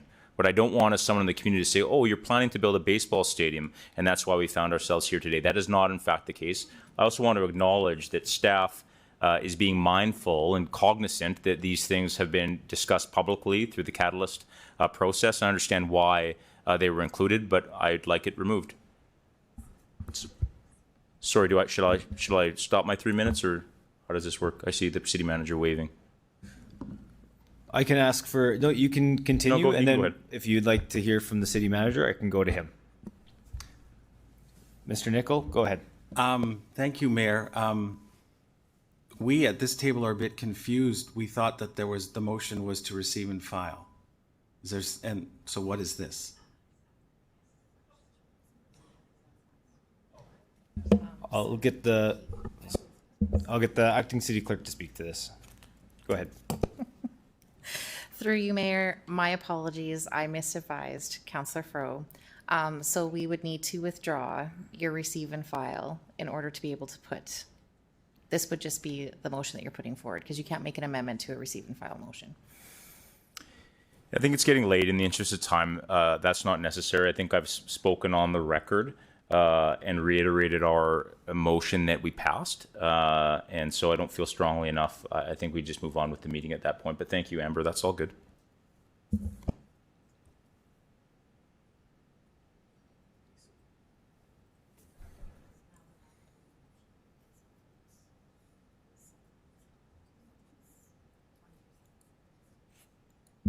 Okay, so we are back on the main motion. Back to you, Councillor Fro. 7 minutes and 23 seconds. Go ahead. Thank you. Through the chair, how do we determine what our critical infrastructure requirements are? And in this specific case, notably the upgrades to our wastewater treatment plant. And when is council or the public typically advised of this, such as a public council meetings, a press release, a briefing? Mr. Doney, go ahead. Through the mayor. So our wastewater treatment plant upgrades are determined by monitoring our influent quality. So what is the quality of the wastewater going into the wastewater treatment plant? When that starts to approach our design, we know that upgrades are required, and so we track that every year. When it'll start to show up in the public document would be in the utility budget in the 5-year plan, and so that's why it's starting to show up now, because it's within the next 5 years. So when specifically, and just to reiterate that I read it in a footnote in the budget, so when specifically would we have been aware that sooner than anticipated upgrades were required to the wastewater treatment plant? And just curious if we would have typically shared that with council or the library, not discounting the fact that there's some public reporting available, and I appreciate the context on that. Mr. Anderson, go ahead. Through the chair, thanks for the question, Councillor. So as Mr. Doney has said, we have 25-year plans for the utility, and so there's lots of moving parts within there. Those are all through growth plans and other reports that come to council. Now, they don't come every week, so it can be tough. In terms of the wastewater treatment plant for debt capacity, we noted that in July of 2024. So in July of 2024, administration recommended that council defer the decision to commit $92 to $119 million in debt financing for the Central Library in order for us to take the time. I'm sorry, my computer's closing on me now, of course. Do you want me to read it exactly?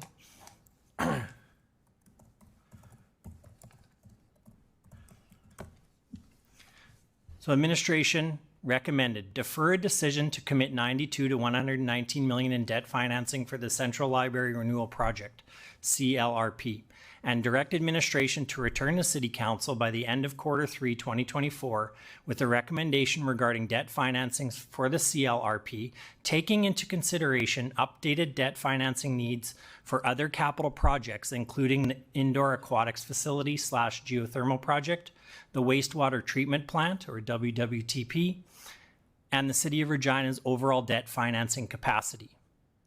At that time, Council decided to just commit the money to the library without administration doing the work. And so I think that's where there's a lot of confusion, is that there wasn't a pause to actually go and say, well, what is coming down the pipe that would require debt financing? Council at that time decided to commit without debt room. By the way, we did not have enough debt room to commit that money to the library, whatever that meant. Now, from then, in our orientation to council in November of 2024, we had that the wastewater treatment plant was requiring debt in the debt section of that report. We provided that 2024 annual debt report to council on May 7th, which included the wastewater treatment facility as well. On August 12th, 2025, in a briefing note called Debt 101, we listed that future projects requiring debt included the wastewater treatment facility. And then finally, on December 15th, in budget, when the wastewater treatment facility was added to the 5-year capital plan, we pointed out that there is now not enough room to do both that project and have the money committed for the library. So I guess from an administration standpoint, we feel like we've made people aware of this project. And so I understand the desire to build a new library. We want to get a new library as well. What we need to figure out is the timing. We have a lot of projects that require debt, and we have a finite amount of room. And so this council has to decide the timing. If council wishes to allocate some of that debt room to the library at this time, that just means other things can't be done. But I think to say that the wastewater treatment facility was the fly in the ointment here, well, true, it came up in the capital plan. It has always been on the radar. Thank you. Through the chair, in July of 2024 and August 17th of 2024, when administration provided the last council a comprehensive briefing, and a good one at that, I was at the lake. I wasn't elected. 8 of the 10 people sitting around this table were not elected. And at no time since August 17th, 2024, has this council been afforded the same luxury and briefing that you afforded the last council. I'm not discounting your recommendation. It was sound and well-reasoned. I have read the briefing package, all 694 pages of it, and as you know, I'm a part-time council without staff. At no time, having reviewed and made decisions on debt facilities or the debt annual report, was there an explicit recommendation from administration advising against that debt or spelling out the opportunity costs and implications for other council-approved projects as it relates to our debt implications? So to be clear, I respect administration's expertise and I appreciate the briefing that was given to the previous council. However, my duty of care relies in part on being provided and supported the information required to make sound decisions. And so frankly, I think I disagree fundamentally that administration has provided a fulsome picture to this council. I regret having to sort of litigate that. That wasn't my intention. But I have read every package, not just of since November 2024, but frankly of of the last council as well. But let's move on. Saying that, how much time do I have? 5 minutes. Okay. If council approved, I think Mr. Nickel just wanted to speak to that quickly. Go ahead. Thank you, Mayor. I understand your frustration, Councillor. I understand the library's frustration. Mr. Anderson has also made it very clear that there was a series of steps taken. Perfect, perhaps not, but I can't accept the fact, or you're stating that you haven't seen this. We clearly provided a briefing note on August 12, 2025 entitled Briefing Note Debt 101, where it clearly showed that the Central Library project was not approved. Everything else was approved and highlighted in blue ink. And then underneath that, future projects potentially requiring debt was included with the wastewater treatment plant. So I just want to make it clear that from our perspective, I'm not quite sure it's accurate for you to say that you haven't seen that. thank you. Through the chair to you, City Manager, can you spell out for me specifically in that document a recommendation that outlines the earlier than anticipated requirements of the wastewater treatment plant, and specifically, much like you gave the last council, a recommendation that this council move away from supporting debt financing for Central Library renewal? I don't have that briefing note in front of me, Mayor, but perhaps Mr.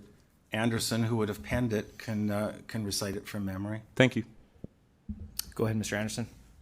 Through the chair, yes, our objective with the briefing note, with the debt report that came to council on May 7th, 2025, with the new council orientation that happened in November of 2025, is to provide information. Full stop. We weren't asked to provide recommendations for debt on the library. Your motion during budget was the first time administration was instructed to provide a recommendation on debt for the library. We simply shared several times before that there are competing projects for our debt limit.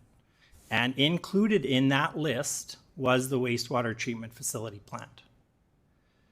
So what administration is trying to share is that this isn't just about the library. This is about the city.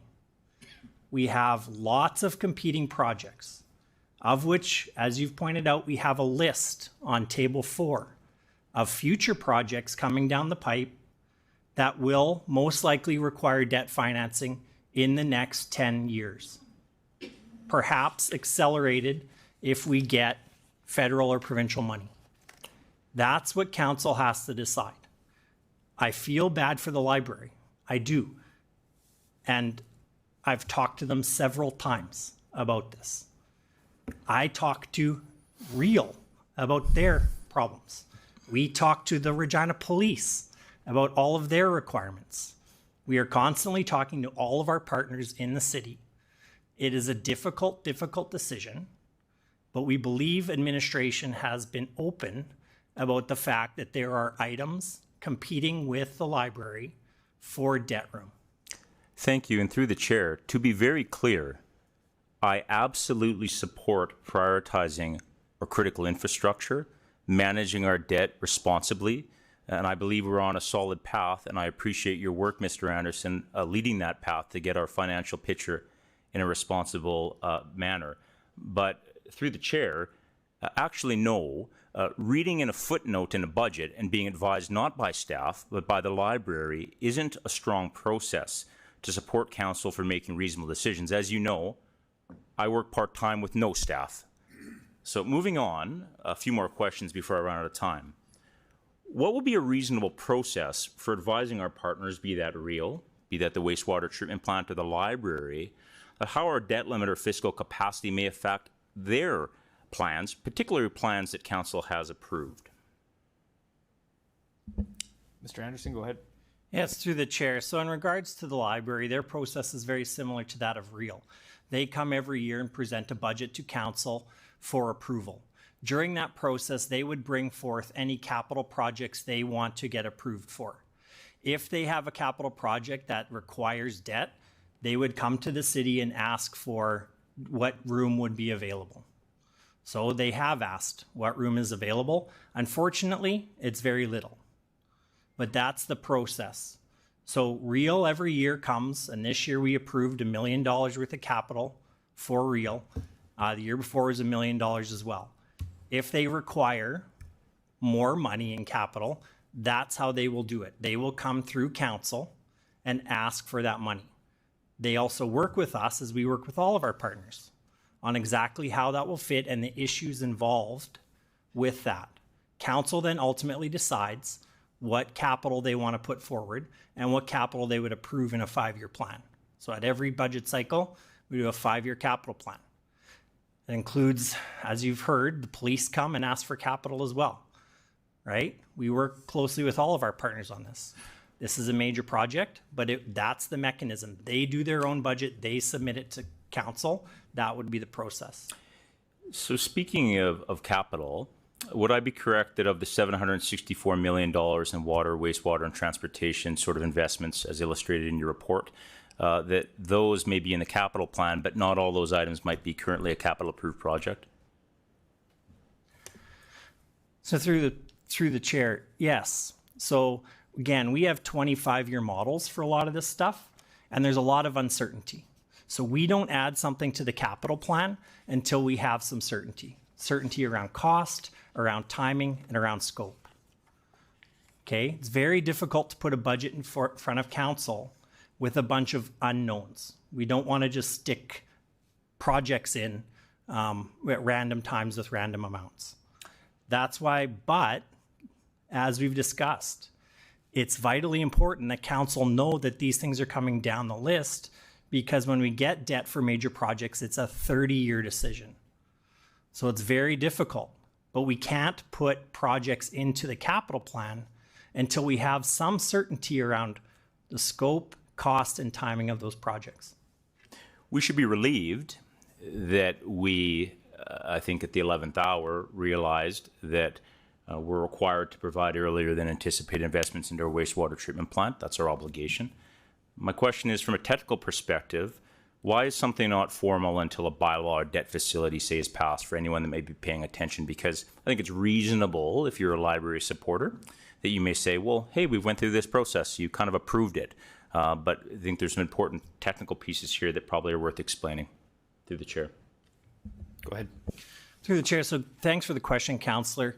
Important for us, again, through the year, there's a lot of discussion around a lot of projects. Budget time, though, is when we solidify the actual plan to do it. And so until something is put into the budget through the capital plan with a full funding plan, timing, and estimate of costs, everything is still just an idea, right? A plan. Then council actually approves it and says, yeah, we're going to do it. So if I have proponents from my other partners that come to me with ideas around new facilities, I can't just add them in and put them in the debt report. The motion that you made at budget time, which we really approved, helped clean that up, because previous council had just added a bunch of projects to our quote unquote debt plan with no scope, no timeline, and no budget. And as you've rightly pointed out, and we're gonna, we will label that section. We can work with you, whatever you want to label that section. Those projects are out there. We always need to be aware of the projects that are out there, but we can't start actually planning to issue debt until council has said, yes, let's go ahead. So to your point, if people are watching, while a ball diamond is on the list of possible things the city might do, it has never been approved as an actual project by council. Thank you. Through the chair, I'd like to think, that my vote counts for something.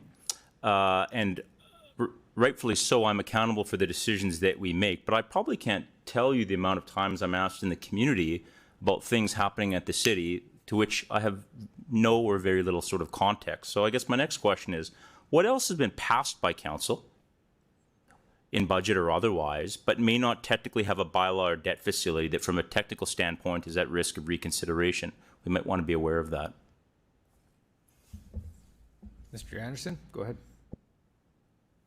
Sorry, I don't know if I understand the question. So it's something that's been approved by council. So I guess my question through the chair, sorry to be more clear, and by the way, I should reiterate, I absolutely support prioritizing our critical infrastructure with the information I have at hand, with the information we have at hand, right? It's responsible. My issue with the process is the process. So we have voted several times, including 3 times for a dedicated mill rate for Central Library renewal. Most reasonable people would say it appears as though the Central Library is going through a renewal process. Do we have any other major projects that council has voted yes on that we should be aware is actually just a technicality? Our vote was in fact a technicality. Through the chair, so I would say none of your votes are ever a technicality and that they always matter. I would say that when council instructs administration to commit debt room to a project, that's all that is committing debt room to a project. It has not approved a project. It has not approved the timing, scope, or cost of that project.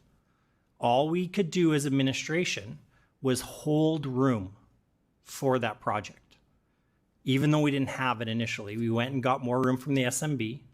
And then through our reporting, we always had it on the list, as the acting city manager said, but it did not have the word approved beside it, because all that was instructed by council was to, quote, commit $92 to $119 million of debt financing.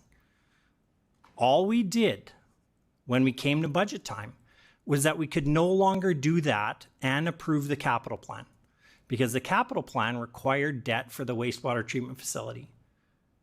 We ran out of debt room. And as administration, we pointed that out in our report. We are at an impasse. And my team specifically can't hold $92 million to $119 million of debt for the library and also get approved project for the wastewater treatment facility that required $120 million worth of debt. That's all we did. But administration, I don't know what else administration could have done. And I apologize. I could have phoned you. We were pretty busy. We'd been asked to do a lot of things in 5 weeks. And so we sat down and said, you know what? We put that note in there. I could have called you at that time. Thank you. We missed that. Thank you. Through the chair, is there nothing that we can learn from this process to avoid it happening in the future? We've now spent several $1 million of taxpayer dollars on a procurement process at the library. What can be learned? I'm busy too. Yeah, I don't, right? I'm also busy. Is there nothing that can be learned so that we can avoid this in the future. Because to reiterate, when presented with reasonable information, we're smart to change course. Our obligation to residents is to ensure we have the critical utilities and infrastructure for them. But we have some governance and process and public accountability pieces here too, and I'd like to know how I can avoid this in the future so we all can do a better job, notwithstanding the fact that I've been elected for 14 months. Go ahead, Mr. Anderson. Thank you through the chair, and thanks for the question, Councillor. And you know what? We have fixed part of this problem through your motion during budget. So when you made that budget that we aren't allowed to put anything on the capital plan without an approved capital project, we no longer get into this space where we've committed debt room for a project with no timing, no scope, and no cost, right? Only things that can go on the debt plan now are approved projects, capital projects with approved funding sources through council. We should not run into this issue again where council gives the wink and a nod that we'll commit this without having the room. Because if we don't have the room, I can't put it in the capital plan. So to your point, Councillor, your motion during budget has cleaned up a lot of this. Can I say it's going to be perfect going forward? No. We will learn and get better every year. That's all I will commit to. How much time do I have? Minute 43. Thanks. Can you walk me through what happened sort of formally when our debt limit was increased, and thanks for your good work on that, and how the library sort of existed on that list, as in, was it bumped up, was it bumped down? Maybe walk us through that and how that might have changed since you briefed the last council in July of 2024. Thank you. So through the chair, yes. So when I started in January of 2025, on our debt commitment list was more dollars than we had limit for. So council at that time had asked us to go to the SMB to increase our debt limit. I will say the SMB was not super excited to give us the debt limit we asked for, but at the end of the day decided that they would do it with some caveats that we go back to the province and discuss with them a process that they can use to make these decisions. At that time, then, we had enough debt room for the projects as were listed in the report that acting city manager said, with the caveat that there were other projects coming down the pipe. So if, on August 12th, when we sent the briefing note, those were the projects that were holding our debt room at the time. Including the library. Including the library. And we had a list underneath of other projects that we knew were coming down the pipe that would be asking for debt room as well. Thank you. Through the chair, just to reiterate, those projects, of course, didn't include a sort of a comprehensive overview or recommendation. Question through the chair, and I'm almost done, is what are the statutory requirements for municipalities under the Libraries Act? Just curious as to our obligations. Many of us are still new here. I think we heard today we have some pretty significant challenges with a branch. I'm just curious if I need to be aware of anything. It's not a leading question. I just don't know. Ms. Williams? Thank you, through you, Mayor. The Public Libraries Act, so Section 21 of the Public Libraries Act requires the library board to consider all of the costs of their public library when making their annual estimate or their budget. That also requires the library board to prepare its annual budget and bring it before council and their estimate by March 1st and transmit that estimate to the clerk of the municipality for consideration of council. And although the statute requires disclosure to council of the library estimate, there's no requirement for council's approval of the library budget. Council does, however, retain control over the library mill rate. So that determines the tax levy that is administered to the library. Then Section 22 requires the library board apply to council on or before March 15th of each year for the amount of money that it requires, or it estimates is required to maintain their municipal library during that year, and any further amount that it considers may be necessary or expedient for permanent improvements in that year. So I'll just give you a few more points, just that council then has to make a special levy for the purpose of raising the money stated in the estimate or any part of that money that may be approved by council to be known as that library mill rate. The library taxes thus levied are collected by the city on behalf of the library board, so that's our requirement. We collect taxes on behalf of the library board, and those are then transmitted to the library. And the only discretion really the council has is setting that library mill rate is either to set a rate to fund the library estimate or any lesser amount that may be approved by council. So that's the statutory requirements under the Libraries Act and the authority that council has. 1 minute. Thank you. Through the chair, I think if we find ourselves here today making a hard decision, and that's our job, with really intentional planning, consultation, really proactive and good engagement, it's unfortunate, but it's a really reasonable approach, right? I don't think any one of us would suggest it isn't. But if we didn't, if there was room for improvement, the intention today, of course, was to discuss how to avoid it in the future and get better as colleagues. So my intention wasn't to impart blame, and frankly, I don't think it was super constructive to suggest that a briefing to the previous council was sort of sufficient for this council. But nevertheless, part of this discussion, of course, was predominantly to see what tools, if any, the library may have. And so I guess my last question would be, aside from those included in the package, and I respect your recommendation, it's thoughtful and well-intended, what tools, in addition to those in the package, might be available to the library? And I have a referral motion, so there'll be time to dig into those deeper. But, since we're sitting here today, what other tools do we have as a city, if any? And you're out of time on that one, Councillor Frost, so I'll let them answer that question. Okay, Mr. Anderson, go ahead. Through the chair, so again, our ability to raise funds as outlined through the province is very limited. So as a city, we can do property taxes, we can do some fees and charges. The library has some great staff and their own board. I'm sure they have lots of unique ideas of how they can apply the laws that govern them. I'm not as immersed into the library as they would be. I'm not sure if they can charge fees to rent out books, to get a library card. I'm not sure what options a library would have under the law. I would suggest that the library board and the library staff would be better tasked at answering that question. Okay, thank you for that. We have a technical thing to deal with, so we're going to take, if that's okay with council, we'll take our mandatory 15-minute break now, and give us 15 minutes here. We'll be back at 7:56, and we'll take care of this technical issue, and then we'll be back in 15 minutes.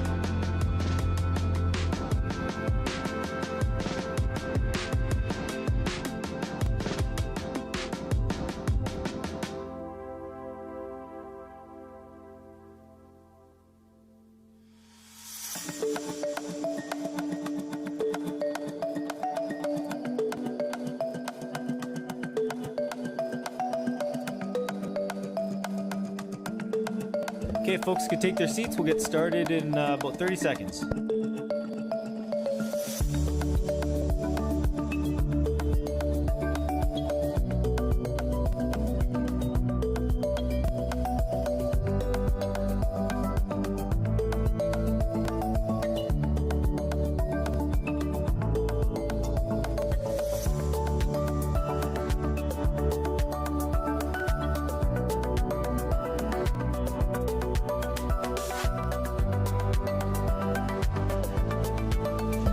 Okay, we'll call the meeting back to order.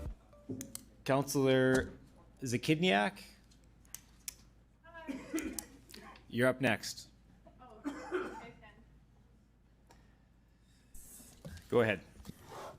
Thank you. So I just wanted to, I actually looked up this Debt 101 memo that we got, and I just wanted to check in about one piece. Because it talks about the Appendix A and it has all the listed projects. And I can see that some of them say approved next to them. And I mean, sure, the Central Library Renewal Project doesn't say approved next to it, but I don't actually find that super clear that oh, hey, this isn't approved and here's why and all of that. Because like Councillor Froh said, we approved it. Yes, we didn't go through the bylaw, but we did approve it at council. So, I mean, it was also my understanding that we did. So I just wanted to flag that because I don't find that was clear in that memo. And I also wanted to note that there was discussion about last council, and as someone who was here last council, so there was an initial motion, it's in the decision history, on July 9th, 2024, to commit money to the Central Library Renewal Project. And I guess what you're saying, Mr. Anderson, is that there was not enough additional, administration was just told to do that, and there wasn't, you can maybe tell me if I'm not quite capturing this, enough additional instruction from council to set it up for success. Does that summarize, what the point you were making? Go ahead, Mr. Anderson. Thank you, through the chair. Thanks for the question, Councillor.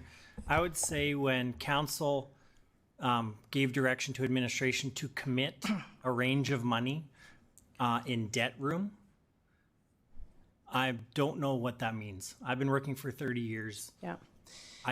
That's not clear. And so it didn't give a time, a scope, or anything. Sorry.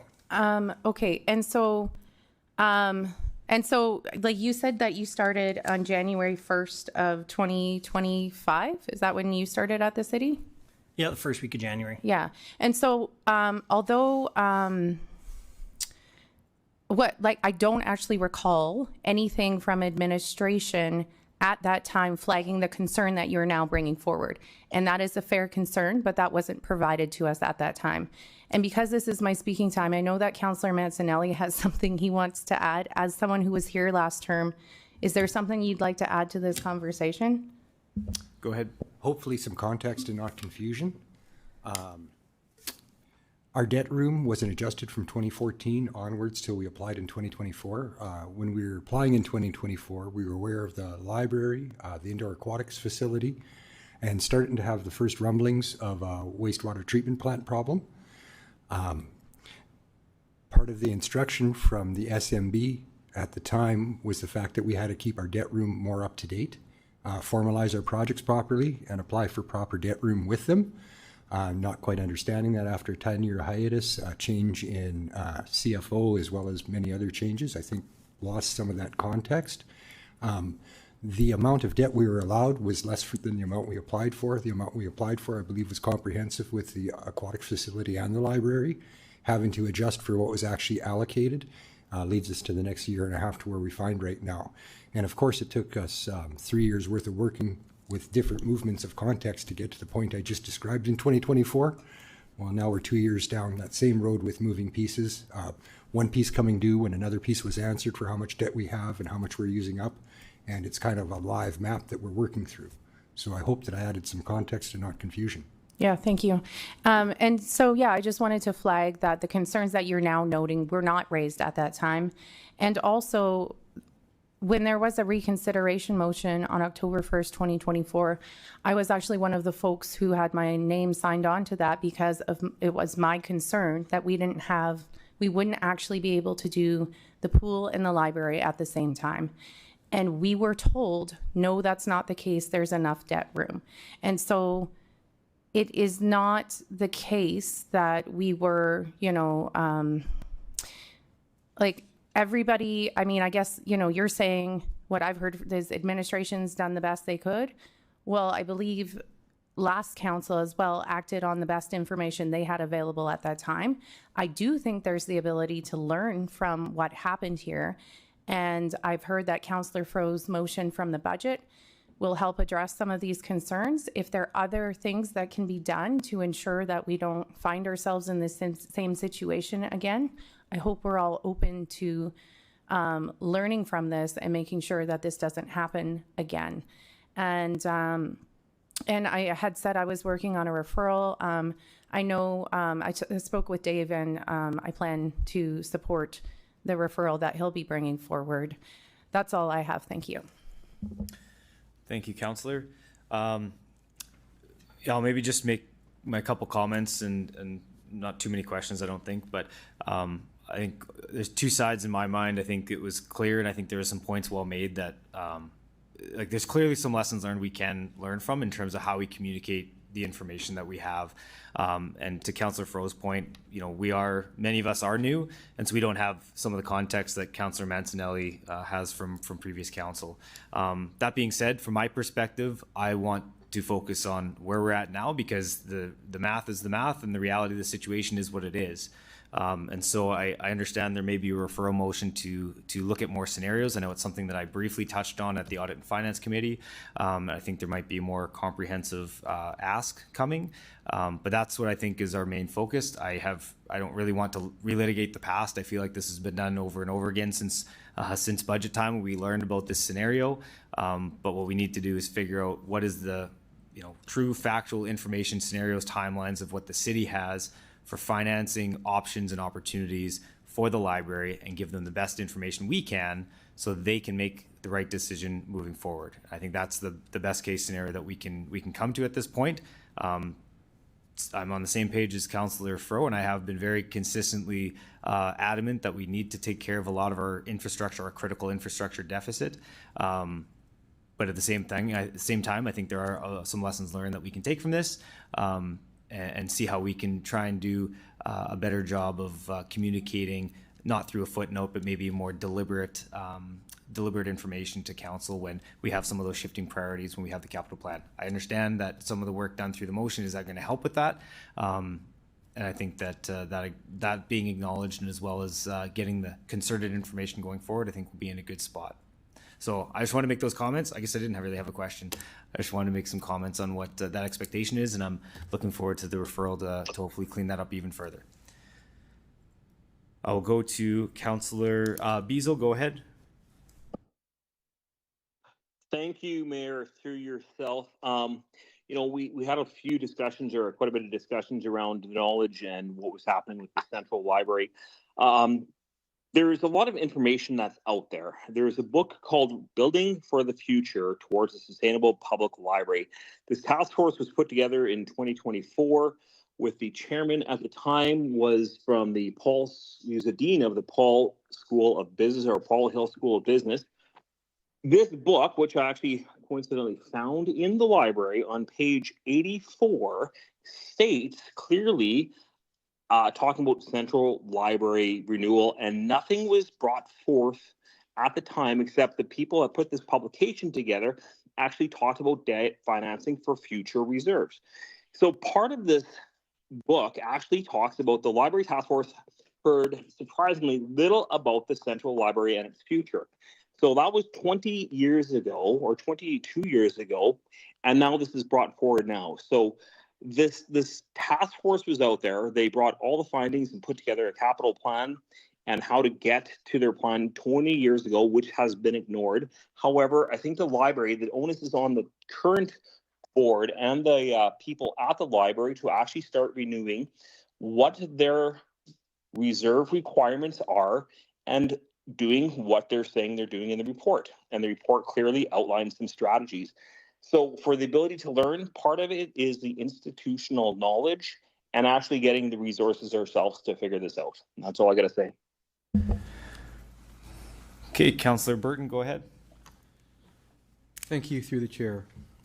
The city is a living, breathing machine with lots of parts. Plans should not be made on a reactive basis, and I understand why there may be many in the hopper that may not proceed.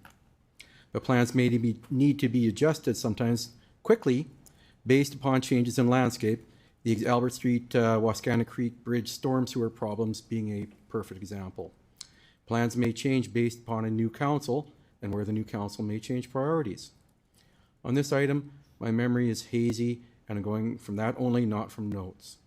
My understanding was that after going to the SMB, we received enough funds for the IF and the water sewage infrastructure.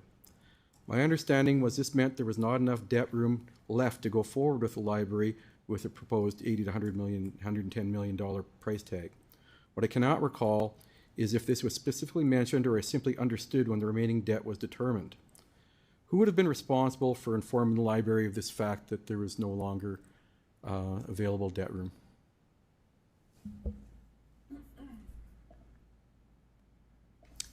Mr. Anderson?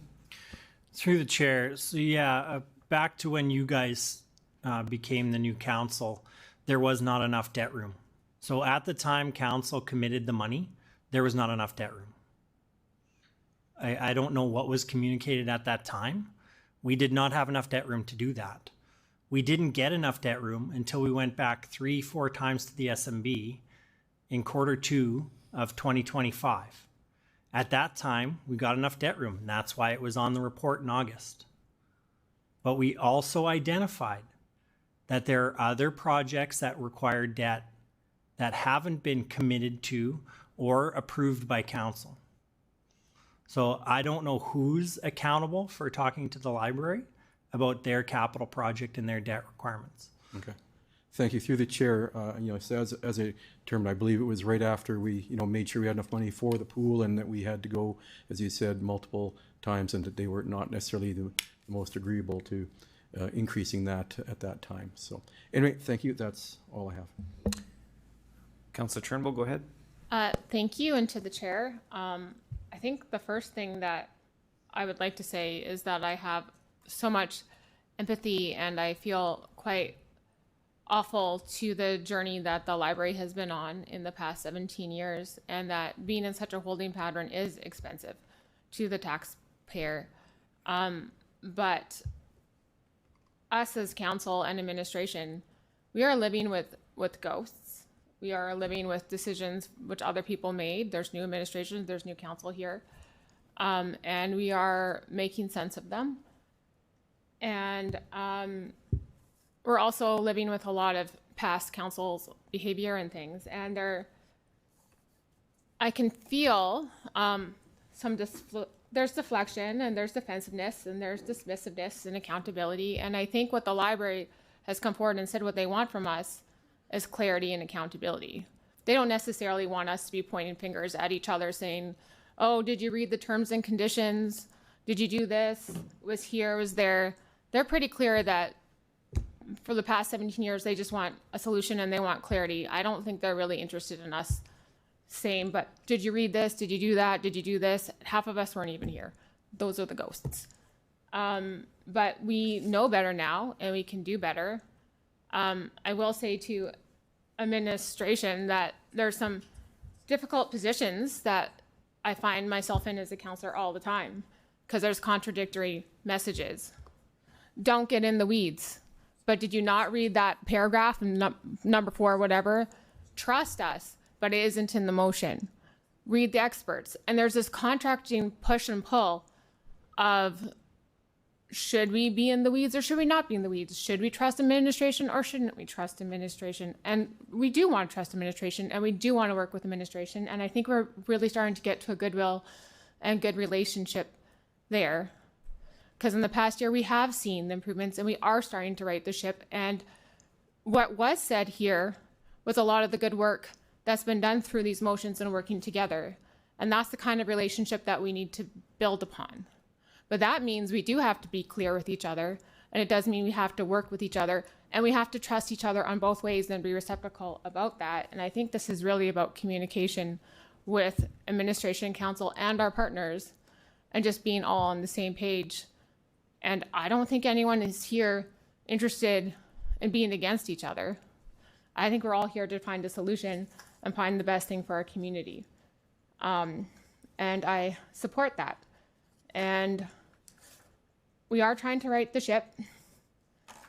And I think we have some really, really tough decisions to make.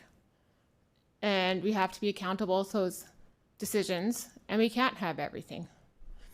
And when it comes down to literally taking care of our water and how we move the poop and how we do those things, we're at a difficult position. And we do have to prioritize things, and we do have to see where our funding partners land. So the library understands that too. Our partners understand that too. It's just our responsibility to be clear and concise so that happens. And that's, I think, all they want. As for the rest of it, I think we are doing a lot better as administration and council with our relationship. And I don't think we need to be pointing fingers at each other. I think we need to be working towards finding solutions. I don't think we need to be managed. I think we need to be collaborated with. And I think that's all I have to, well, and also, we're also asked to delegate authority all the time to so many things. And then when we do get delegate authority, I think there has to be accountability for the decisions to the authority we gave it to. So if you want us to delegate that authority to make the decisions, you also have to be accountable for those decisions. Otherwise, we do have to go in the weeds, and we do have to look at the terms and conditions. So I think there's a lot to be learned here. Councillor Mancinelli, go ahead. Thank you. It's been a long time coming with this library matter, and I think first and foremost, I'd like to extend a thank you to the board and to the employees of the library, not just the Central Library. The dedication to following this through and trying to find resolution is notable, and I'm thankful for it because this is very important to our community. Talking about lessons learned and what to do better in the future, I think this council has already started that path. Looking at page 4 of 10 in AFC 26-1, I'd like you to note that there's 3 loans taken out in 2014, 2 for Mosaic Stadium and 1 for a wastewater treatment plant. To have a council decision to renew a generational input like wastewater or fresh water, and to not plan it through to at least be of use to the end of its loan, it's a 30-year loan. We're out of capacity in under a decade. Those are the type of decisions that this council is having to make up for in the current situation we're in. I don't think you should take out a 30-year loan and not meet the needs of 30 years. You should plan for the expansion or for the need of that 30-year period you took out the loan for. So to take out a loan for a wastewater treatment plant in 2014 that matures in 2043 and have to rebuild or build onto it in 2025, 2026, to me is a failure. You'll note that the water network expansion that shows up 10 years later, one of the first debts taken out by a council 10 years after, that follows the criteria of meeting the need to the end of the loan. The expansion of that project didn't just meet the current needs of the community in 2025, it meets the future needs of the community until that debt is most likely satisfied. And we have something else on our table that we have to pay attention to. Mosaic Stadium, the debt was taken out, $200 million worth in 2014. We didn't even collect the taxation to pay for the mortgage payment in full until 2024. And wonder why our reserves are low and why we're in this situation. So it's been very hard decisions for the first year of this council. I'm proud to say I've worked with the people here to make those hard decisions, and I believe do it the right way for the future in both of those instances. With the indoor aquatic facility, With the sinking fund we've approved, we will have the ability to pay the mortgage before the aquatic facility opens. So that's a change in the right direction for how the finances of the city is run for the future. So future councils shouldn't be faced with the same problem that was put upon us from the past. So although this is awkward and it's going to be hard to work through, there's many pieces, funding from other levels of government to satisfy portions of the debt, to open up some debt room, to satisfy the needs of the library. These are all working pieces that will have to allow unveil themselves in the months and the years to come to find a good, solid decision to help this project through. And it's going to take a little bit of dedication and patience, but I'm willing to show that because I think it's important for our community, and I think it's important to do it the right way, so I want to work towards that. And that's where I'll put my work in towards. Thank you. Councillor Radens, go ahead. Thank you. Frankly, I'm going to just say that it was disappointing to actually be here.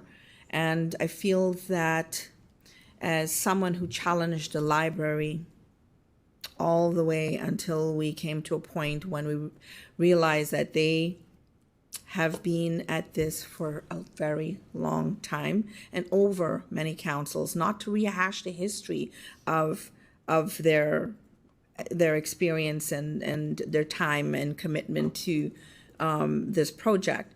And if this council decided to support the library's ask, including myself, I feel that there was a communication lapse. And then we got told that we couldn't support the library after they presented with official plans. And at no point were they or this council told otherwise. And I mean, we can go back to the timeline and hash it out and go back and forth and whatever. At this point, it matters not. So until, and we weren't told until much later on. And so I think that I do agree that we need to learn from this and move forward. And the ask for transparency, clarity, and better understanding on both sides of this table and with our community partners. I think a commitment to not blame, and it's not us and them, and remembering that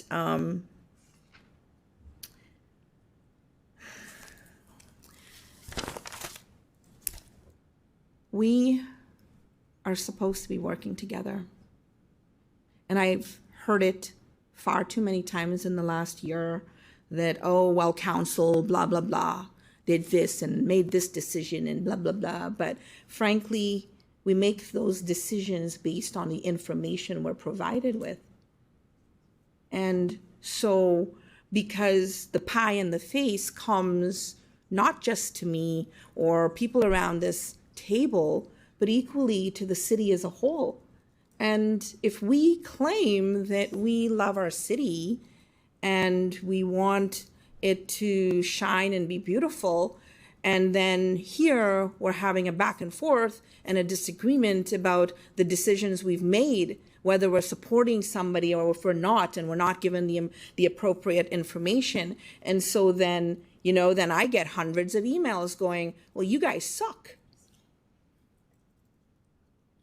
Like, that's not what I want to hear. I mean, sure, we all signed up for doing this, but we're supposed to be, and in the words of the mayor and Councillor Turnbull, is let's not point fingers and let's just work together in collaboration to make our city look good. And I mean, I'm just going to say it, pre-budget, some of the comments that were made up front when administration presented at the onset was, oh, it was us and them.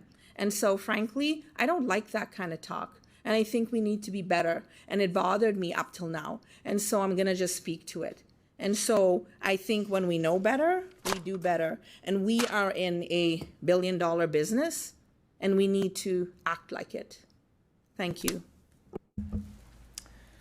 Thank you. I'll go to Councillor Fro to close debate. Chair, I'll try to be brief. I think, when we say we're going to do something as a city government, I think the public has a right to believe us, and it needs to matter. So I hope moving forward, we have the tools, and the collaboration to ensure that's the case. I think all of us, myself included, would be wise to listen to the expertise of administration. And I hope administration can put themselves into the shoes of part-time counselors. So I'm disappointed in how this discussion unfolded, but plans change and it's completely reasonable. And I respect my colleagues. It's reasonable that we focus on providing residents critical infrastructure, even if that means delaying or changing the library project. But of course, what the library deserves is to provide them some clarity and certainty, including whether there's no money available or what potential innovative new tools are there. That's the clarity they're seeking and deserve. And then we need to learn how to grow and improve our working relationship. And I believe there are governance and processes that will help us do that. So there is a referral motion that I hope gives the library clarity, perhaps educates council and allows council and administration to improve our process. Item 4 in that referral motion, which I think we can probably get on the screen, should have a return date of March 25th. There's a lot in there, so it's not reasonable to expect administration to provide it all by then, but certainly the library requires that piece, and I think it's the very least we can do to give that to them. I think the remainder can come in Q3 or 4, depending on the preference of administration. Yeah, I mean, I think in closing, I trust the expertise of administration. We share a commitment to public service. And I hope this referral motion and what we take away from it, to the mayor's point, helps us to work constructively and more collaboratively moving forward. It's certainly worth doing. I want to thank the library and their board and supporters for their endless and tireless work. I can't imagine how frustrating and frankly heartbreaking it must be. Heartbreaking. And given that, I think we have an obligation to learn from how we found ourselves here. And hopefully, maybe there's a silver lining when we come back on March 25th and a path forward. That's all I have. Thank you. So just to clarify, I think Councillor Fro said point 4. I think that was moved to point 1. Oh, thank you. Yeah, just to make sure everybody's looked at the same thing. So point 1 is mentioned to report that back City Council March 25th, and then the remainder I can ask administration about timing. Councillor Fro said Q3 or Q4.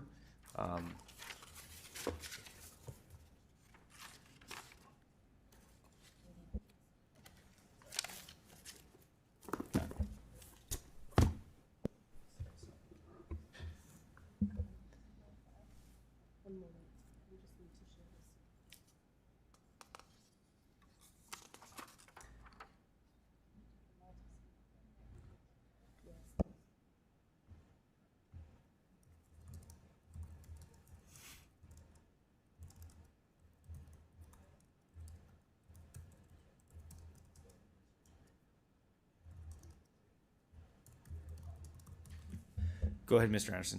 Sure, through the chair, thank you. So on point number 1, that is in the report in front of you. There will be nothing changing there. I'm not sure what you want us to bring back on March 25th. Thank you. Through the chair, I believe Councillor Zakidniak, in speaking with the library, indicated that they have some other items they're hopeful to be included. And what I tried to then put in the motion is I suspect some of those items you may not recommend, you may, but that we should be aware of the risks associated with those potential options and or any benefits if there are some. And I think those options, if they've made their way there, include the city using our cash flow or investments to lend the library money, what implications, if any, happen from removing the sinking fund from our debt limit. I'm not suggesting that I support those or that you would, but I think what the library has asked us to do, and I believe the spirit and intention of the original motion, was to look at all tools, including those that administration would rightly advise us not to pursue, but to make sure that no stone goes unturned, and then to give them final certainty so they can chart a pathway forward as a board. Mr. Nicol, go ahead. Thank you. With respect to this, as Mr. Anderson said, We wouldn't anticipate that this will necessarily change, but having heard the objective of this, we can bring each and every option available. I don't want to preclude anything, but don't be surprised if there would be no recommendation on any of those from administration. Many of these have been discussed with the library. I was at least one of those meetings, and a lot of it was we cannot do it that way. So some of the ideas coming forth from the library will receive the same scrutiny and likely the same recommendation from administration, but we will commit to having that for the March 25th council meeting. Through the chair, thank you for that. I suspect council, myself included, will benefit from some of the depth of those recommendations as we sort of go on our own learning journey here too. So. Okay, so then we'll, just to check with administration, so point one, you understand the context of the question, Mr. Anderson? Through the chair, yes. What I hear the councillor saying, I believe, is that he wants us to comment in a report on the ideas of funding that the library has. What this says is to just have a list of approved future projects. Again, the list of approved future projects is already in. So no, this isn't. Please go ahead. Yeah, there's a couple of other. I think the comment around other options is actually further down in the record. It's item number 4. Yeah, it's not.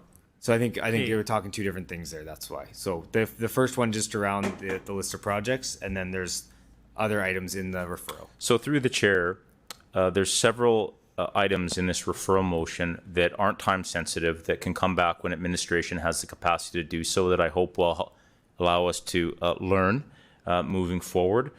The item that is most relevant to give the library some clarity and certainty is item number 4. And yes, I appreciate the report that went through Audit and Finance had some good information and a recommendation. I think what the library has asked, and I'm paraphrasing, is that all options effectively available to the city be included in that report. And I've suggested that you may want to advise us of the risks and or if there are benefits of those options, but that for the record, we see those. I hope that makes sense. So I'm going to recommend that we take 5 minutes and let's just stop for 5 minutes, let administration go through it, and then that way we can kind of gather all, or if any questions, get the timing sorted out, and I think we'll get through this a lot quicker. So we'll take 5 minutes. She's changing it on the fly.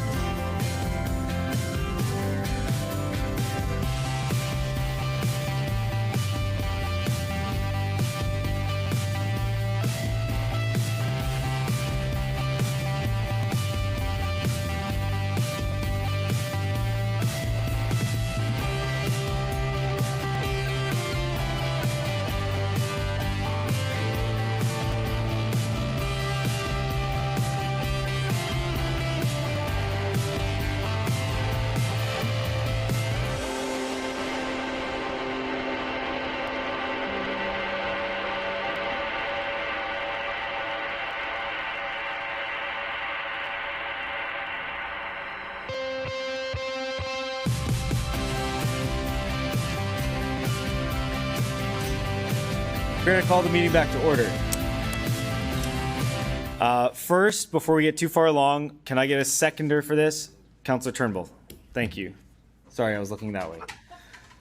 Okay.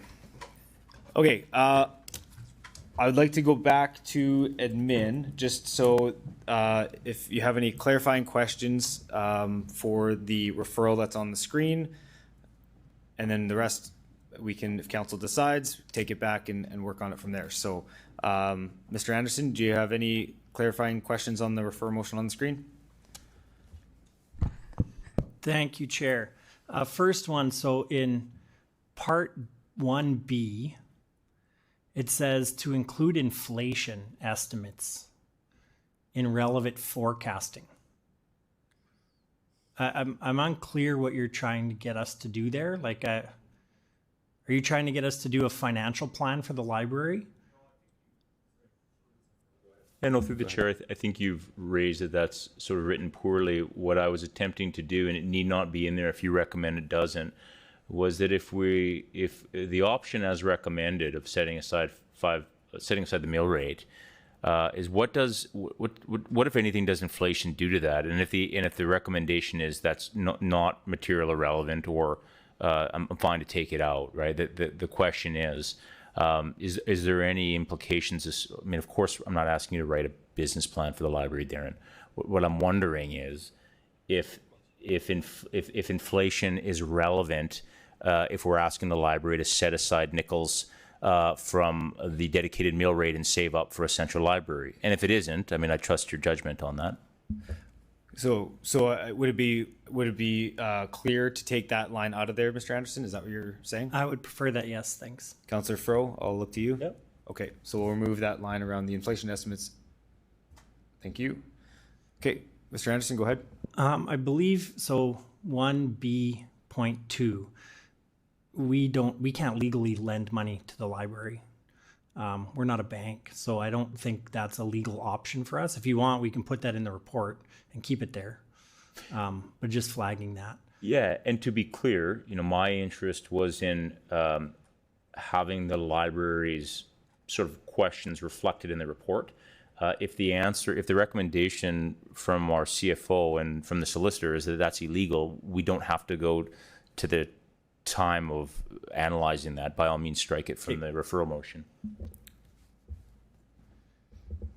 And then part 3 of that, again, I would think that would be much better served to the library team and their board. Me and my team are not aware of the Public Libraries Act. We aren't in the business of that, right? Their team works on this stuff all the time and brings forward their financial plans to council at budget time. I can, again, by March 25th, I would say that it would be better served to put that to the library itself. I'll give you some context there, and if we do strike it, I'd like you to keep this context in mind. I think the spirit and intention from the library, they're obviously not here to answer for themselves, is, their debt sits on our books, right? They can't take out a loan on their own accord. A capital lease sits on their books. So there are some restrictions that the library has that an independent charitable nonprofit may or may not have. There also may be some tools available to us because they're a partner of ours, and we should outline what tools those may be. So if the Libraries Act is confusing it, I think it can be taken out. But I think what the library, I suspect, was trying to get at is they're in a unique situation. And that unique situation has sort of caused them some grief over 17 years. So, but as we look at what tools we have, let's keep that unique sort of situation in mind. So yeah, I guess if you wanted to strike in the context of the Public Libraries Act, so you're asking what they can come ask council for. Is that fair, Councillor Fro? Like, what are they able I think so. I mean, I'm trying to reiterate what I believe to be the library's interest. I mean, I see them in the gallery. I think that's sufficient. I trust that administration will do a sort of fulsome report on what tools are available, even the ones they may not recommend. And I believe the library is asking for a more exhaustive look. And so I suspect that will happen, and we can strike out the words Library Act. Okay, Mr. Anderson, back to you.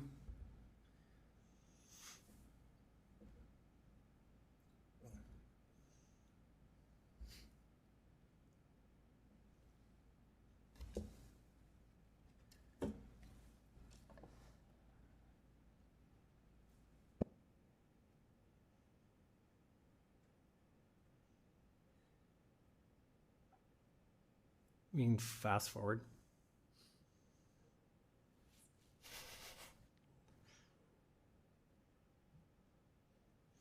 So for part B here, I think we're in point number 2, part B. We wouldn't have it out 10 years. We don't have a 10-year capital plan yet. And so I wouldn't have a 10-year debt plan. Do you have a timeline that would recommend within terms of how you typically work and report? 5 years. So we've been providing 5 years. And if that reporting comes anyways, is that piece then required in this referral motion based on your estimation? Or is it redundant? I believe it's already contained in here, but I mean, if we're bringing a report back, we can bring this back again. Okay, thank you. So would you say just remove the 10 years? Is that the, okay. Councillor Fro, that's? Yep. Okay.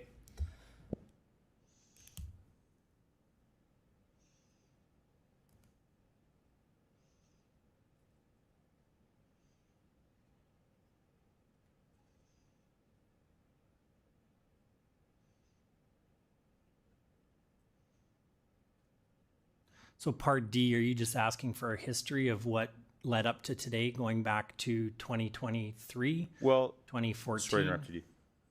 Yeah, I guess what I'd like is not to sort of relitigate what we discussed today.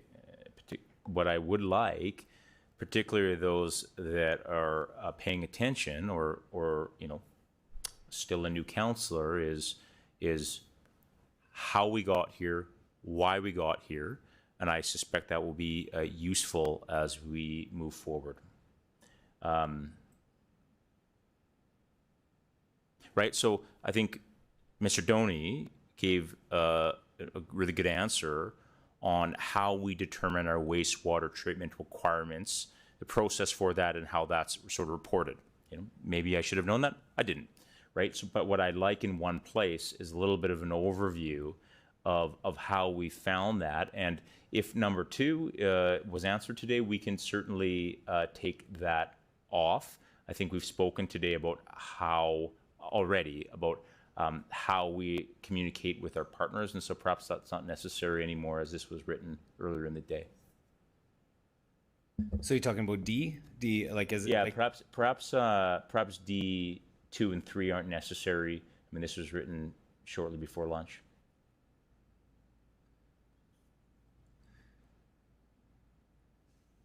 So could the point 1 just become D in its entirety instead of the summary of the process? We're just looking to have that piece around determine critical infrastructure around wastewater treatment? Yes. Mr. Doney, go ahead. Through the chair, I can answer D again right now if you want, or if you want in the report, that's fine. I think we'll put it in the report, please. Yeah, we'll just take it back, yeah.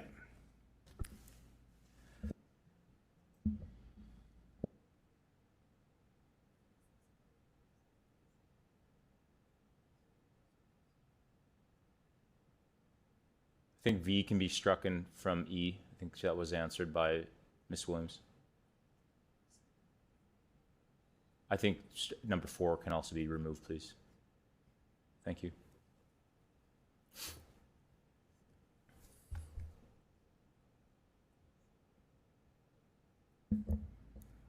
Oh, Mr. Anderson, go ahead. Sorry, I didn't have your mic on.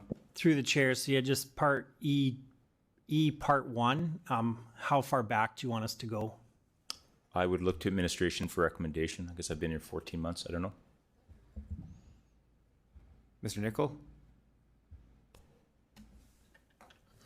We can, we'll review the file and we can perhaps go 3 to 5 years, something that seems relevant.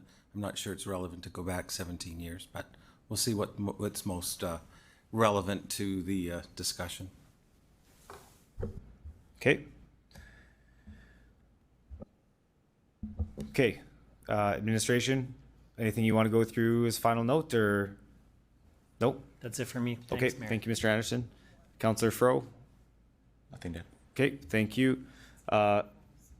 Councillor Zakidniak, you had a question about separating votes, I think. Go ahead. Yeah, and also I actually had somebody reach out who's watching who asked if we could display the whole motion on a screen. Like I think Martha was able to do that earlier by doing like a split screen thing. So that folks at home can see actually what like have transparency on what we're voting on. Yeah, I think that accomplishes it. Is that everything? Oh.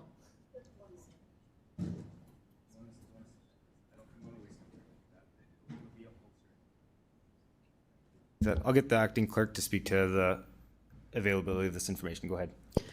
Through you, Mayor, this information will be available in the meeting minutes that will be published as quickly as possible tomorrow. Okay, that's fine, but because we just had it, that view available, I don't know why we can't do that right now.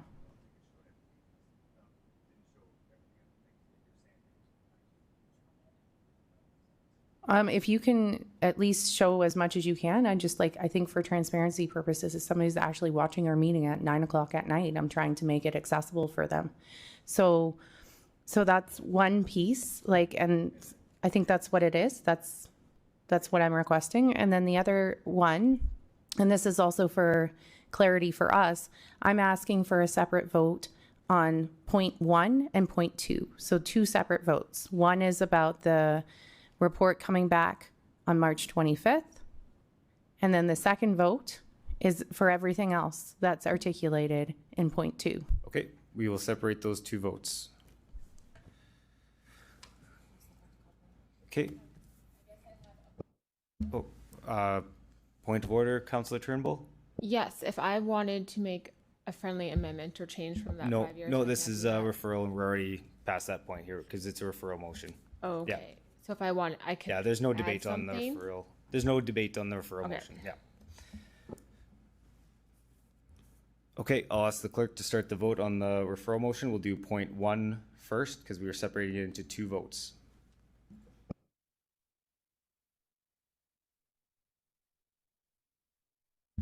Councillor Beazle, can I get your verbal vote, please? So point 1. For point 1, yes. Separating 1 by itself is its own motion, right? Yeah, one. The first vote is for point 1. Yeah. Okay, report back to City Council on March 25th, 2026 with an information report, including to, that's the one? Yeah. Okay, my vote is no. Okay, thank you.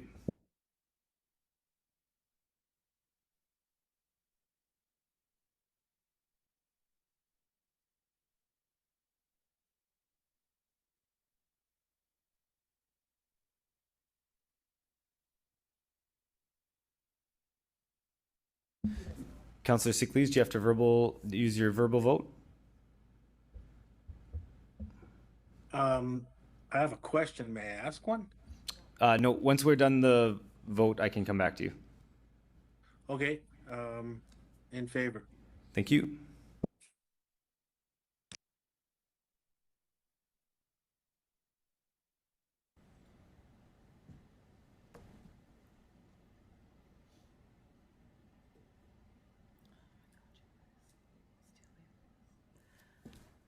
Through you, Mayor, the motion is carried in a vote result of 9-2, with the following members voting in favor as follows: Councillor Fro, Councillor Sickleys, Mancinelli, Turnbull, Radin, Zakidniak, Flores, Rasevich, and Mayor Bashinsky. Those voting against were Councillors Bezo and Burton.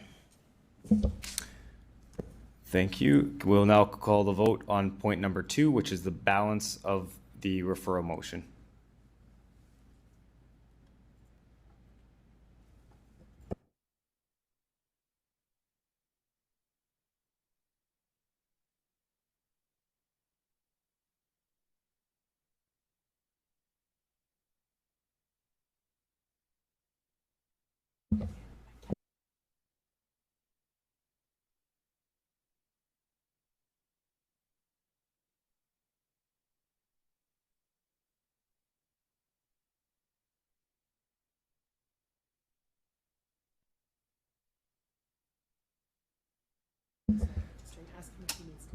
Councillor Bezo, can I get your verbal vote, please? Yeah, this one second. I'm just reading the whole thing again here. 1 second.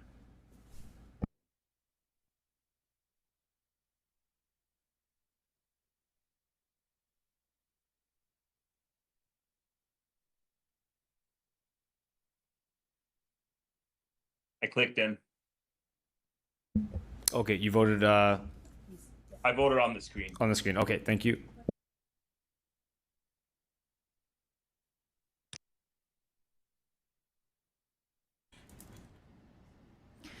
Through you, Mayor. Point number 2 of the referral motion is carried unanimously.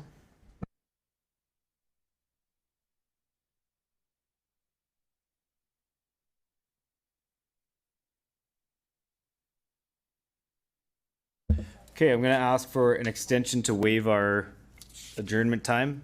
Can I get a motion to extend the meeting? Councillor Radens, seconder. Councillor Flores. Any opposed? Councillor Zakiniak is opposed. And that's carried.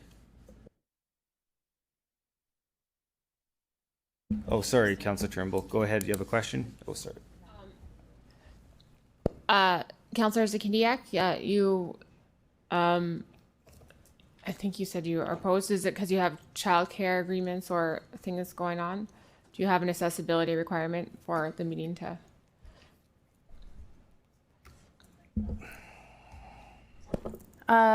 No, like, thanks for asking. No, in this scenario, I just don't think that there's anything pressing in the agenda that you should stay beyond an 8-hour meeting.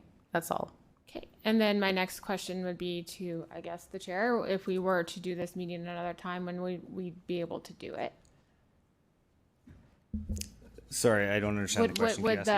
Would the things we don't discuss today, if we don't move forward, would it move to our next agenda? Yeah, it would be the next agenda, March 25th. And would there be any consequences with waiting with the parking bylaw or anything like that? Are they pertinent? I can ask administration. I think there are consequences around the parking bylaw specifically. Administration, can I ask somebody there? Mr. Doney? Yes, through the chair. So the revenue projections are all based on April 1st. And so if this is delayed till March 25th, and then the budget, or then the bylaw comes the following council meeting, there'll just be a less revenue coming from those projections. Okay, and I have one more question through the chair, and I guess for our legal advice. Are there any studies or any information about councillors making decisions after extended periods of time? I've read some studies about that and potential consequences for us going over time on our decisions being called into question. Councillor Mancinelli, go ahead. We extended our 9 o'clock time with a little bit of debate whether we should or not already, and now we're debating whether to extend or not and furthering the meeting later and later. I think to have successful meetings, to voluntarily control our talking time and pay attention to the matter at hand would go a long way to getting out of here in 8 hours. Not trying to offend, but I'm just noting that we have a late time, and instead of getting done the business at hand, we're extending it for conversation. Okay, so hold on 1 second, Councillor Turnbull.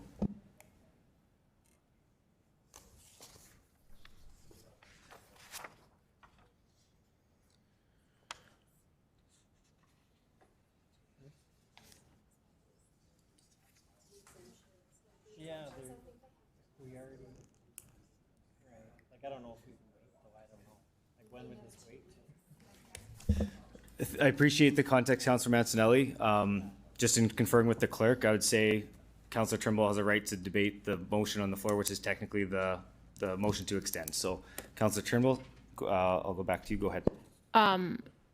To the chair, we actually did something at a President's Day where we gave 10 minutes for council members. So I believe to allow me to talk to this should be fair. But I do think I would like, because this has come up in very many times as a president, that we have later meetings over and over again, that I would like to talk to our legal advice about what our consequences are of working with this sort of cognitive activity and hyper awareness for hours on end. And I do think it's fair to ask about people's accessibility requirements as part of our strategic plan and be respectful for each other, respectfully. Mr. Nickel, did you have something to add before we vote on this? Yes, if I may. The question was put to administration as to what needed to be done. I think from our perspective, if we got through the 1, 2, 3, 4 bylaws that are at the end of the meeting, at the very least, we would ask that those be done. Okay, and I'll ask the city clerk to speak to this as well. Through you, Mayor, there is a item on the agenda with respect to appointments to the Board of Revision. There are sometimes sensitive matters about decisions that need to be made on the board, and we need the applicable appointees appointed to that board. We are already behind, and we've put off the AGM until we can get the full slate of members appointed to that board.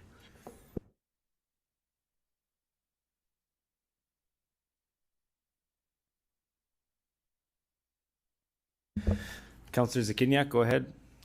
So then, I don't know how to do this, but so what I would then be requesting is that we're just attending to those items considered time sensitive, the bylaws and the Board of Revision report, as opposed to just going through the whole agenda.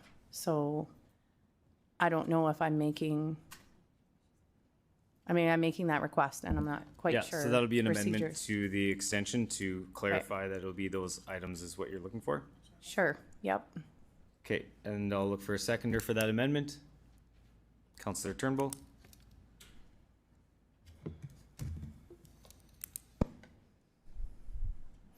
Can I speak to it briefly? Yep, go ahead. So my concern, if we just otherwise like go through what's still on the agenda, just in case folks think it might be quick, I want to note that we still haven't talked about the bank service agreement and short-term borrowing, nor the appointments to any of the committees, nor have we talked about the traffic bylaw amendments for the 2026 budget process that was pulled from the consent agenda, nor have we talked about the continuous improvement in construction practices motion.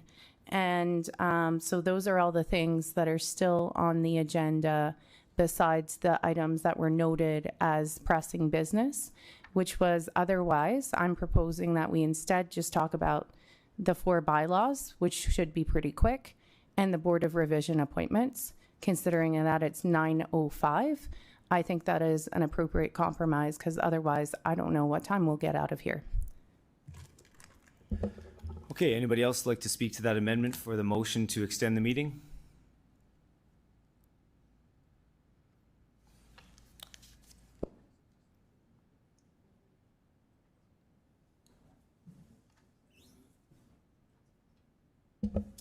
Okay, so with no other people willing to or wanting to speak on the amended motion to extend the meeting, if it is voted to go forward with that, then we will take the amendment as presented by Councillor Zakiniak. If it's voted down, it'll be back on the main motion to extend the meeting without the limited provisions of the items identified by Councillor Zakiniak.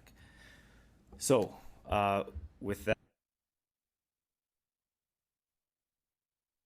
okay, with that, I will ask the clerk to start the vote on the motion to extend the meeting as amended.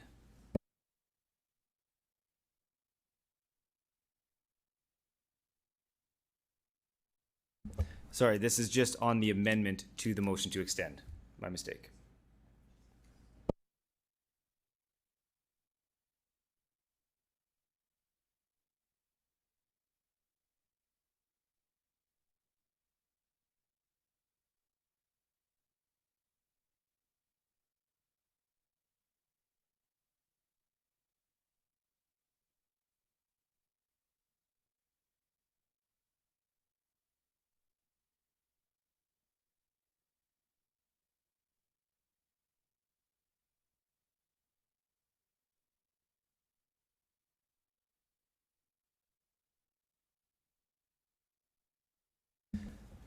Councillor Adams, can I get your vote, please?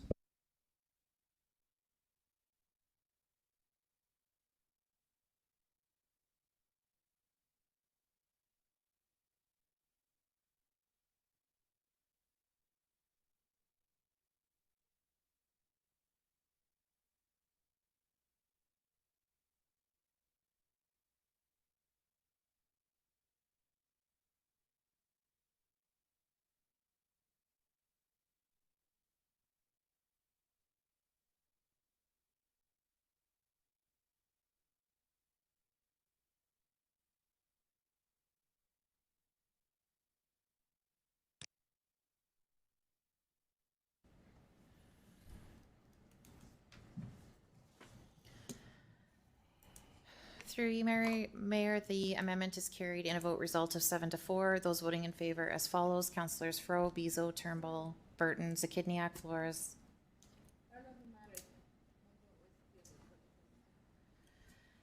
It wouldn't matter. You weren't asked to change it. If you want to ask to change it, I can indicate for the record. I just need you to say it for the record.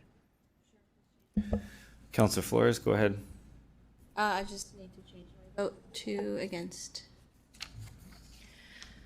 Councillor Flores has changed her vote to against. We just need to check with all the members. Anybody opposed to her changing her vote? Okay, seeing none. So the vote result is now, the amendment is carried in a result of 6-5. Those voting in favor as follows: Councillor Fro, Bezo, Turnbull, Burton, Zakidniak, and Rasevich. Those voting against were Councillor Sickleys, Mancinelli, Radins, Flores, and Mayor Bashinsky.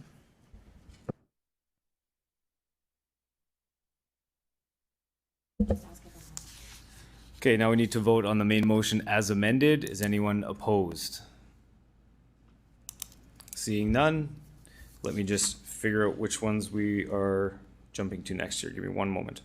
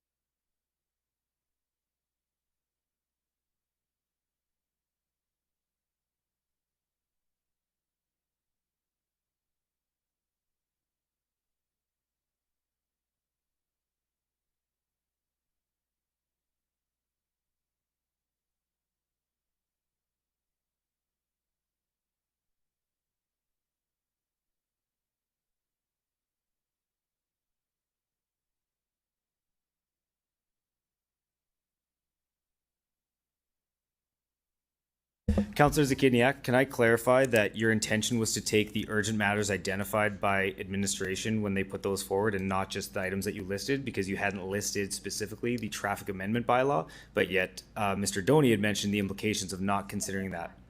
Okay, so I can take it as the items listed by administration as your intention. Yeah, but like, well, can I? Yes, go ahead. So my understanding was the bylaws at the end of the agenda plus the Board of Revision. If, like, just to clarify, is the only other item that is considered urgent the traffic bylaw amendment? Okay, I'll get Mr. Nickel. Do you want to comment? Sure. My initial comments were that the 4 bylaws that are listed at the end of the agenda, as well as what the clerk indicated with respect to the Board of Revision appointment. Having said that, the traffic bylaw matter has come up. I would ask Mr. Doney to let you know of the implications of that. Let's just do that one too. That's fine. Like, I'm fine with just adding that one. I just wanted to make sure we weren't like continuing to add. But if it's also the traffic bylaw amendment, let's just go ahead with that one as well. Like, that is, that was also, it was spoken to by administration. I'm fine with adding that to the list. Because the point is just to get out of here, so I don't want to keep talking about like what we need to talk about to get out of here. Okay. Thank you.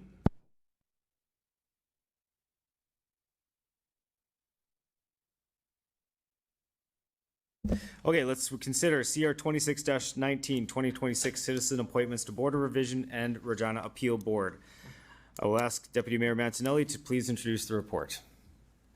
Thanks, Mayor. We discussed this as the Executive Committee. In debate on this topic, it was brought to our attention the specific traits and knowledge that applicants must have to successfully complete the appointment. Appointments have been vetted by administration and come along with a couple of recommendations, and I hope you pass these recommendations. Okay, can I have someone move the report? Councillor Rasevich and a seconder.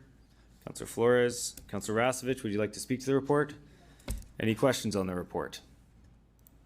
Seeing none. Councillor Rasevich, all good still? I'll ask the clerk to start the vote.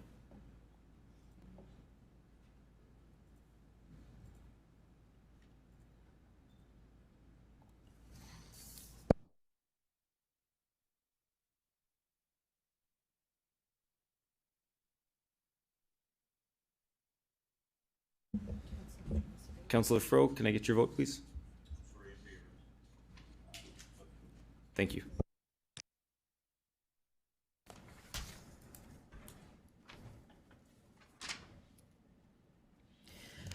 Through you, Mayor, the motion is carried unanimously.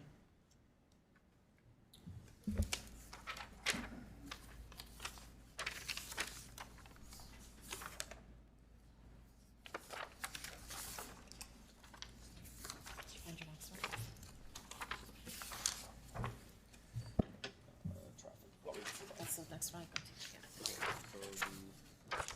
Okay, we'll now consider item CR 26-28, traffic bylaw amendments from the 2026 budget process.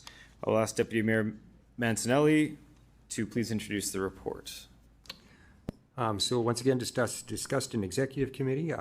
This is a list of the outcomes partially brought about by our updated budget with the updated fees and levies for the traffic bylaw, as well as some administration changes. Thank you. Can I have someone move the report? Councillor Rasevich. Can I have a seconder? Councillor Radens. Councillor Rasevich, would you like to speak to the report? Yes, through the chair. I'd like to make an amendment. Can I just read it off? I move an amendment that City Council direct administration to prepare a report to be brought in Q3 2026 that includes options, costs, and implications to implement immobilization and seizure technology for unpaid parking fines as a potential enhancement for consideration as part of the 2027 budget deliberations. Okay, can I get a seconder for that? Councillor Burton.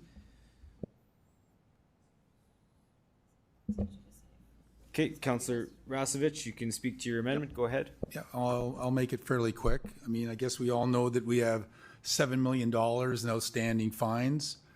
I guess the purpose of me bringing this up is, you know, you hear it from the public, you hear it in the media that we have all these outstanding tickets and fines. And the purpose of this is not to be on a witch hunt.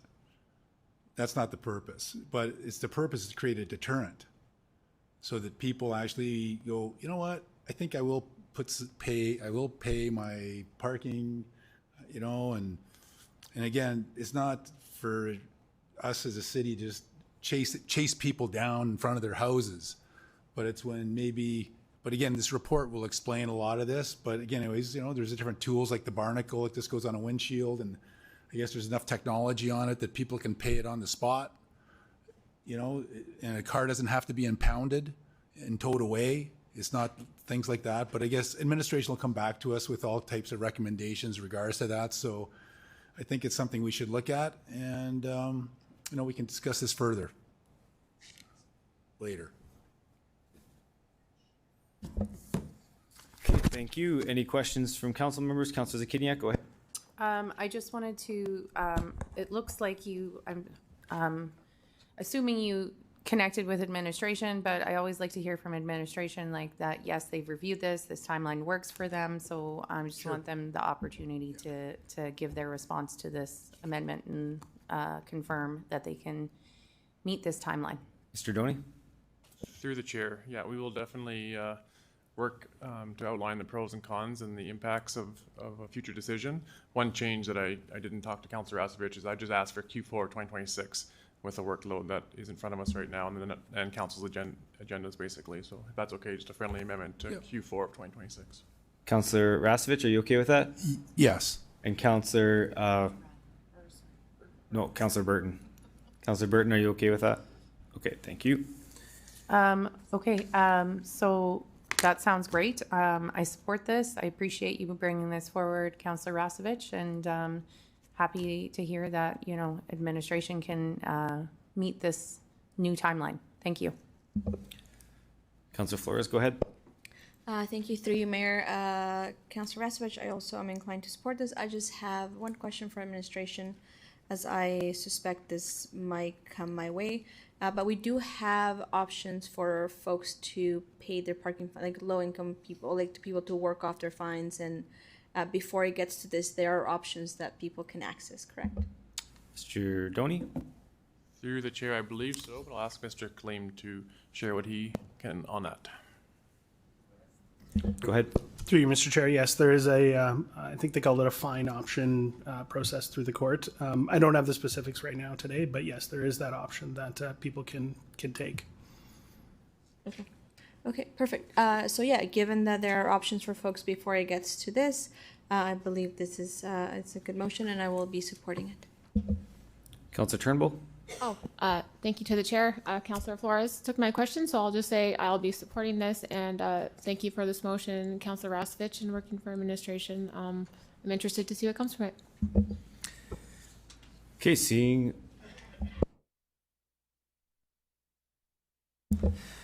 no other questions, Councillor Rasevich, would you like to close debate? No, I just want to say that, you know, hey, it's nice to have a deterrent, so that at least when, you know, people will think twice about, you know, just pay up. That's all. Okay, thank you. So I'll ask the clerk to start the vote on the amendment.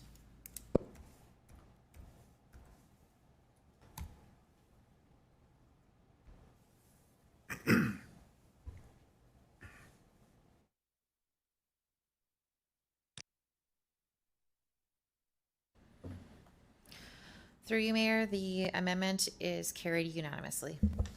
Thank you. Councillor Rasevich, back to you on the main motion as amended. So if there's anything else you have to comment or say on the... No. You're good? No, we're good. Okay. Any other questions from council members? Go ahead, Councillor Turnbull. Thank you, and to the chair. I was speaking to the Regina downtown bid about this motion, and I said I'd bring some things forward. Something that the downtown bid is interested for in the future is possible discounts for businesses or bulk purchases with the vouchers, and also a possible working group with administration on how this stuff can be used with businesses within the city. So I'm just wanted to ask administration if they were willing to work with the downtown bid at looking some options for businesses, possibly business discounts and this working group, and if that need to be a motion or if that's something we can just talk about now. Mr. Donny? Through the chair, absolutely, we're available to meet with downtown bid either through the board, Ms. Bryden is on the board, or just as a working group. I would just highlight that I would expect any discounts would need to be approved by council through a bylaw, but we wouldn't start there. We would just start with seeing what works, and if they wanted to do buying of bulk passes to give to customers, that's definitely something we've heard from the businesses, and that's an opportunity. Okay, that sounds great. So process-wise, you would reach out to downtown bid and other user groups, and then in the future bring forward a recommendation. We don't have to make any amendments currently right now. Through the chair, I'll just ask Mr. Kleem to provide his perspective. Go Go ahead. Through you, Mr. Chair. Mr. Doney is right. The only thing I would add in terms of the voucher system, there's also options with the pay by phone system. So that would be a cleaner, crisper option potentially for certain businesses if they can validate people's parking that way and then accept payment and pay for people's parking. So there is other options that we can use beyond the parking voucher system. In terms of, and Mr. Doney is right, in terms of any bulk discounts or any discounts of any kind, those would have to be passed by council through the bylaw. Okay, so I guess right now I'm just looking for the commitment to have that, start that working group on conversations with the Regina downtown business associations and then any other user groups. Through the chair, yes, we will plan to meet with them. That sounds wonderful. And then the other question, when you are with that working group, or if there's any thought to possibly taking some of the fees from the parking meters and using them to revitalize downtown, is I think that may have been addressed at one point, but I wanted to ask about that. Mr. Doney? Through the chair, I'll start and Mr. Anderson can add or correct me, but any revenue that we collect from parking meters goes to the general revenue fund, and then council can dictate how that is spent through the budget process, but there's no ability for administration to use parking fees for anything different that I believe. Okay. Can I add that to your discussions with the downtown bid as a possible recommendation to bring to council in the future? Ms. Bryden? Thank you. Through the chair. So recently we've been undertaking work within our city center to certainly improve our levels of service within the city center. I think when we talk about the parking fines, they do go in the general fund reserve, and at the end of the day, all of the city services have to get paid for. So whether we take a portion of the parking to specifically dedicate it to the downtown, or we just specifically dedicate funds to the downtown, is kind of it's a bit of a wash. I think at the end of the day, if we can talk about how we are increasing our level of service within our downtown, that might be more of a relevant conversation, and that is some of the work that is already underway. Okay, well, thank you so much for your work on this and for your fast action. I know there's been a lot of fast-moving changes on this in the past month and reactive to our community concerns. So thank you for that, and I look forward to hearing what comes out of your talks with the business community. It's a big opportunity for us. Okay, seeing no other questions, Councillor Rasevich, would you like to close debate? I had a question just in terms of the vouchers. Are we going to have a time period around City Hall that when people want to come buy the vouchers, that they're not going to get a ticket because if they don't have the app? Mr. Doney? Through the chair, yes, we're looking to have an area around City Hall, potentially lay-bys as the 15-minute loading zone, so they can pop in and grab a parking pass. We're still working through those details. Okay, so probably for a month or something till they get loaded up, I guess, right? Okay, thank you. Thank you. With that, I'll ask the clerk to start the vote, please, on the main motion as amended.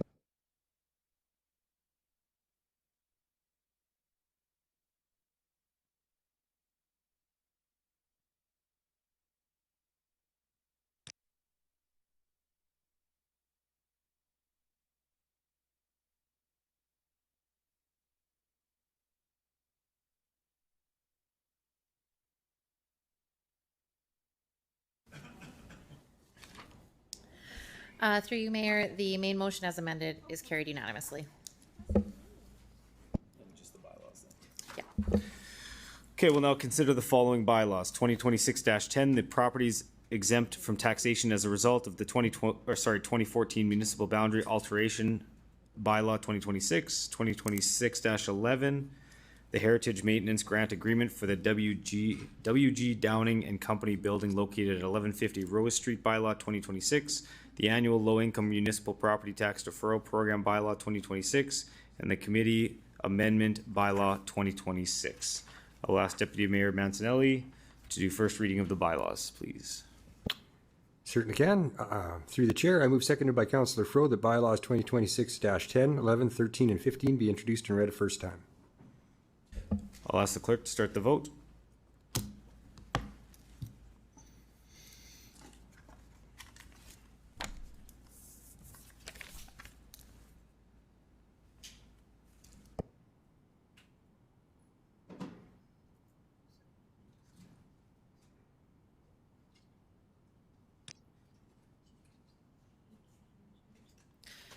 Through you, Mayor, first reading of the bylaws is carried unanimously.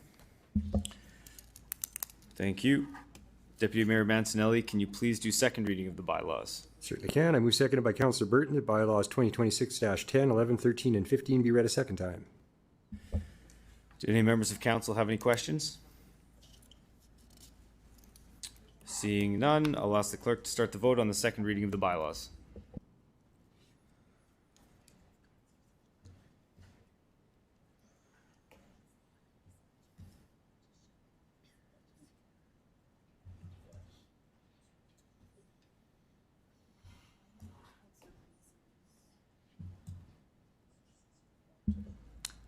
Councillor Bezo, are you able to log your vote in the system?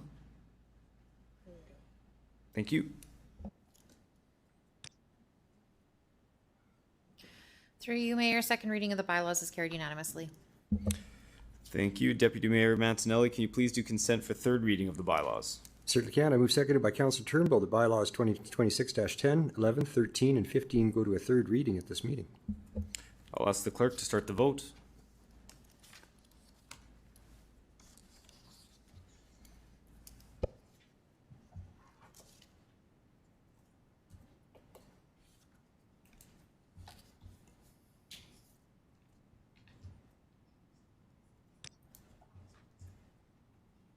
Through you, Mayor, consent for third reading of the bylaws is carried unanimously. Thank you. Deputy Mayor Mancinelli, can you please do final reading of the bylaws? I can. I just wanted to apologize. I sounded kind of bitter before, but I just note that we did 26-19 and 26-28 in 14 minutes, and it took us 14 minutes to debate whether or not to extend the meeting. All right. Sorry if I was grumpy. Not relevant. Sorry for misusing the mic. All right, go ahead. Sorry for my grumpiness. I move seconded by Councillor Flores that bylaws 2026-10, 11, 13, and 15 be read a third time. Thank you. I'll ask the clerk to start the vote.